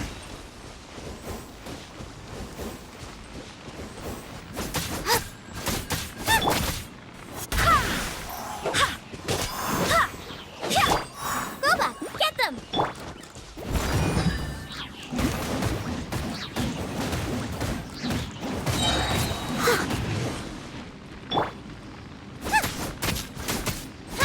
Out of the frying pan, into the fire! Go as one! As a good knight should.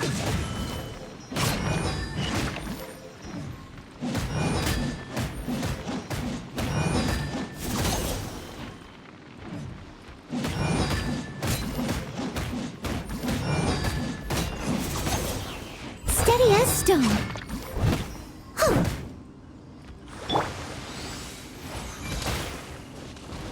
Goba, get them!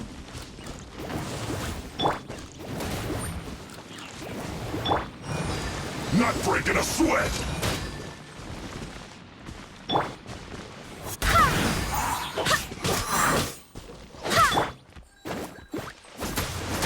This should be fun! You're toast! Go as one!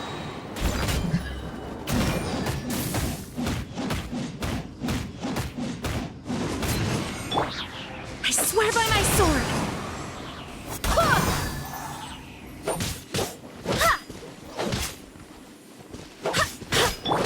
Out of the frying pan, into the fire!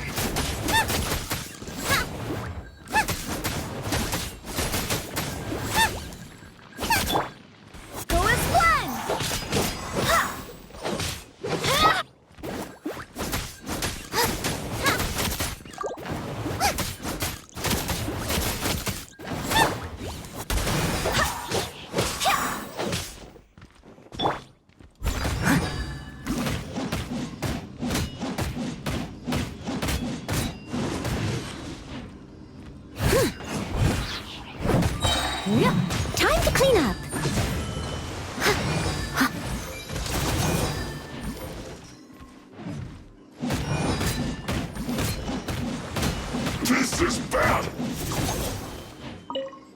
Leave it all to me.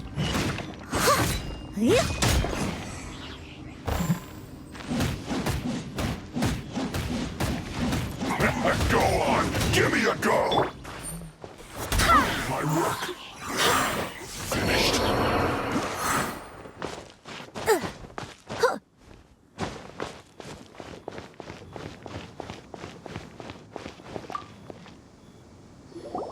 There are so many talismans here.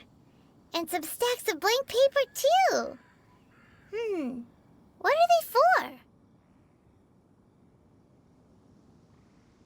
Paimon's seen this pattern before. But where? Oh, Paimon knows! It looks just like the sigil of permission the child gave you. But how did a relic of the Adepti end up in the hands of someone like Child? Suspicious. Oh, that's right. Cloud Retainer said that when the Lord of Geo created the Sigil of Permission, it wasn't to be used as some old relic. Talismans like that were once used in the Archon War to channel divine powers. Maybe the Fatui are copying the Sigil of Permission in hopes of achieving a similar effect. Being able to channel divine power in battle? Whew, that sounds pretty dangerous. And the plot thickens. We'll need to keep an eye on Child, that's for sure. Alright, that's enough sticking around here. We gotta go meet up with Zhang Li soon. The last stop on our Rite of Parting preparations tour is Dihua Marsh. Let's go! Paimon hates being late.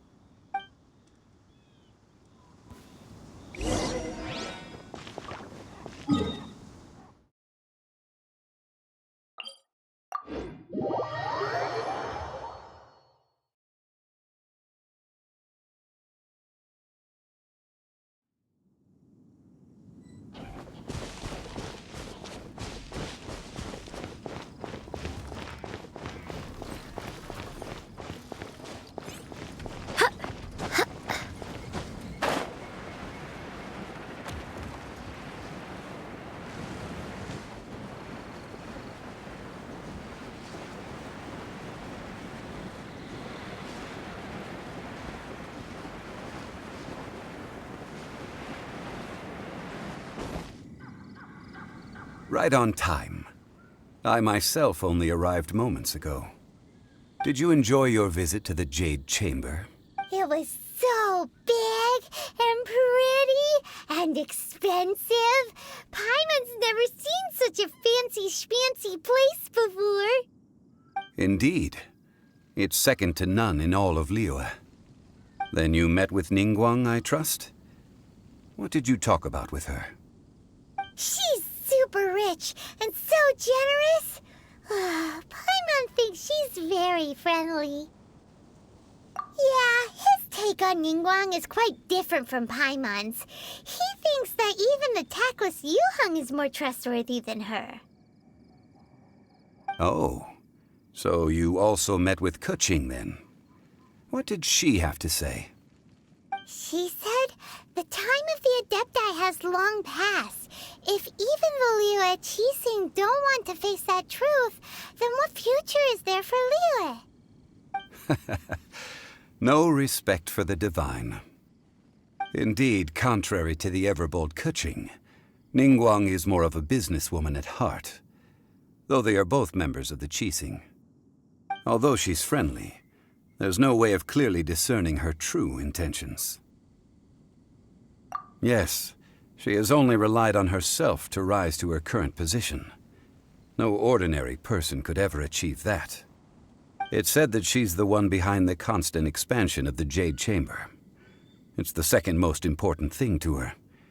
Even if she ever gave up the position of Tianquan, she would never give up the Jade Chamber.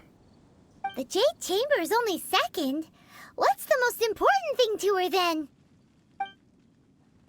Why, Mora, of course.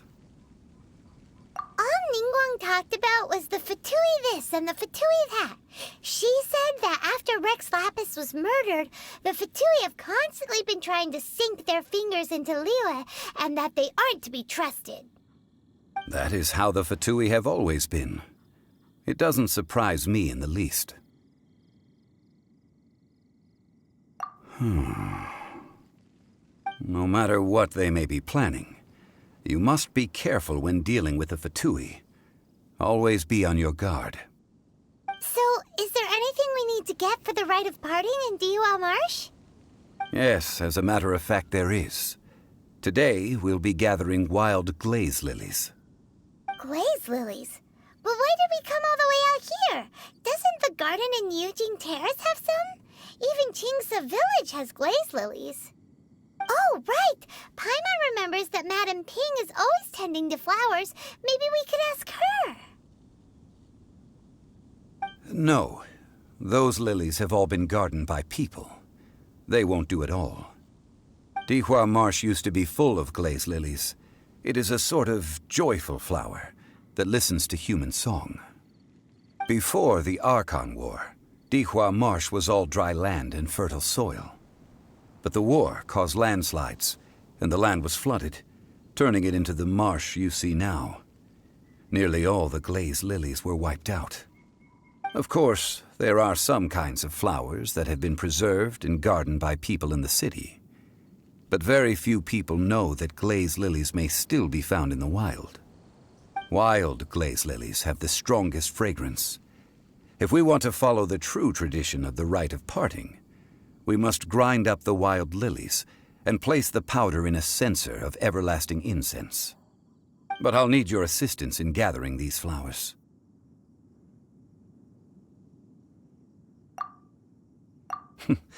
That's correct. Your singing will surely bring out the strongest fragrance from the flowers. So how good is your singing? Really? Why doesn't Paimon believe you? We'll only know once he starts singing.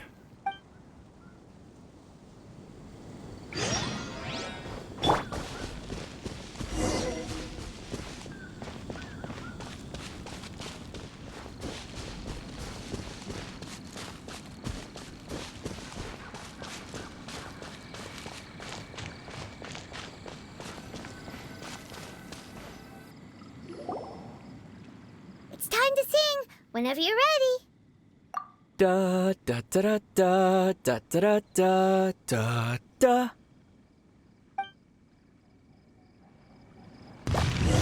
What happened? These flowers are jumping. They look really angry. Is it because you sang a song for Mondstadt that they don't understand here in Liyue?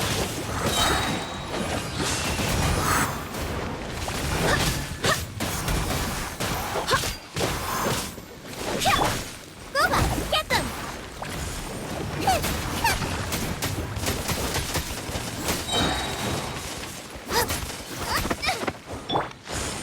I must leave no stone unturned.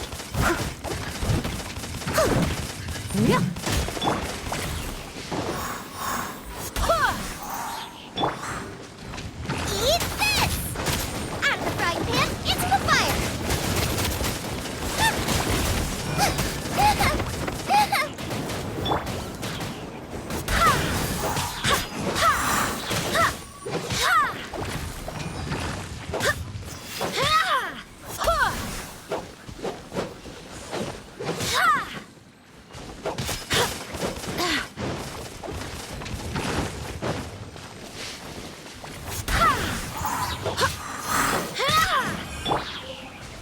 Leave it all to me, as a good knight should.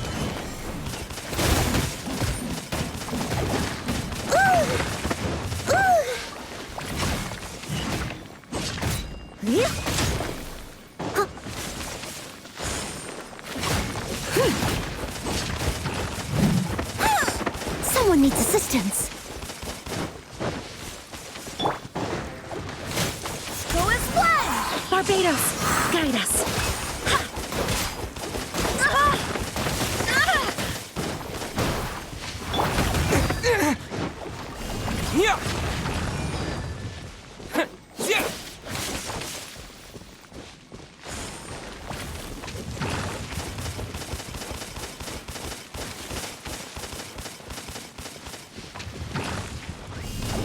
Terra Smash!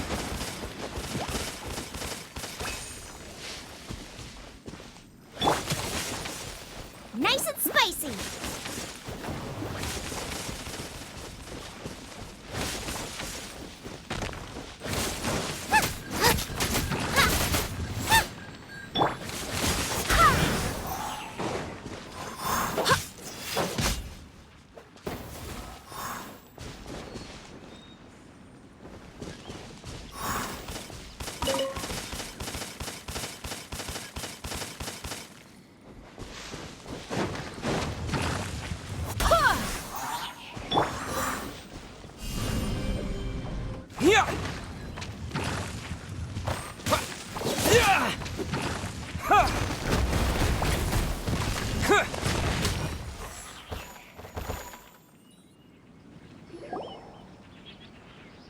Those weren't glaze lilies.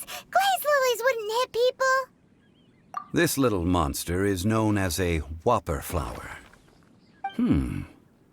Strange. These petals look interesting. The glaze lilies used as a disguise were buried with the whopper flower for too long. The result seems to have surprisingly potent medicinal value. Let's collect what we can of these petals. Well, that's nice and all, but will those petals be useful for the rite of parting? Unfortunately, no. That's so lame.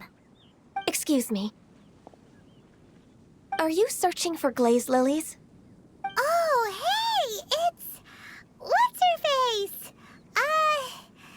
Paimon can't remember. Hello, traveler. I'm surprised you still remember my name. Ah, that reminds me. How was your visit to the Jade Chamber?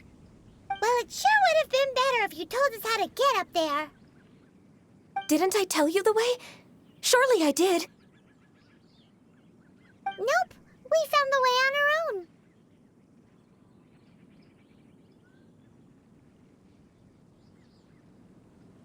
Oh, I see.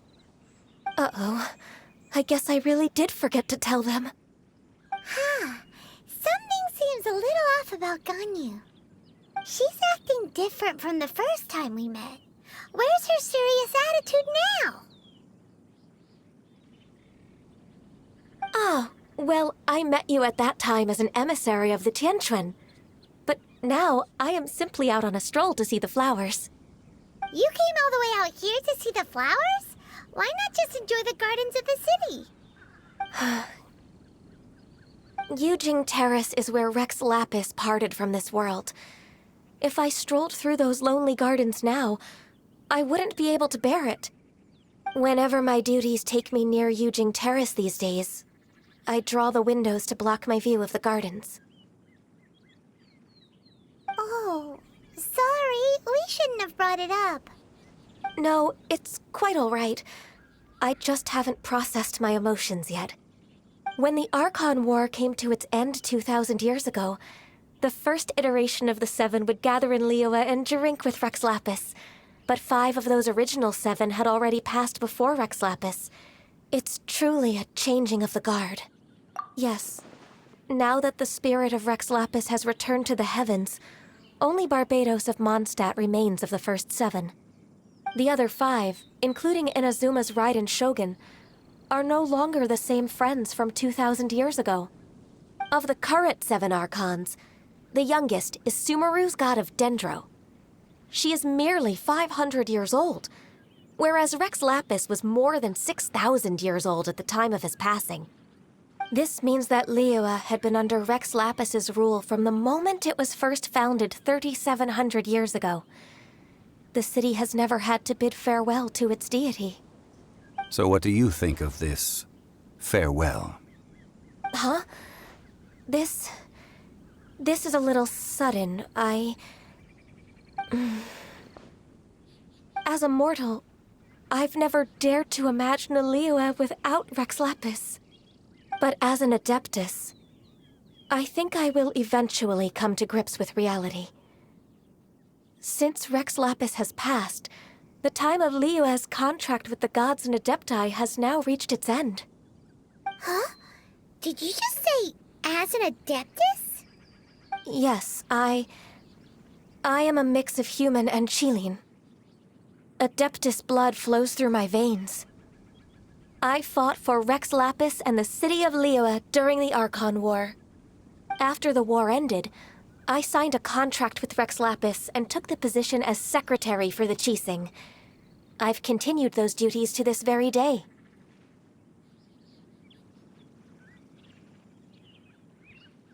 Well, let's save that conversation for another day. You say that you are here looking for glaze lilies? I also know where wild glaze lilies can be found. See, I've just picked one myself. Here, you may have it if you wish. We dare not refuse it. Oh, so did you sing a song before you picked the lily? Indeed, I did. I know this tradition well. In fact, I sang a local Liyue ballad to it. Wow, so you really know your stuff, too. Thanks, Gunyu. No, it is you who I should be thanking. If not for this chance meeting, I never thought that I would be able to contribute to the upcoming farewell for our ancient lord. If you would excuse me, I should return to my work now. Good luck. And that just about does it. Our preparations for the rite of parting are mostly finished. Given the ease of picking glaze lilies, I think this was a fitting end to our tasks, in more ways than one. Yeah, Paimon can already imagine him starting a business in Liyue. I've had enough ventures in my life already. Beginning a new undertaking is always difficult at first, and requires no small amount of effort. And once business is at full steam, the stress of it all only wears away at you over time. So you must be careful to take the time to step back and re-examine yourself. If left unchecked, the wear and tear on your heart may go well past mending. Wow. See? Zhongli sounds like he's already seen it all. Alright, I think it's about time we head back to Liyue Harbor now.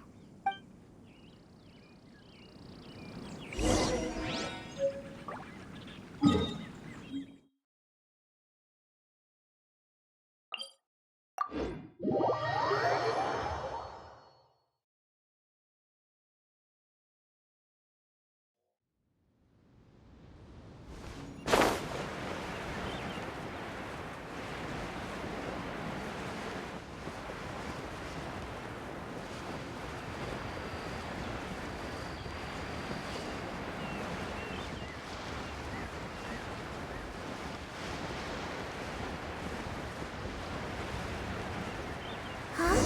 What happened? The city gate is swarming with... Ah, you're the consultant to Wangsheng Funeral Parlor. Mr. Zhongli, I presume. The Millelith are watching our every move now. These are desperate times. We mustn't act rashly. Desperate times? The Adepti of Joyun Karst are finally on the move. Do they intend to exercise force? Most likely. I've heard that some members of the Qixing have already gone to meet them. Well, I say meet, but it's more like they're attempting to stall the Adepti outside the city.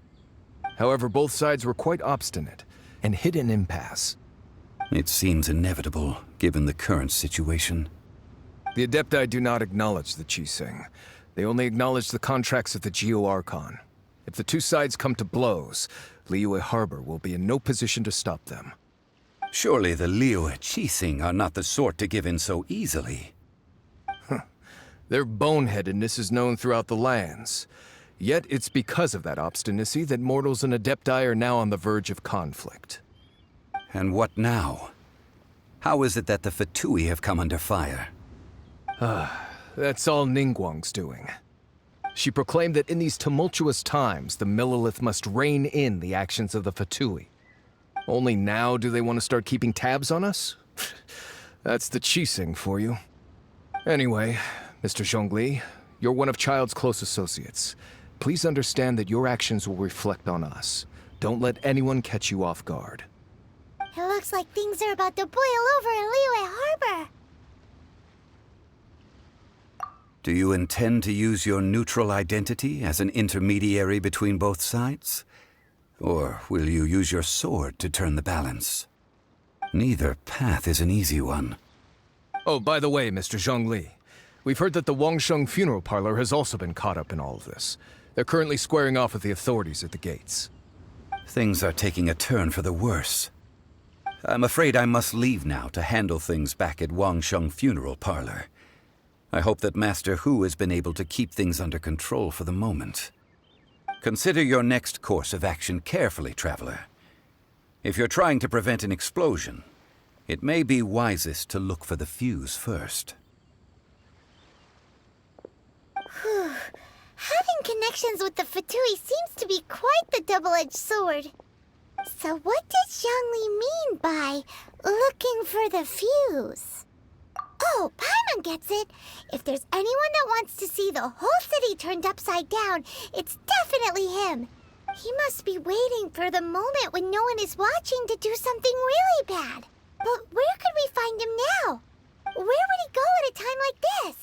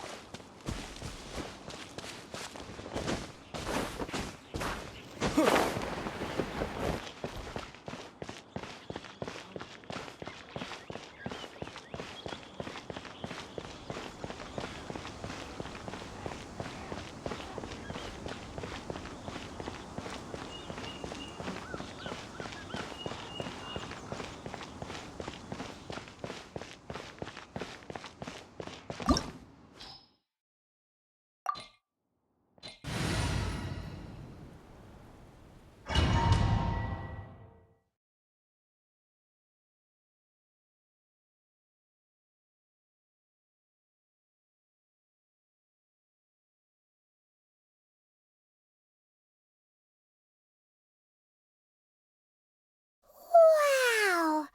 This is the Golden House? It looked impressive enough from the outside, but who would have guessed that it was even fancier on the inside? And so full of Mora. This is where all of Teyvat's Mora is minted, right? In that case, maybe they won't notice if a few Mora go missing. Oh, so it's a trap! Tricky, tricky. Good thing Paimon's got you here. But even if we can't take any, we can still have a closer look, right? Or better yet, take a nap on top of a mountain of Mora. It's like a dream come true. Oh, right. Back to business. It's quiet. Too quiet. Surely someone's gotta be guarding something as important as the Exuvia. Huh? Look! What happened here? Uh-oh. Paimon smells trouble. Quick! We have to go make sure that the Exuvia is all right.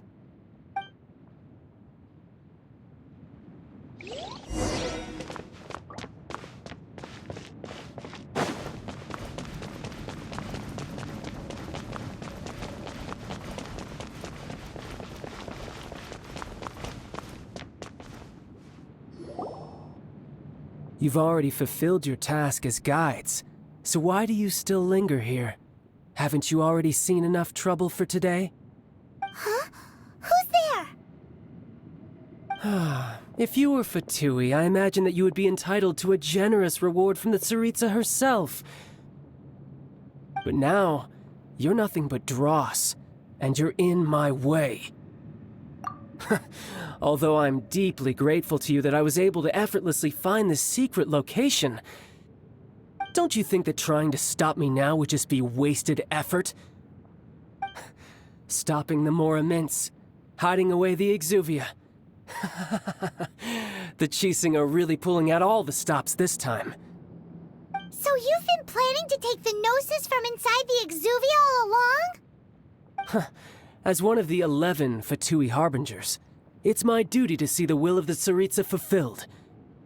She will get that which she desires. I'm not asking for your blessing, and there's nothing you can do to stop me anyway. The time for discussion and diplomacy has already passed. I mean, if it were up to me, I would have skipped that stage to begin with. But I'm willing to do as the Tsaritsa deems fit. Either way, we now come to my favorite part.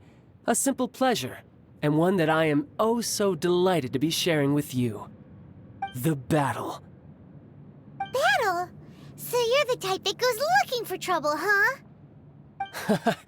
You could say that. When Signora offended the deities outside the cathedral in Mondstadt, she swiftly left the scene once her mission was accomplished. Instead of confronting you directly, she chose to rely on the snow and ice to make her escape. She wouldn't want the knights to come running towards the sound of battle now, would she? When she faces a worthy opponent, she will prioritize her mission, weigh the outcomes, and consider the consequences of her actions. But as for me, the greatest pleasure of being a Harbinger lies in crossing blades with strong opponents. We won't let what happened in Mondstadt ever happen again! Oh, so you intend to fight me? Good. I won't kill you, Traveler. I'll just play along, to feel the thrill of battle. Besides, you could never defeat me, not even in your wildest dreams. But hey, try to relish the fight anyway, because if you ask me, without that, what else is there? Fighting talk, I love it! Now let's see you live up to it.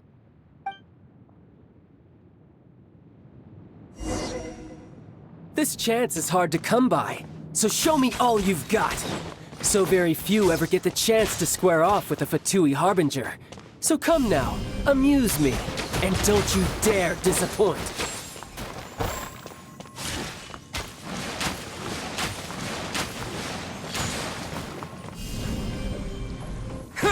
How unbecoming.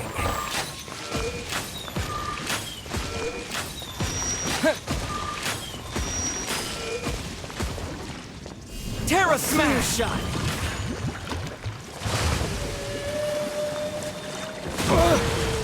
This is not the end.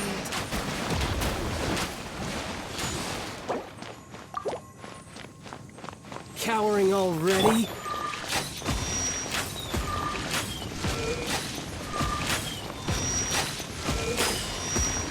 Go as one! Fine opportunity!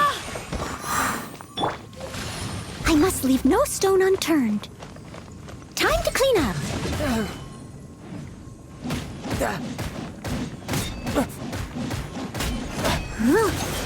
I'll catch up. I missed a spot.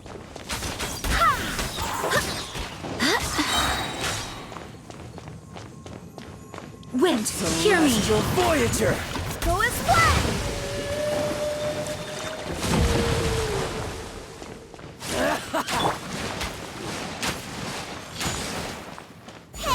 Poor timing.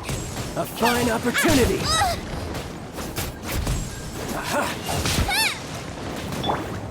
How unbecoming.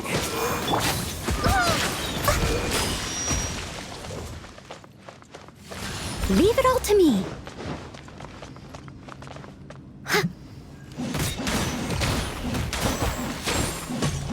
Passable effort. Run all you like.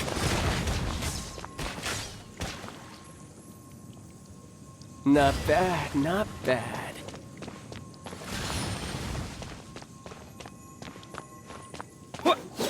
Clear shot.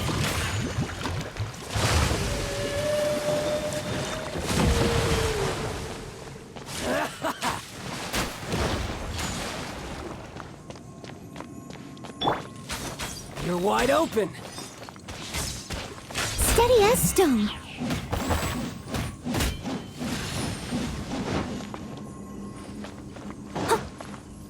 Poor timing. How unbecoming.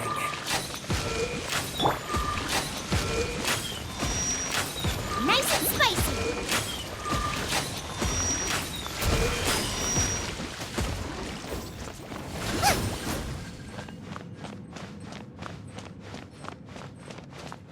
Out of the frying pan, into the fire.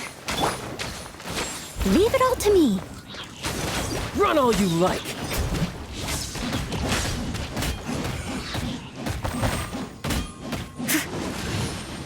Someone needs assistance. Celestial Voyager!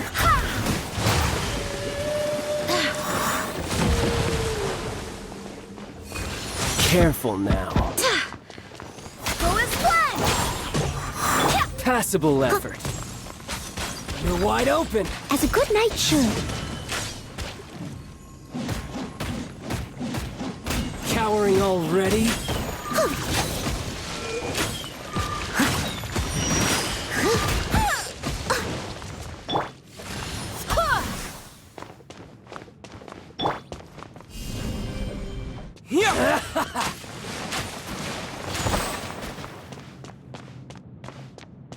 So quick to flee. Try this.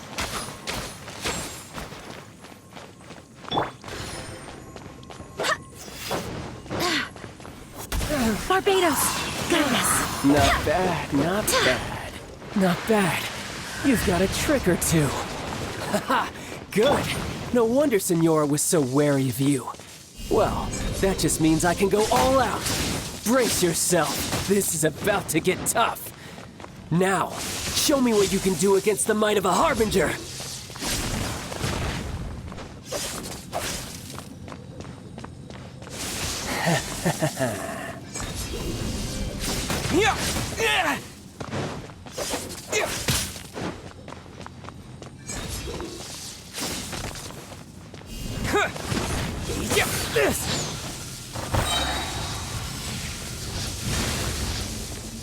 To dust!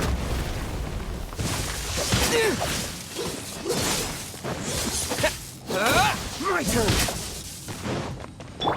All you do Steady is as run! stone.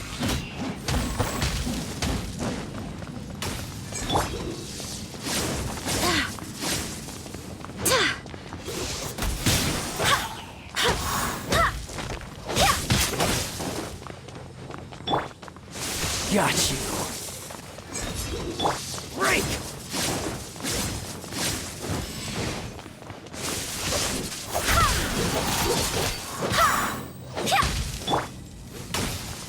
I must leave no stone unturned.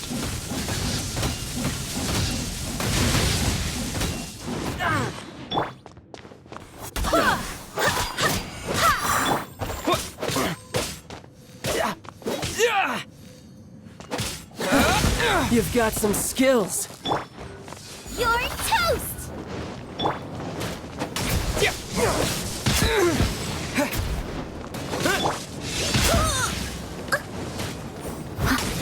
My turn.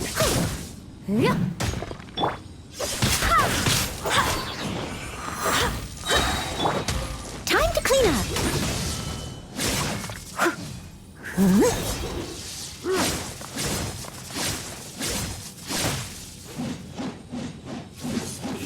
This!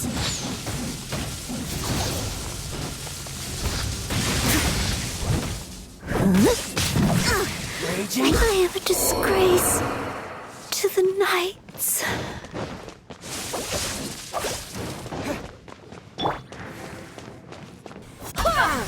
Wind, hear me.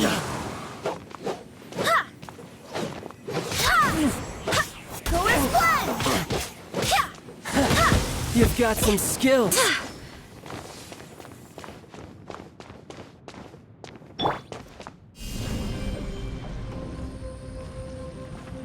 Terra Smash!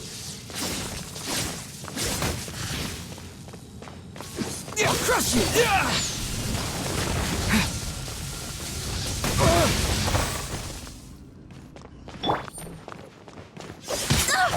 Barely a scratch!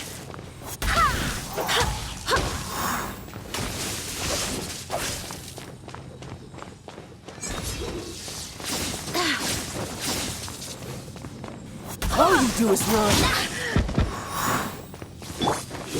This.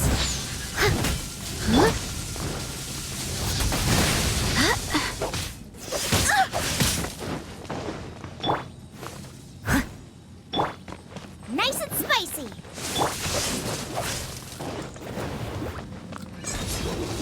Break. No use hiding back there. Barely a scratch!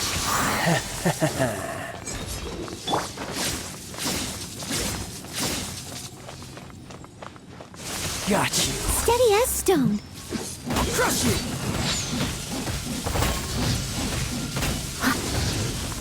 Someone needs assistance.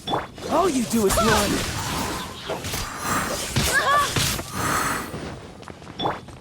Boba, get this!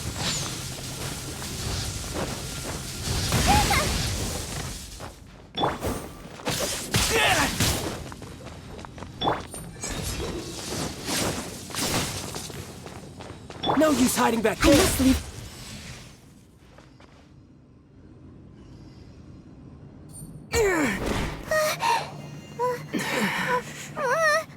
Not bad. Your swordsmanship is quite impressive. But that's about as far as you'll get.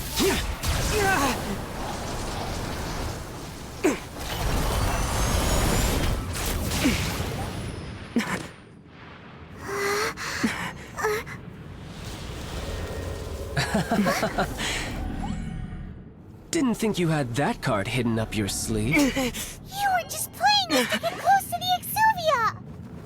Oh, quiet down. Stop acting like some wide-eyed recruit. You've seen this world. You of all people should know.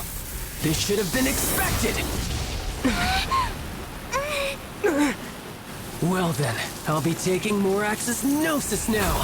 Huh? I see. Well, this is most unexpected.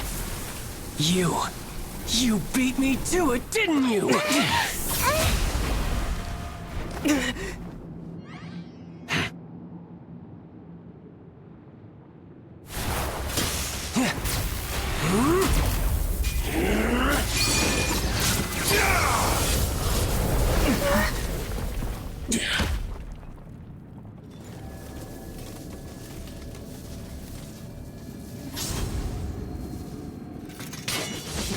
Not bad.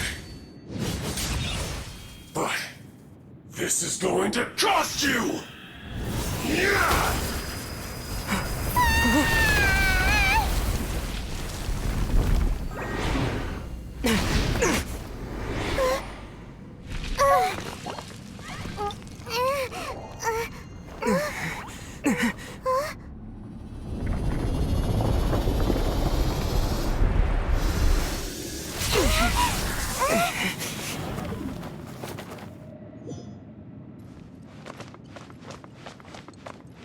You got to the Gnosis ahead of me, didn't you?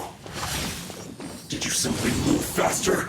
Or did you leak the information regarding the Golden House to me on purpose?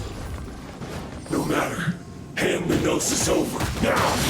Don't make me take it from you! We didn't take it!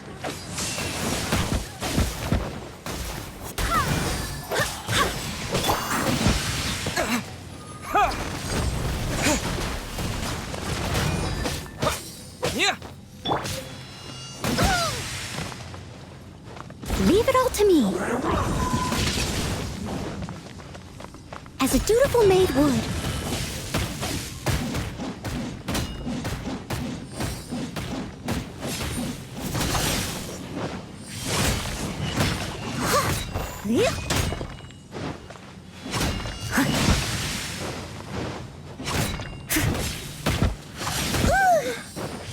I must leave no stone unturned. Devour!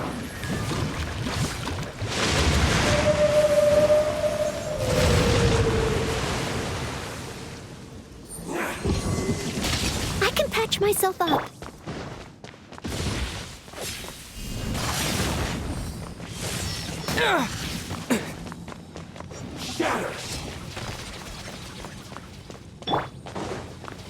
Die here.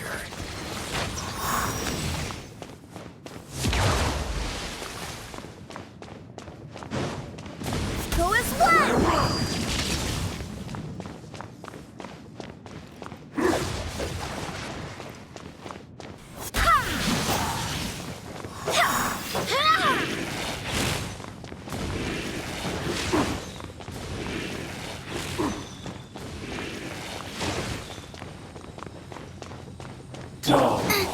Nice and spicy. Race you. Go as one!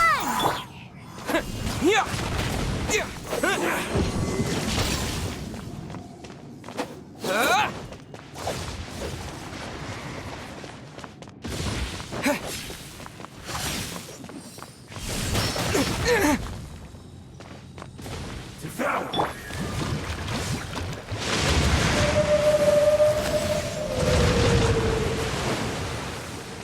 Boba, get them.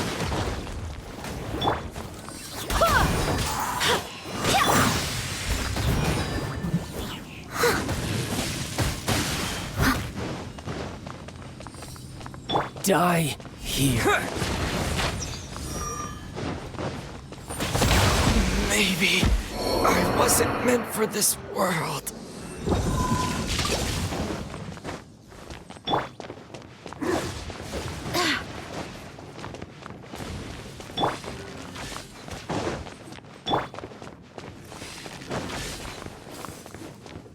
Go as one. Eat this. Out of the frying pan into the.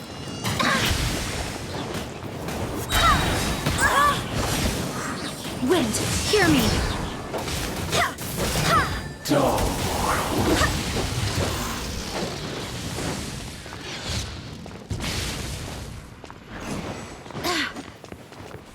Go as one. As a good knight should.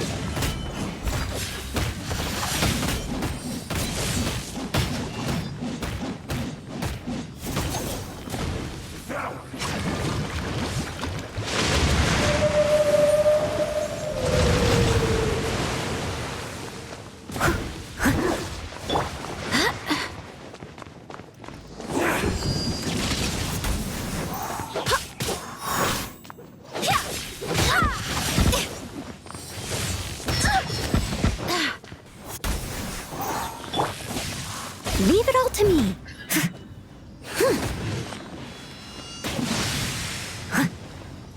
Die here. I can patch myself up.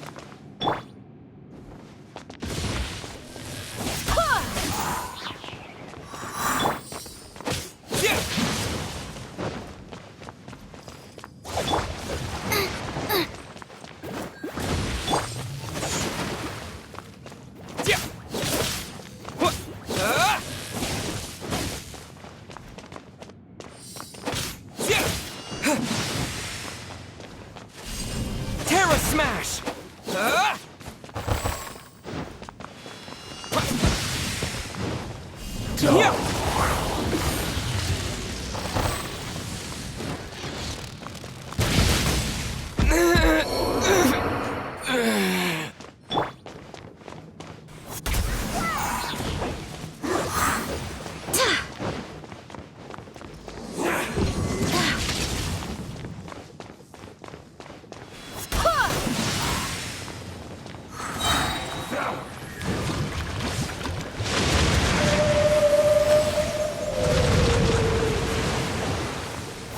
Barbados, guide us.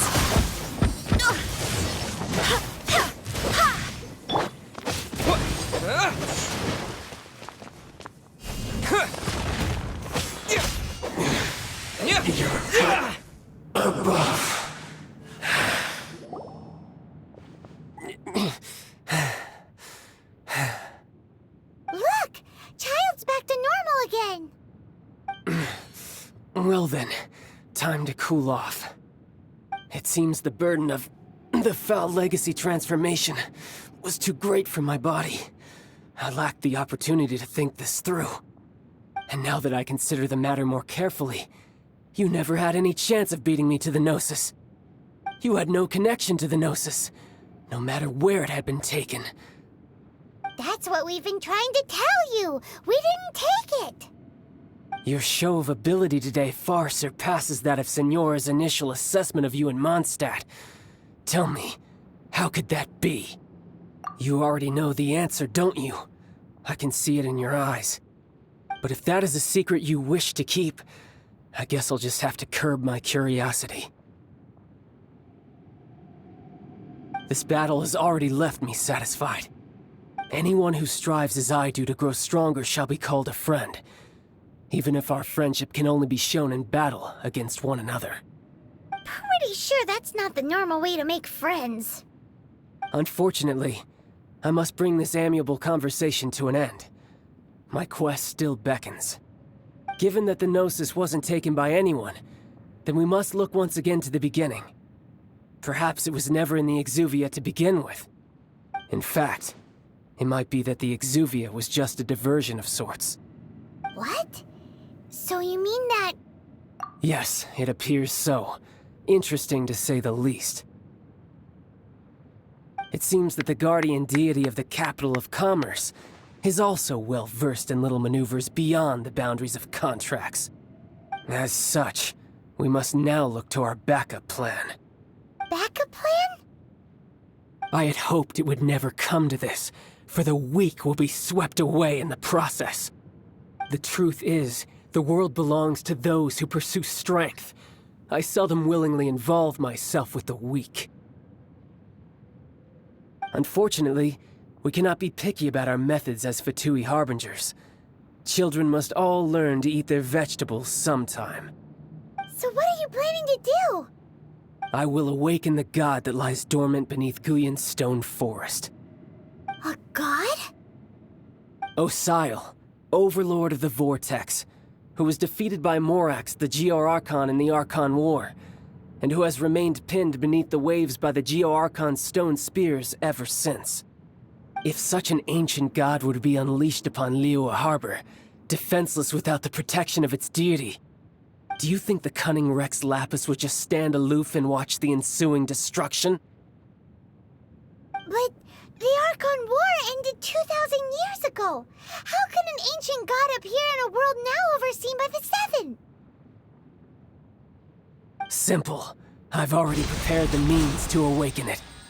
Hey! Those are sigils of permission! Oh, Paimon remembers now.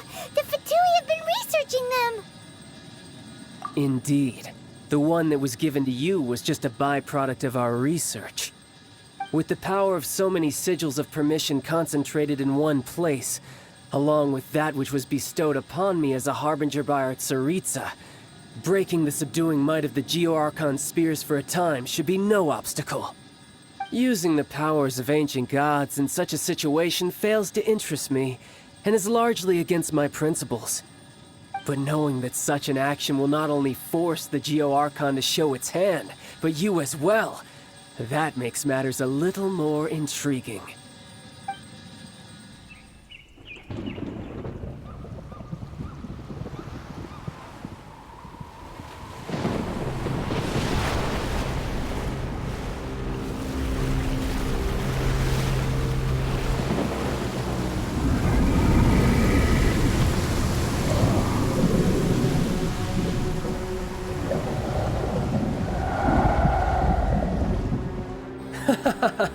Let's see.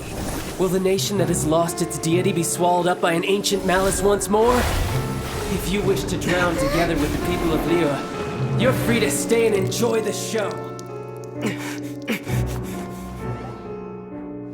Huh? He's already gone! That guy is fast! What's going on?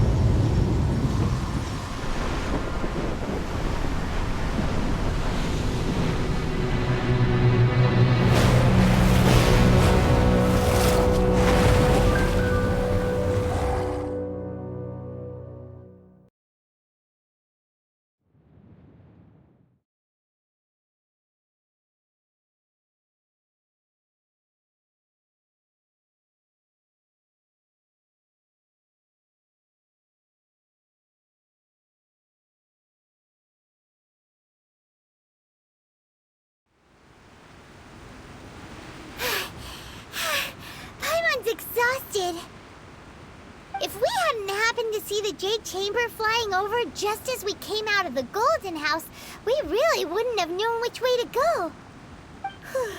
Did we make it in time? Is the Overlord of the Vortex still in the sea? It hasn't destroyed Liyue yet, has it? What are you doing here? Huh? Hold on. It's the Adepti. What are you doing on the Jade Chamber? Paimon thought you were arguing with the Chising. Is the fighting over? Faced with a calamity of such magnitude, we have agreed to put our differences aside for now and unite against this common enemy. Oh, Paimon gets it. So how do you plan to defend Liyue? Just seeing this Overlord of the Vortex guy puts a pit in Paimon's tummy, even from all the way out here. It's not just you. We've got new Millelith recruits who can't even stand at attention without shaking. The force of an ancient god's presence seems to be too much for ordinary people to handle. Which is why we must stop that monster before it gets any closer to Liyue Harbor. So the Archon War was fought 2,000 years ago against enemies like that thing? Now that's scary. So will the power of the Chising, Millelith, and Adepti gathered here be enough to stop that god? We've already discussed this together, and our conclusion is... not necessarily. What? But all of you are supposed to be the Guardians of Liyue.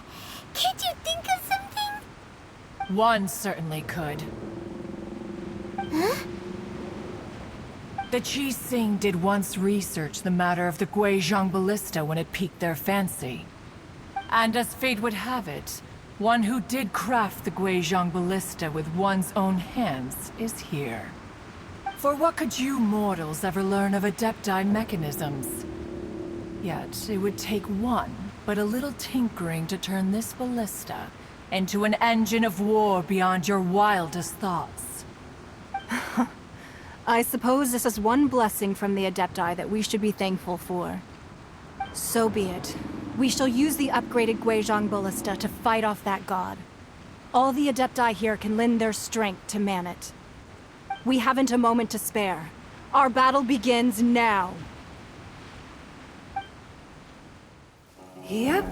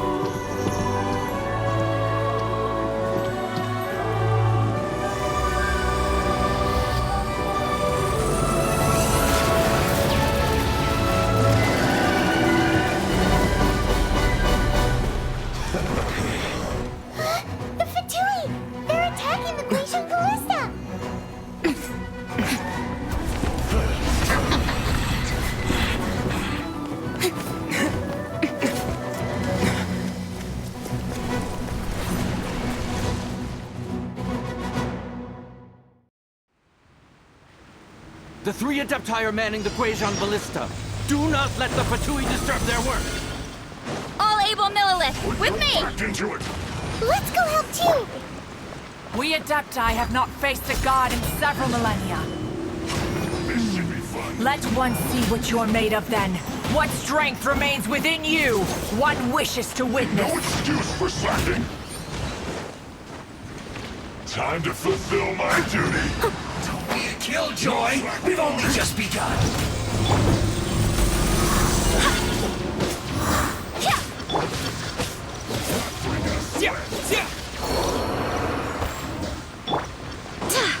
Go as one!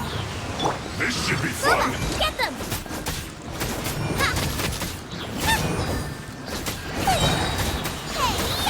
Not breaking a sweat.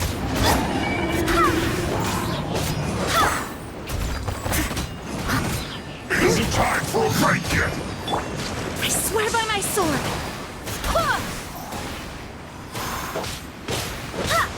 This should be fun!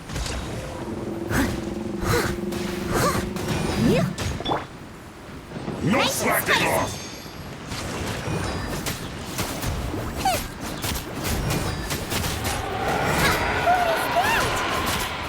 That is Osial's divine power. I am very familiar with it. Be careful not to get hit. Went too far. The Fatui! Their attacks are unrelenting! How daring. Snezhnai's diplomats will answer for this afterward. Every last one.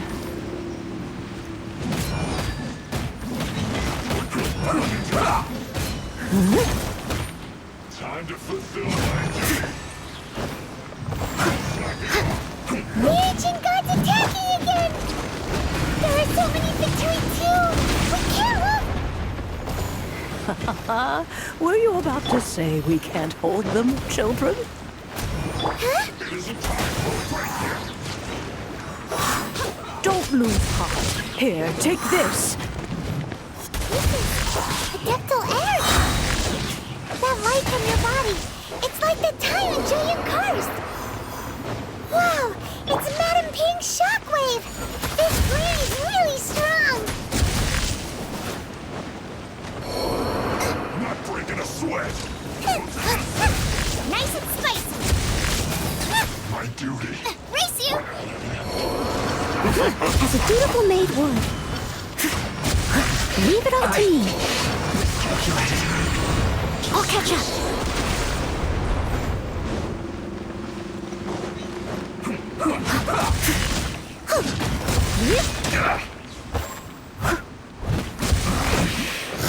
With the blood of the Chilean, I guard you against evil. Cast your fear of injury by the wayside and fight with all your might. I too did this during the Archon War. So this is what Ganyu's like in a fight! My name means swiftness. Take my power and run as I do. We're going too fast!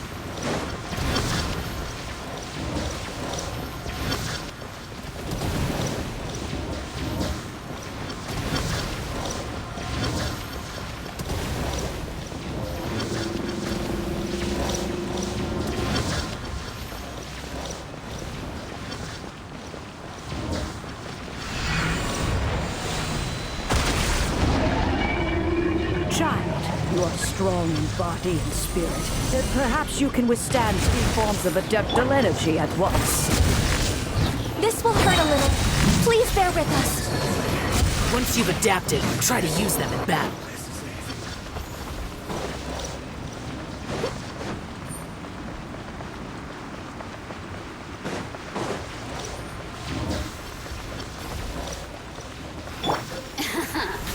Let me amuse myself a little. Resistance. Shine.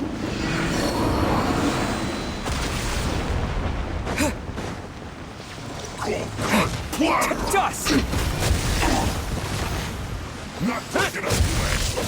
Well, you're not going anywhere! Don't get in the way! Exercise caution. I fear that the god's power has reached its peak. Duty! In other words, if we hold here, there's nothing worse to come, right?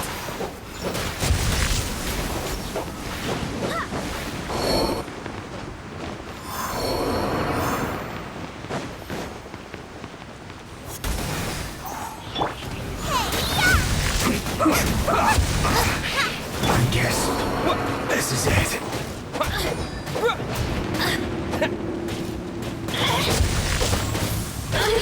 Terra Smash!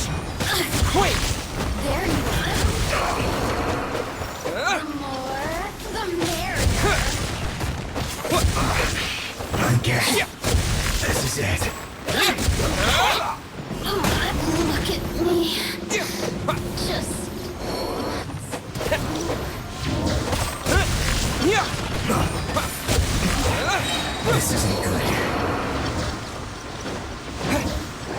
Dust! The Fatui's numbers are thinning! Fight on, comrades! Once we finish this lot off, the Adepti will be able to deal with the god in peace. Wait, hear me.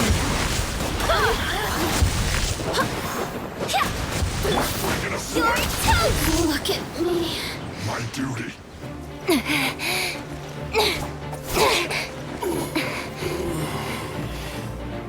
The interlopers are no more. Now we may commit ourselves fully.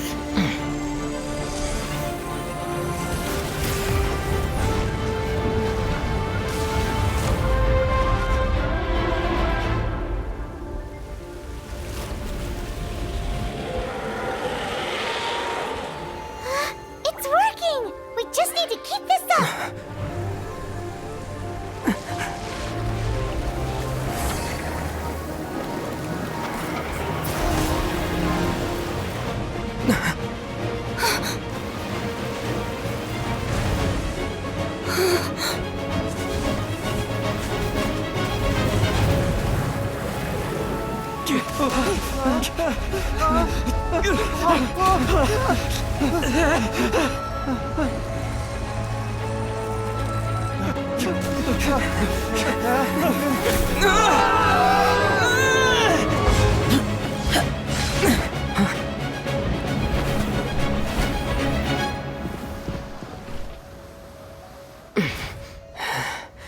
Be careful now.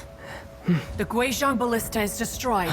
Without its covering fire, retaliation shall be difficult. But the Jade Chamber is our last line of defense. We can't give another inch, no matter what. I have another idea. What do you mean, Lady Ningguang? I'll sacrifice the Jade Chamber. What is the meaning of this? I understand. Traveler, lend me a hand. Farewell, old friend. Goodbye for now. Let us meet again in the future.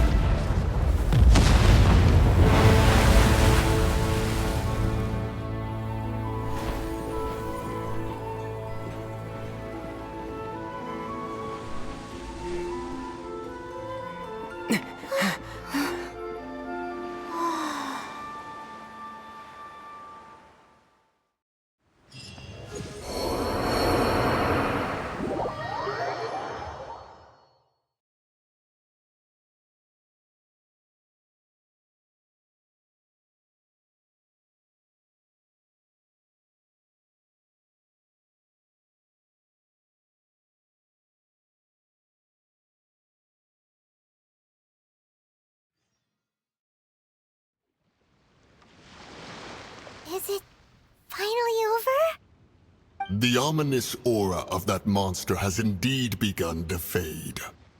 The effects of the Sigil of Permission last but a short time.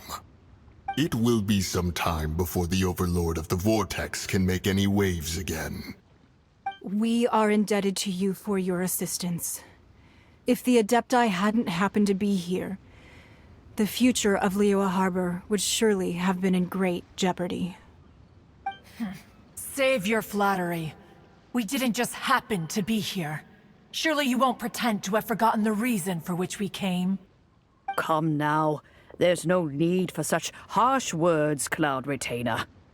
I've heard that when Ningguang began learning to do business, she had already started setting aside part of her then limited income in preparation for building the Jade Chamber. At first, it was only the size of a small room, but with continued expansion, it has become the palace that lies before you now. It is a testament to Ningguang's entire life, both as a businesswoman and as the backbone of the Liyue Qixing.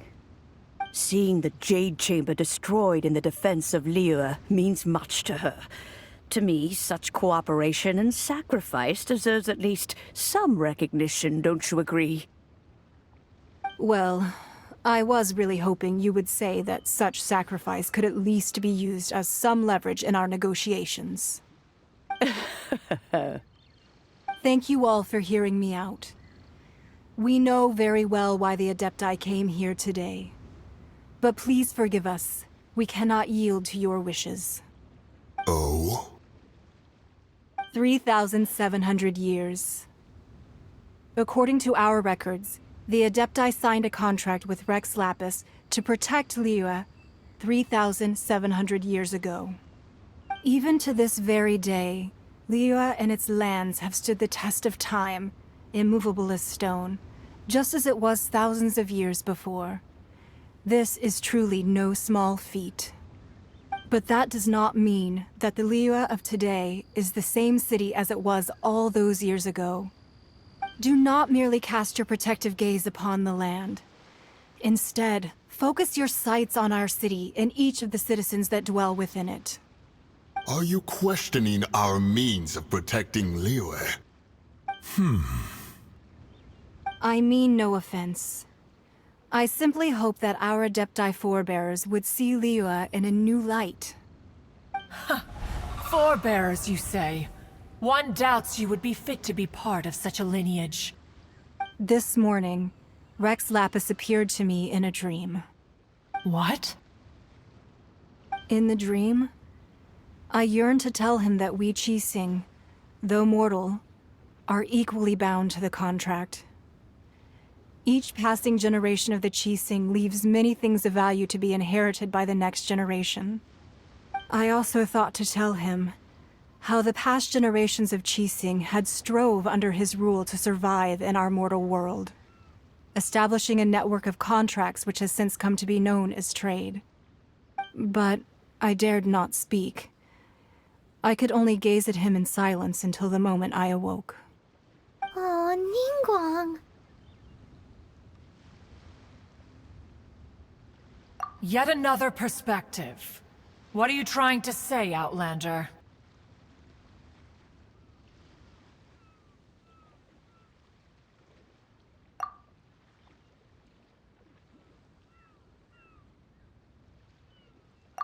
Right! That's something that happened in Mondstadt.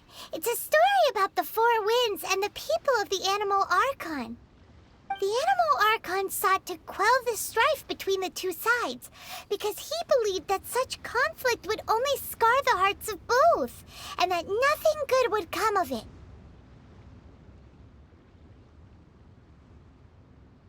Each of the 7 nations has its own scars from the past. Though your point is the very height of simplicity. As Adepti, we've become a laughingstock, to be chastised thus by an outlander who has lent us such succor. All right, all right. Didn't Ningguang suggest that we should focus on the city and each of its citizens? I know I already have, so why not see for yourselves? I apologize for appearing in full armor. I am afraid I cannot show the proper courtesies. And who are you? I am Feng Yan, a sergeant of the Millelith. I have come to extend my thanks to the Adepti. I thought this battle would perhaps be my last. But thanks to the aid of the Adepti, our forces were not as badly battered as I feared we might be. Although I am a mere mortal soldier, I promise to hold the line and never betray the grace given to us by the illuminated Adepti this day.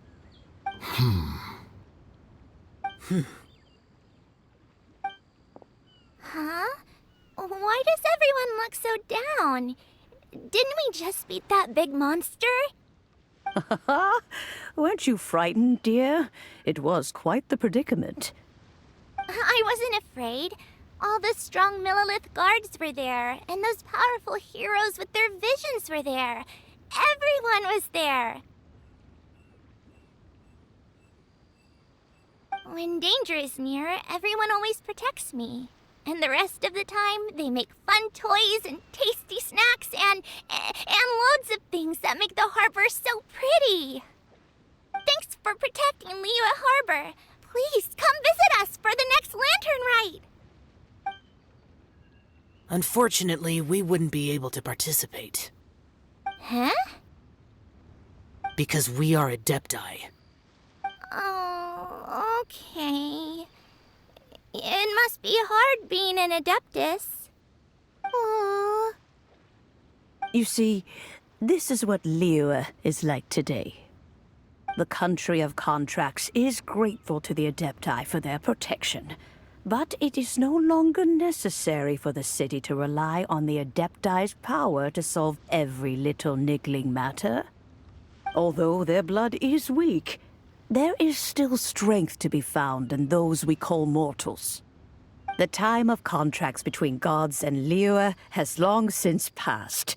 Now is the time of contracts between Liyue and its people. Seeing the port around us now, it is hard not to feel a bit out of place. Wouldn't you say so, Cloud Retainer?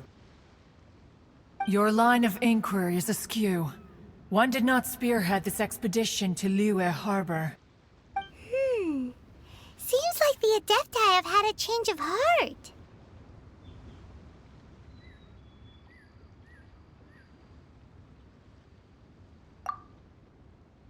Let us return now. Eager to leave, Conqueror of Demons. Yes, one understands what the Conqueror of Demons means. The city of Liyue has changed much after our long separation. One fears that by the time one finally grasps the new contracts of Liyue, you humans would have once again changed the place beyond recognition. Fair enough. Away we shall, and return whence we came.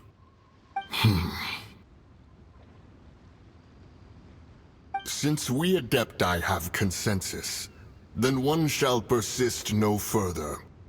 But how will we ensure that the Liyue Qixing will not simply exploit their power once we depart? In my view, that is still a thing to be guarded against. All right, Mooncarver, you needn't worry. It seems to me that this right of supervision is best left to the people of Liyue.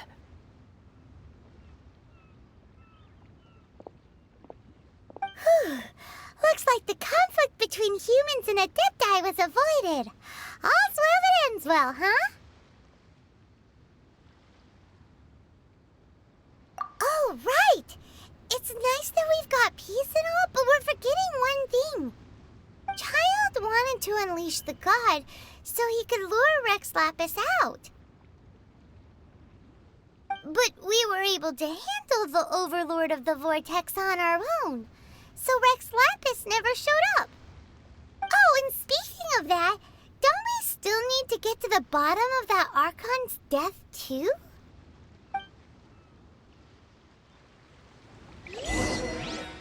Paimon doesn't get it. But isn't the strongest lead we have the Adeptiless rite of parting that we're organizing? No idea where Zhongli's gone. Let's ask for him at Wangshen Funeral Parlor.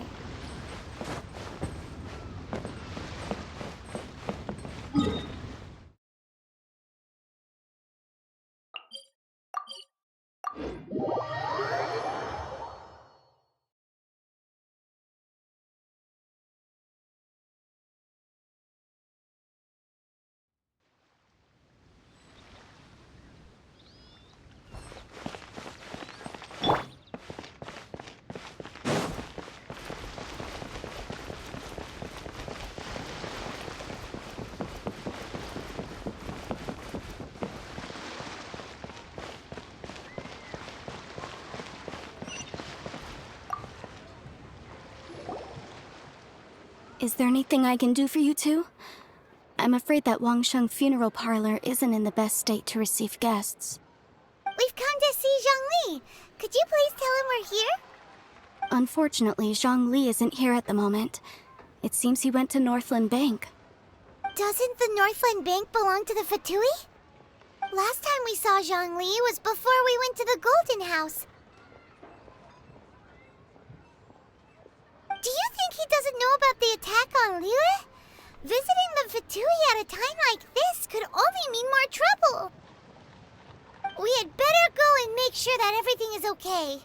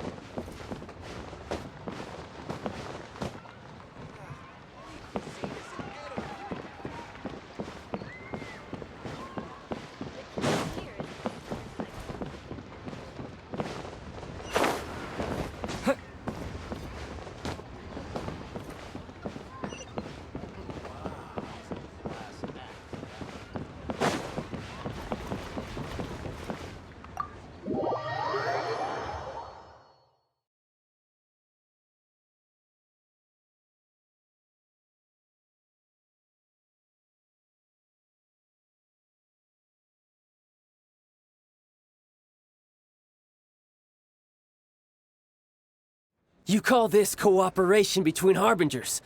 Cooperation involves communication, you know. Don't take it to heart, child. Besides, aren't you happy that you got to skip the formalities and bring chaos to the land? I'm sure you must have enjoyed that. Oh, it seems that some of your friends have arrived. Hey, it's Zhongli and Child.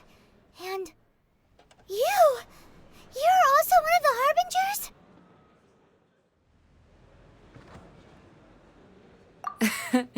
It's you two. I believe we've met once before. In the city of Bards, was it? I'm glad you still remember my name.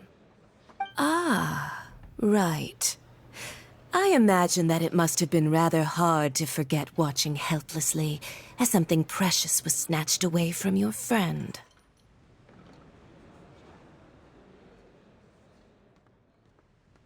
No, don't let her get to you! You've yet to gather the powers of all 7 elements, and our last battle at the Golden House was almost more than you could handle. So it might be best to keep things peaceful this time, seeing that 2 of the Harbingers are here. Well, if it isn't you two. This is our first time seeing each other since Liyue was nearly wiped off the map. This is certainly a bit awkward, wouldn't you say? Paimon knew that we should never have trusted a Fatui Harbinger. Oh, now don't say that. Sure, I may have misled you, but I never had anything against you personally.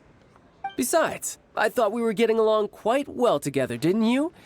Except for that little tussle we had at the end. Nothing personal. We just have different views, that's all. Of course, you may very well hold this against me, but that's up to you. The real deceivers here are Senora and Zhongli. Curse them for leading me on.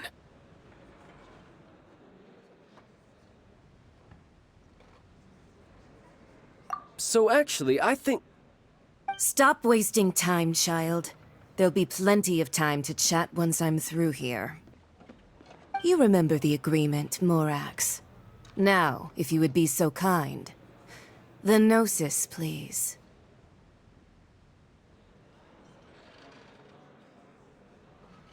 What in the world are you talking about? The contract is fulfilled. That which thou seeketh is now bestowed unto thee. For my promise is solid as stone.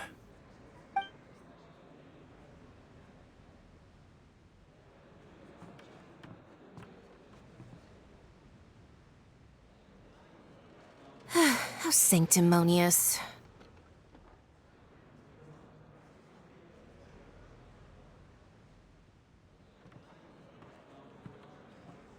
What? So you're the Lord of Chio? No, wait! That's an exciting twist and all, but why give the Gnosis to the Fatui? I do not give it for free. I give it as agreed upon in the contract, for it is a matter solely between the Tsaritsa and I.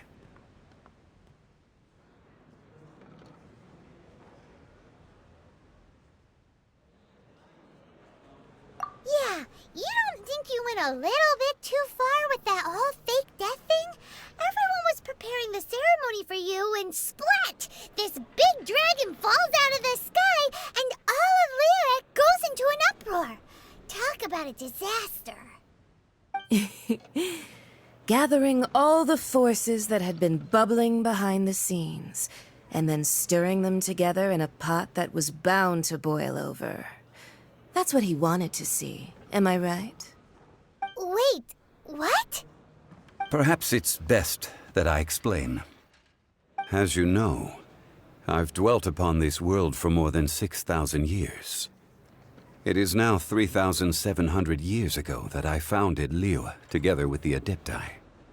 Even boulders that can withstand whirlpools will erode with the passing of time.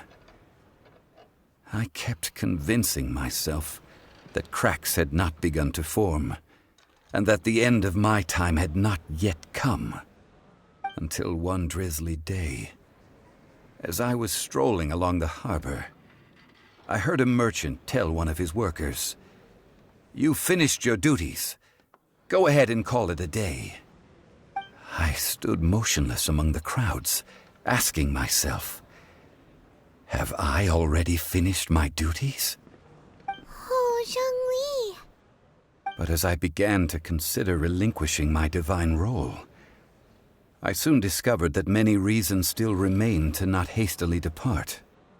Was Liyue, the city I had dwelt in for so long, already prepared to enter its next age? I decided that a test was needed in order to reveal the answer. So I feigned my own death, and gathered the cast of Child, the Adepti, and the Liyue Qixing to play their roles together on the stage that was Liyue.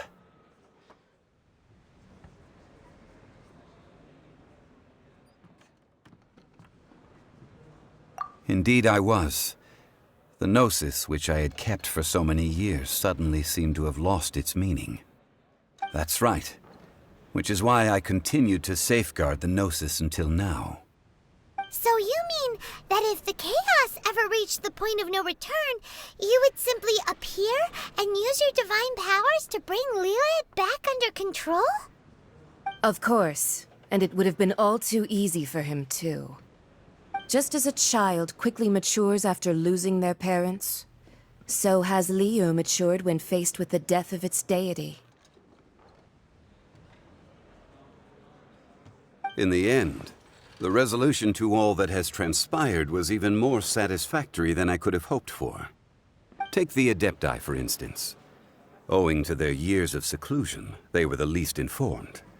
Yet when faced with a crisis, they commendably showed the greatest amount of restraint possible. Not only did they manage to cooperate with the Qixing, but in the end, they even made efforts to understand the hearts of the people. Credit is also due to Signora, the emissary dispatched by the Cryo-Archon to fulfill our contract.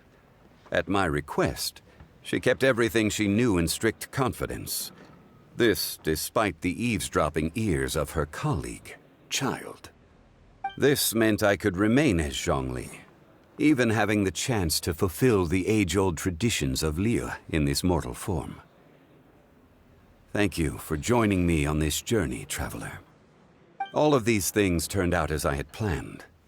There is only one thing that I had not anticipated, and that was the conduct of the Liyue Qixing. I had expected them to do no more than the Adepti, to come to the defense of Liyue. But when all was said and done, they seized the opportunity to supplant Liyue's divine protectors, and used the subsequent power vacuum left by my death to quickly gain complete control of Liyue. Huh? That doesn't sound good at all. Ha! On the contrary, I think it is excellent. I had always feared that it was too soon for them to take over from me. And it was also that which I longed for the most. As such, this is the best parting gift anyone could have given this god of old. Hey, what about me? Doesn't anyone feel the least bit of remorse for deceiving me? You've practically kept me in the dark. I think that thanks would be more appropriate. You certainly played no small part in all of this, wreaking havoc and turning the city upside down. The Lord of Geo ought to thank you for your performance, if anything. If you hadn't created the pressure of a battle between mortals, Adepti, and a god, the lump of coal resting in the hands of the Geo-Archon, Liyue would never have been able to become a dazzling diamond of a city. Huh? Just whose side are you on, mocking me like that? Are you itching for a fight?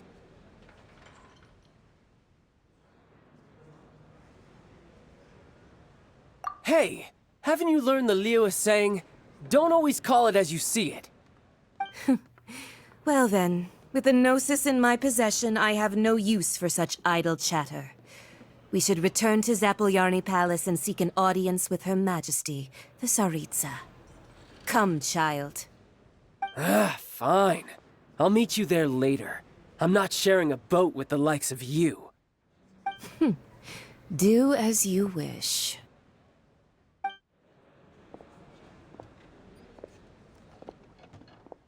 Now then, Is there anything else you wish to ask me? Right! As Zhongli always told us, a good trade is a fair trade. Paimon has no idea what could be a good trade for a Gnosis. Realistically speaking, there is no such thing. Huh? However, I am the god of contracts. For thousands of years, I have made countless contracts. If the deal was of no benefit, then I certainly would not be inclined to agree to it. My agreement with the Cryo-Archon will be the last of my contracts as the Geo-Archon. My contract to end all contracts. As for the bargaining chip that the Tsaritsa used to balance the scales, uncover that answer for yourself in your future journeys.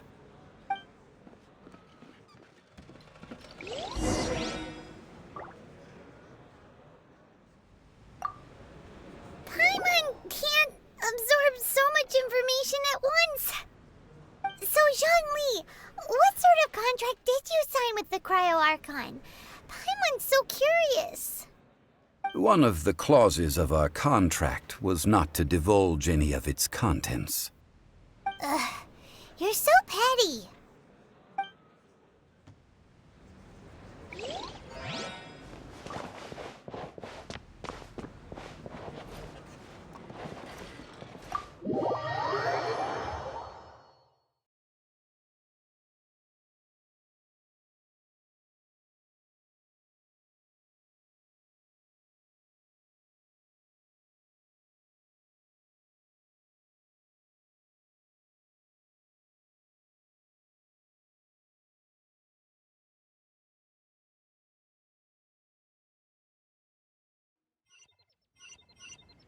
Today's the day of the rite of parting.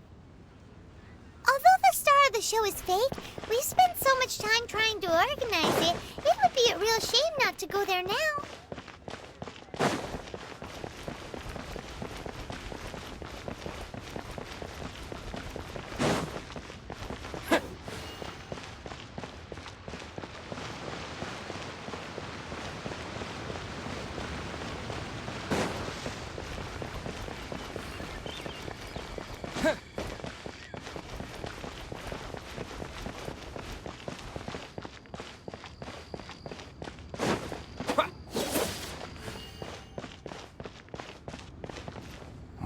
Well, since we're going through with this rite of parting, I guess it means that those rumors hit the nail on the head.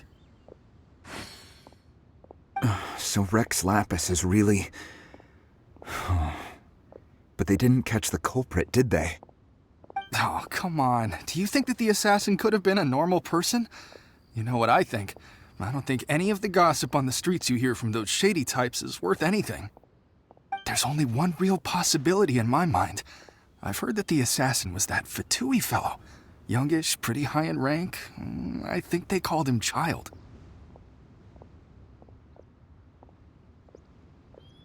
The Fatui? They certainly are very suspicious. Who knows what those greedy, crooked folks... Shh! Lower your voice. If the Fatui catch you in their sights, Rex Lapis won't be around to protect you this time.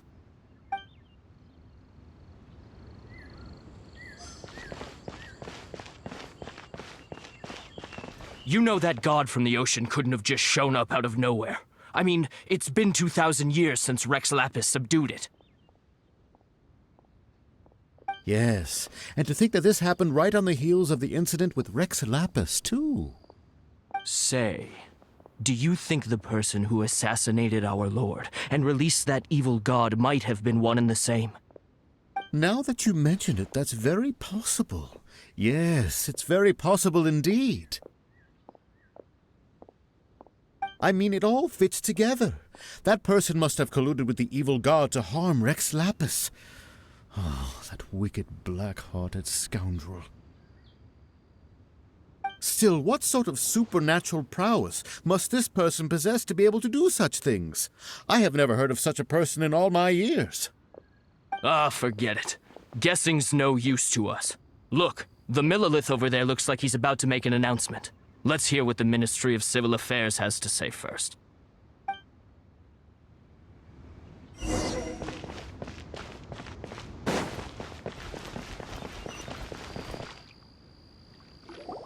Hear ye all! The Qixing's words. Though a dragon soars ageless as the mountains, it too must return to dust. This is common knowledge. Gods and Adepti live glorious lives, but both light and shadow have their season. So too must they face divinely appointed trials. Rumors and hearsay abound on the streets that Rex Lapis was murdered. Now, let the truth be revealed. Having been thwarted in his trial, Rex Lapis's soul has recouped the celestial heights. He beseeches the people of Liyue to grieve not and to let not their hearts be saddened. Nor are they to believe street-born rumors or indulge in baseless speculation.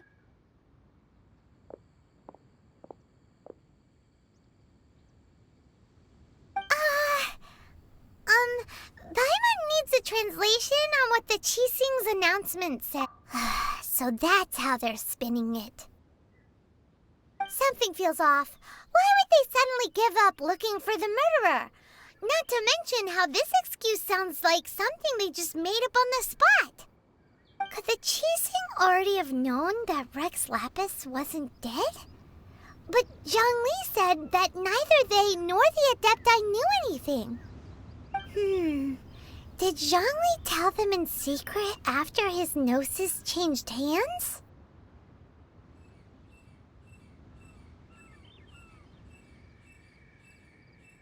Exactly, right? Ooh, seems like the rite of parting has been going on for a while now. Let's go have a look.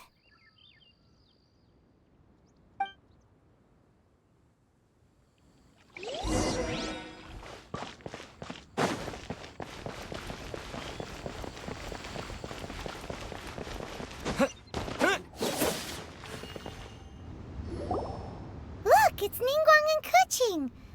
Are they saying something? Are their speeches over? As said previously, Rex Lapis's soul returning to the heavens is the end of the contract. And it is also the end of an era. 3,700 years of contracts burnt and reduced to ash. We, the people of Liyue, were indeed prosperous. But blinded by our prosperity, we forgot that time can be pitiless. The long, unending dream of our Archon walking among us. Now that we have awoken from our dream, we must learn to say farewell. Will you stand with us as we re-establish our contracts? As we build a new age of prosperity? So concludes the words of Her Eminence the Tianquan. Does Her Eminence the Yuheng have anything to add?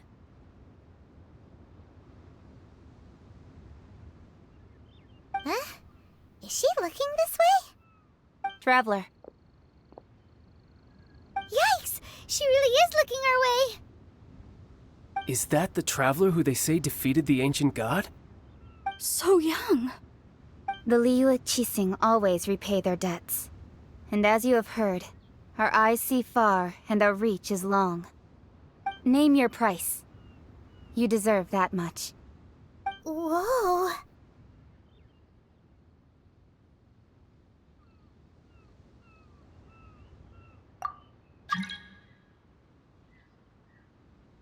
Well, could you help me put up some missing person posters?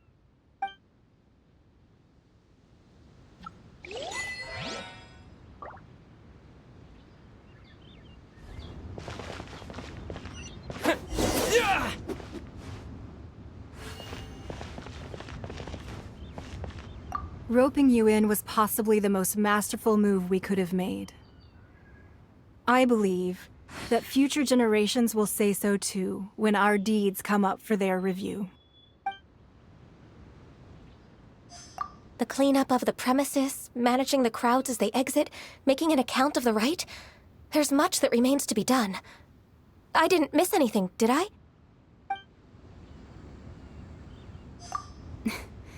Why, you... Were you just trying to look cool earlier, or are you really that selfless? If you were looking for someone, you could have just told me that in private.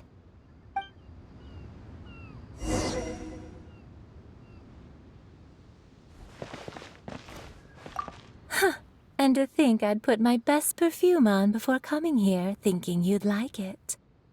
But it seems as if those perfumes really were meant to be offered to Rex Lapis.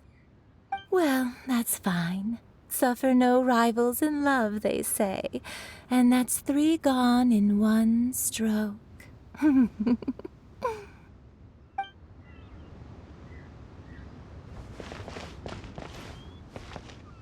Ah, Rex Lapis. Oh, Rex Lapis. Now that I think about it, if everyone's of the same mind as me, perhaps mementos for Rex Lapis might be the best short-term business opportunity.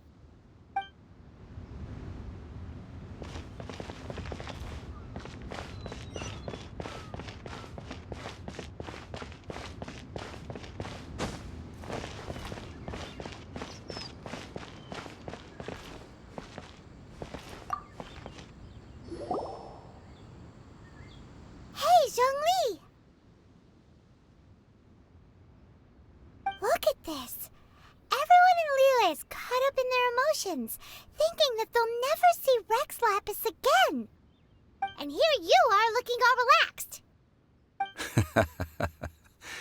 Why would I not feel more at ease after laying down the burden I have borne for 3,700 years? Right. If the two of you can spare the time, I should treat you to a meal at the Shinya kiosk. Ha! That sounds like big talk, Zhongli. Paimon might have believed you if you were treating us to some third-round knockout, but you'd have to pay out your nose just to stand inside Shinya kiosk. Are you sure you can afford it? You're right. I do lack the Mora. But why would Morax lack Mora? As the Rex Lapis Morax, I can easily create Mora. But since I have chosen to walk this earth as the mortal Zhongli, I should abide by the same rules that mortals do. When I was journeying with you, though I still had the Gnosis in hand, I knew that I must soon retire from my role as an Archon, so I had to rehearse a little for my new life. Oh, no wonder. Paimon gets it now. You didn't look at the price tags when we were spending because you've never had to. But since you weren't used to not being able to just make more Mora as and when you wanted to, you had to try becoming a parasite to society who lives off of other people's credit. Well, we were only spending Fatui money. You don't have to say it like that. In the City of Commerce, we do not merely exchange money or goods. We also exchange knowledge, memories, and foresight, as well as positions, roles, and lives. The Archon Morax could never experience life as the true mortal Zhongli could, no matter how many times he descended to be with his people. I must thank you for that. I will treasure the memories that I made as Zhongli, traveling the streets of Liyue with you.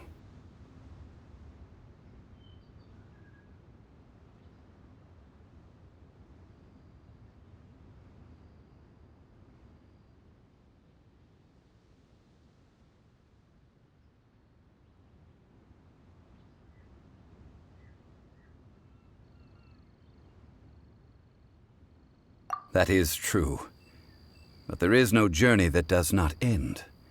No meetings without partings. Paimon thinks that we should make a move and continue our search for the 7. I fear that continuing your journey may be difficult.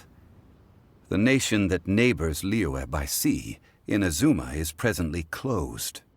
Yes, the nation has been closed by order of its deity, the Electro-Archon Ball. And just as the people of Liyue preferred to call me Rex Lapis, She too goes by another name among locals in Inazuma.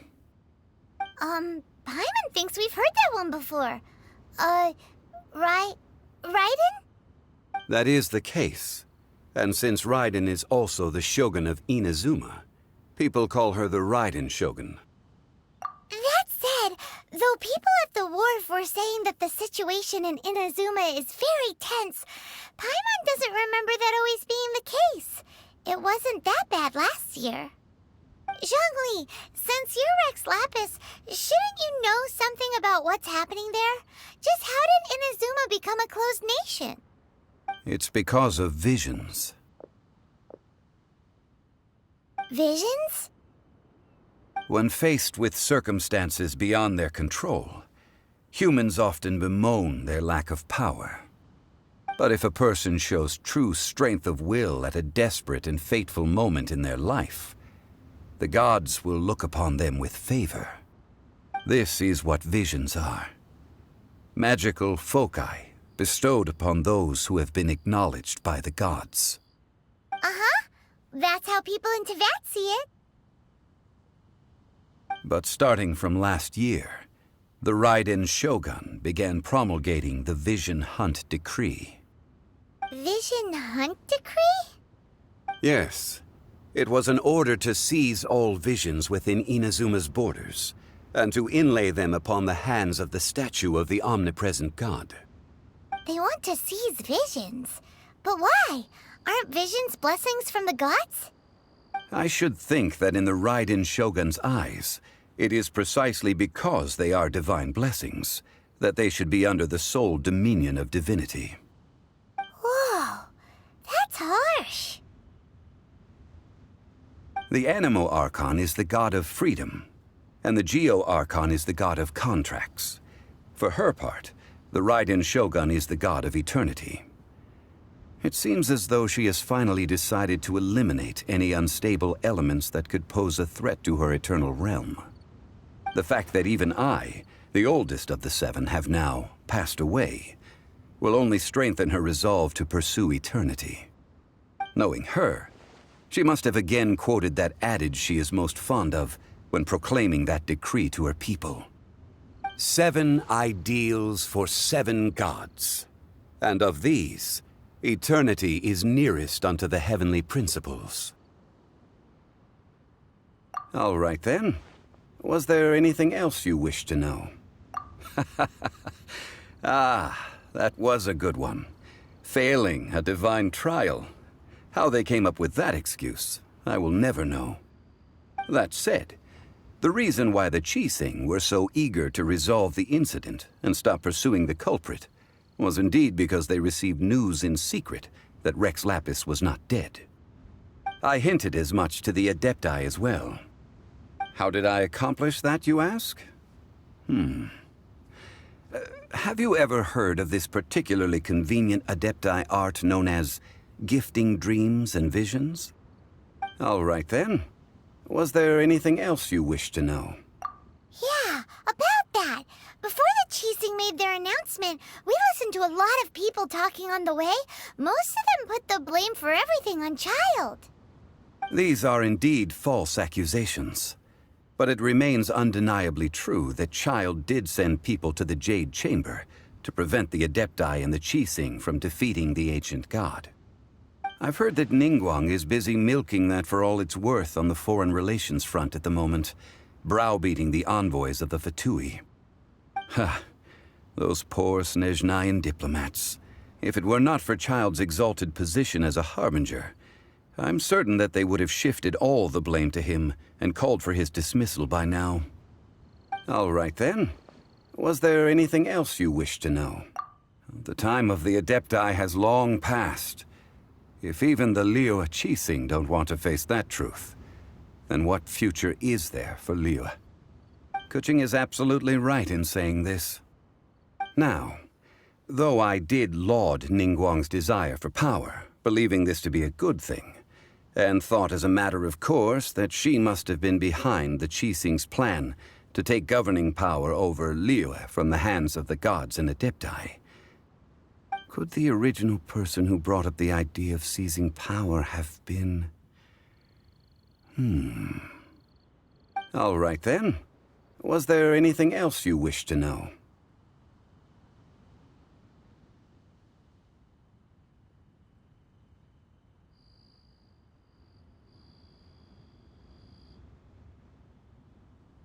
That's right. Zhongli, now that you don't have your gnosis, what's going to happen to all the Mora in Teyvat? Since Morax is dead, are they all just gonna disappear? Also, isn't the Golden House the only mint in the entire continent? Will it even continue to work? The Mora present now will not vanish. But the Golden House will indeed have to cease operations for a lengthy period of time, since creating Mora requires the use of the Geo-Archon's power. This is terrible! We're all about to run out of Mora! The world is coming to an end! Yes, this is indeed a major issue from a financial standpoint. Well, I suppose we'll just leave such troublesome matters to the Liyue Qixing to debate. Then, did you at least set some private funds aside for yourself? Oh, a private fund. This does seem like a good, logical, common-sense idea. It's a shame. What's a shame?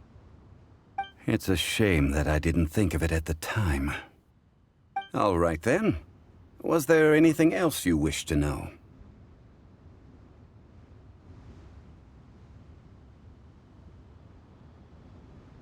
Well then, I suppose you'll have to find a way to get inside this closed nation. Have patience. I suspect that some serendipity must first come into play.